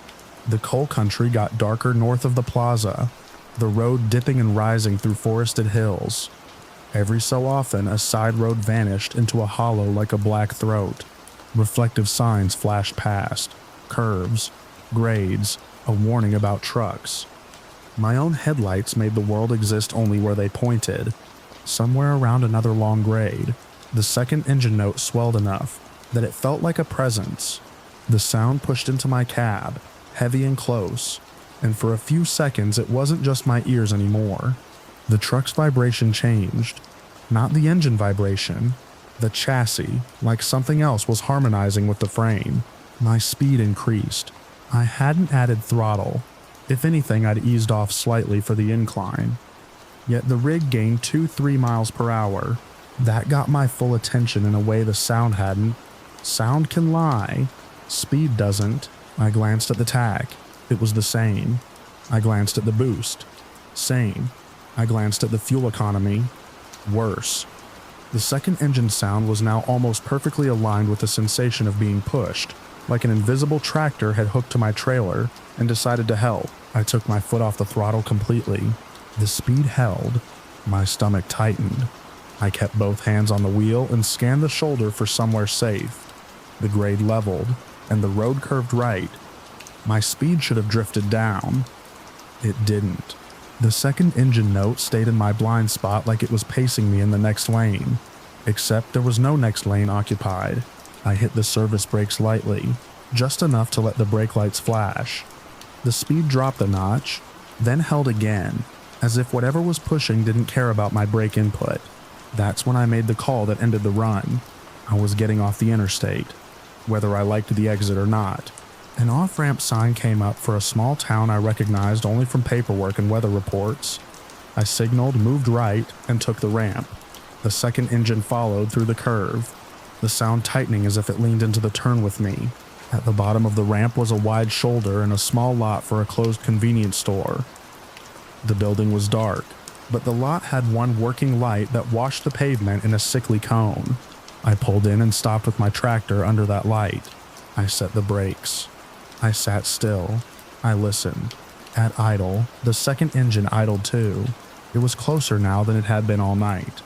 As if it had moved under my passenger door. I could hear it through the glass like a second truck was parked inches away. I picked up my phone and called state police. I kept my voice even, gave them my location, told them I wasn't injured and there wasn't an accident, but I needed a trooper to check something mechanical. I didn't say phantom engine. I said possible fuel system issue and unidentified vehicle noise, because those are words that keep you from sounding like you've lost your mind. While I waited, I kept the engine running. Killing it felt like turning the lights off in a room where you're not alone. I kept watching my gauges like they could anchor reality. The trooper arrived in under 10 minutes, blue lights washing the trees in the closed storefront. He pulled in behind my trailer, got out, and walked up cautious but not alarmed. I climbed down to meet him, flashlight in hand, my breath white in the cold. He asked the usual questions. I answered with the simplest version. Strange engine noise, strange fuel consumption, no visible leak. He took it seriously in the way a man does when he's seen enough roadside situations to know strange can turn into danger fast. We walked around the truck together. He shined his light under the tanks. He checked my fuel caps, my lines, the pavement. He looked for footprints, for siphon marks, for anything that would explain the missing diesel. There was nothing. Back in the cab, with him standing on the passenger step, I started the engine again after a brief shutdown to see if the sound changed. My engine caught and settled. The second engine note slid in a moment later, soft but unmistakable. I watched the trooper's face in the dash glow. He didn't jump. He didn't laugh. He just tilted his head slightly, listening the way you listen when you're trying to be sure you're hearing what you think you're hearing. He asked where the other truck was. I pointed out into the lot, into the empty road, into the cold dark. There was nothing. He stood there another second, eyes scanning. Then he stepped down and walked a slow circle around my tractor, as if the sound might be hiding behind it like a person. His light swept the pavement, the bumper, the side panels. No other vehicle, no source. When he climbed back up, his expression had changed from skeptical to careful. He didn't tell me what he thought. He didn't need to. He told me to shut it down and follow him to a larger, well-lit truck stop a few miles away off the next exit, somewhere with cameras and people. He said he'd escort me. He didn't make it dramatic. He made it procedure. I did what he said. We rolled back onto the interstate with his cruiser ahead of me. The blue lights painted the road. The second engine sound stayed with me, but it felt less bold with another set of headlights in front, like it preferred the private dark. At the truck stop, under floodlights and surveillance domes, the world looked normal again. I parked near the building and shut down. The second engine faded the moment my key turned, like a radio station losing signal. I sat there for a long minute in the sudden quiet, listening for it to come back. It didn't. The trooper waited until I was safely parked, then did one more walk around with me and told me to get some rest. He said if I wanted, I could have a mechanic look at it in the morning. He said if anything changed, call again. His tone never admitted anything impossible, but he also didn't dismiss what he'd heard. He left me with the kind of caution you give someone when you can't name the risk but you know it's real. I went inside, bought a bottle of water and sat at a table by the window where I could see my truck. I pulled out the fuel receipt again, unfolded it flat. The numbers still showed that double burn. The garbled line still sat under the total like a scar. When I finally crawled back into my bunk, I didn't sleep right away. I lay there listening to other trucks come and go, their engines starting and stopping in the lot like distant animals. Each time a diesel note rose, my body tensed, waiting to hear two instead of one. Near dawn, I did sleep. The kind of shallow sleep where you're still half in the cab even when your eyes are closed. In the morning, I called my company and told them I'd had a mechanical anomaly and needed a check. They sent me to a shop. The mechanic plugged in, ran his own diagnostics, checked for leaks, checked the injectors, checked the fuel system pressure, checked everything he could check without tearing the truck apart. He found nothing wrong enough to explain anything. No codes, no faults, no smoking gun. He suggested a bad sensor and shrugged the way people shrug when they're done being curious. I didn't argue. I didn't try to convince him of what I'd heard. I'd spent the night with my own senses. I didn't need anyone else to validate them. I just needed my truck to be safe. The next week I drove the same corridor again, but I timed it to hit that West Virginia stretch in daylight. I kept my fuel topped off. I kept my CB quiet. I watched my gauges like I was new to the job. When the sun went down, I found a place to park instead of pushing into the dead hour. I still run I-79. You can't avoid a major route forever in this line of work. But when my clock creeps toward 0247 and the hills start to close in around the road, I get a certain tightness in my chest that has nothing to do with coffee or fatigue. I listen harder than I used to. I watch the fuel numbers like they're a lie waiting to be told. And every so often, in a quiet cab with the radio off and the night clean and cold, I catch the faint suggestion of a second diesel note in the dark beside me, close enough that I can almost feel it in the seat springs, and I keep my hand steady on the wheel until the next exit comes, and the world turns back into one engine again.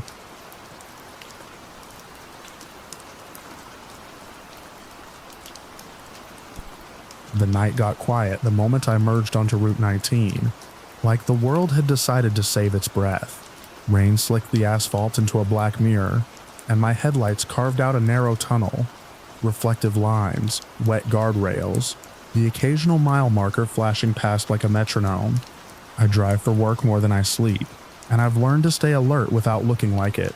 Mirrors every few seconds, hands at the right place on the wheel, eyes on the shoulders for deer, stranded cars, anyone standing where they shouldn't be.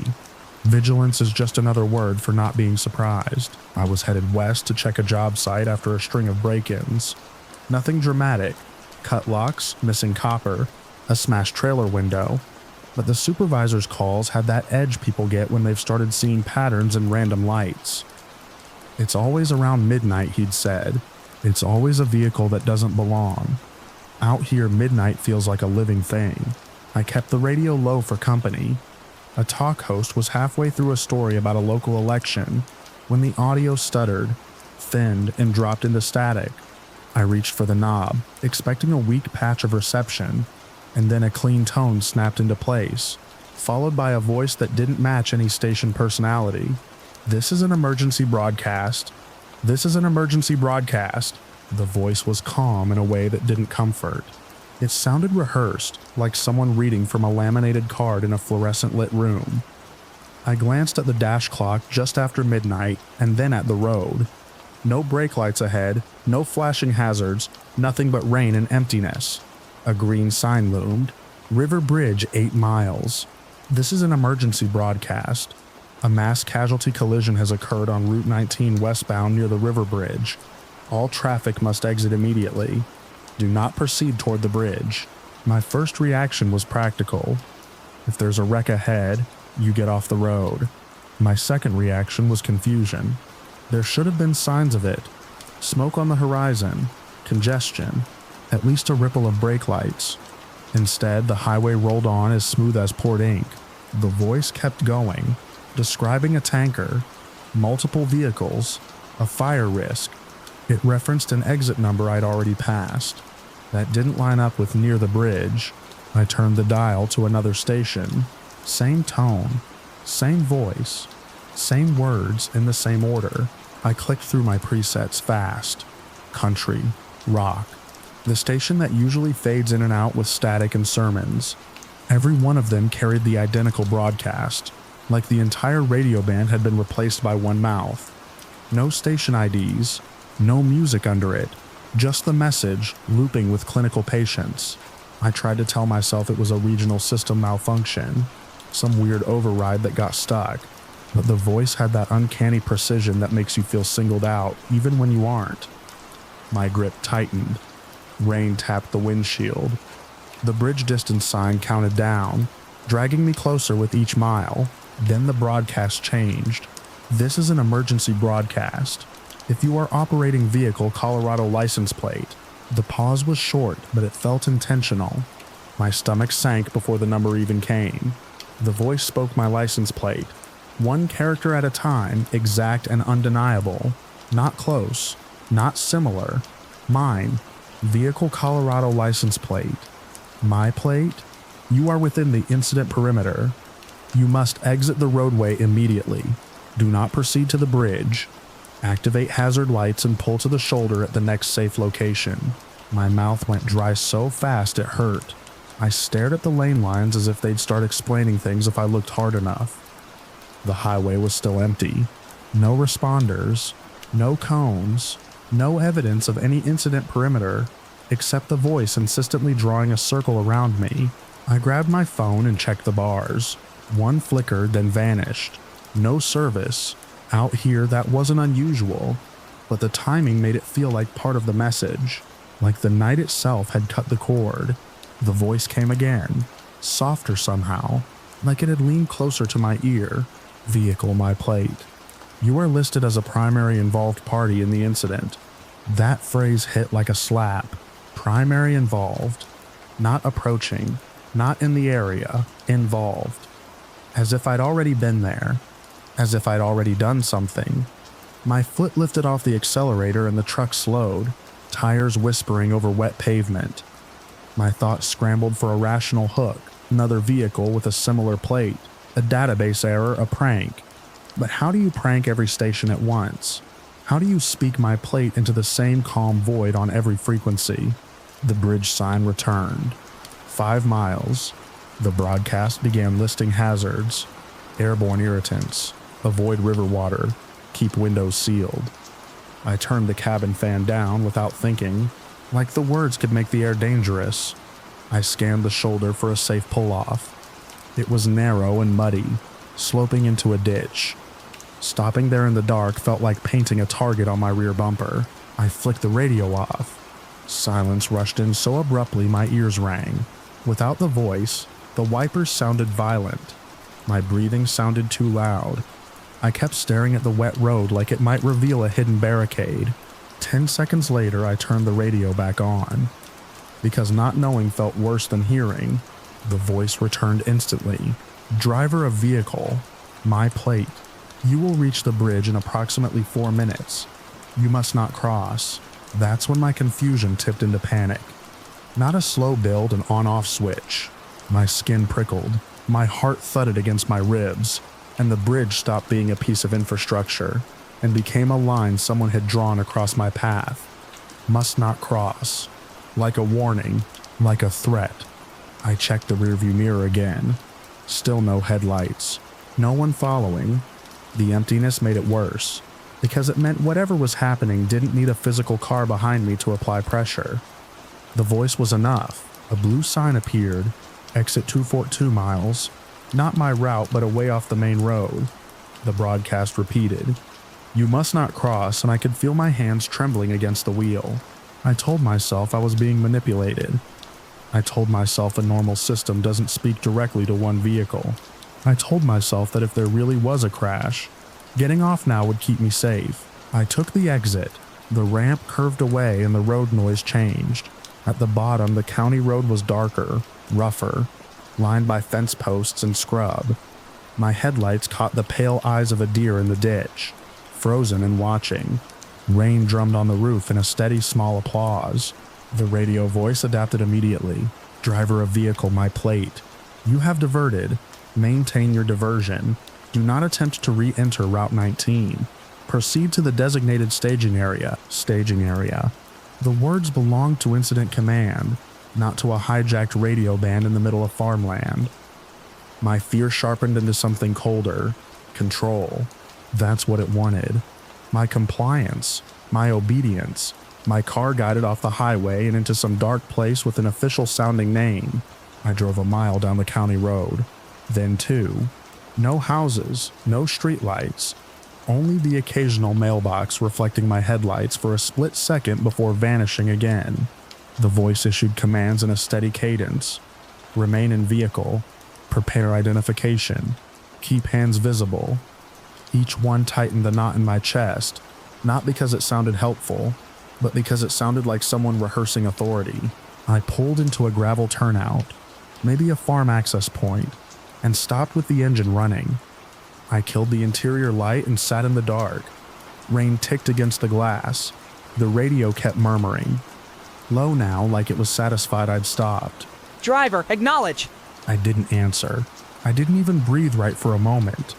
I stared through the windshield at the empty county road and waited for the shape of headlights, for the crunch of tires, for a knock on my window.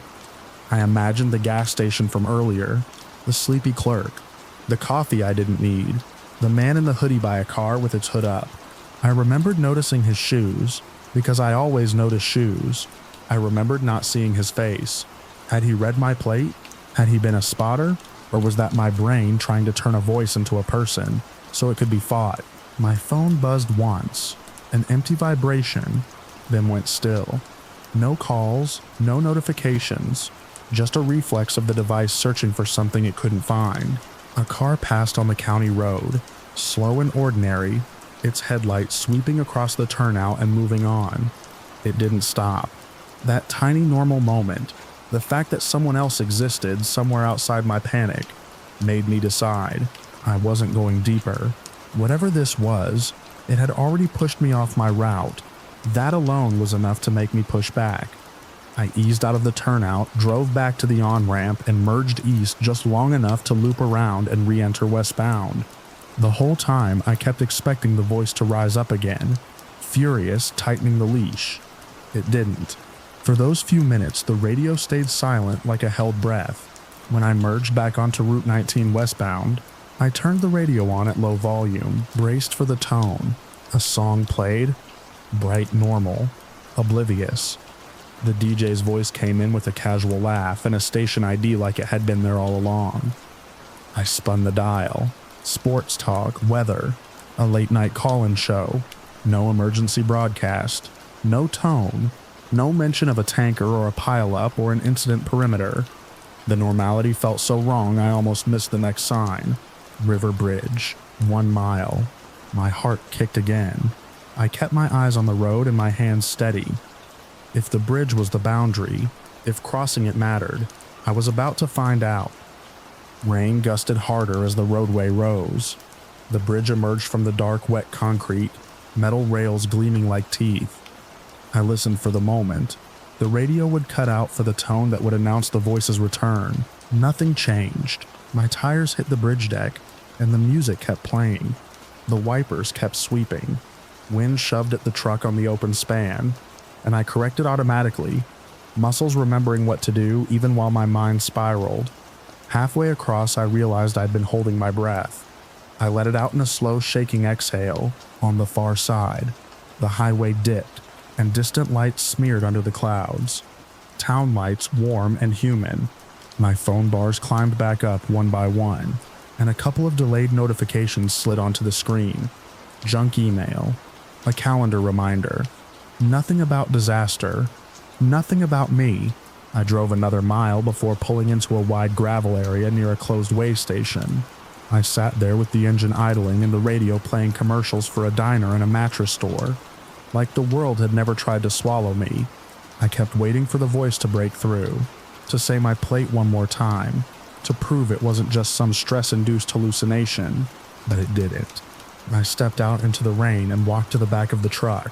The license plate shone under the small white plate light, ordinary metal with ordinary bolts. I ran my fingers along the edges, half expecting tape, a tracker, anything. There was nothing but water and cold. Back in the driver's seat, I stared east toward where the bridge disappeared into darkness. The idea that a simple span of concrete and steel could separate one set of rules from another made my skin crawl. Maybe it had been a glitch. Maybe it had been targeted harassment. Maybe it had been something that only lived in that dead stretch of road where the towers drop out and the sky presses down low enough to touch. All I knew was this: every station had spoken with one voice, and that voice had known my plate. And the moment I crossed the bridge, the world snapped back into place like a switch had flipped. I turned the radio down to a whisper, kept my hand steady on the wheel, and drove on, trying not to imagine what would have happened if I'd stopped where it told me to. Right in the middle of that span, right on the line it didn't want me to cross.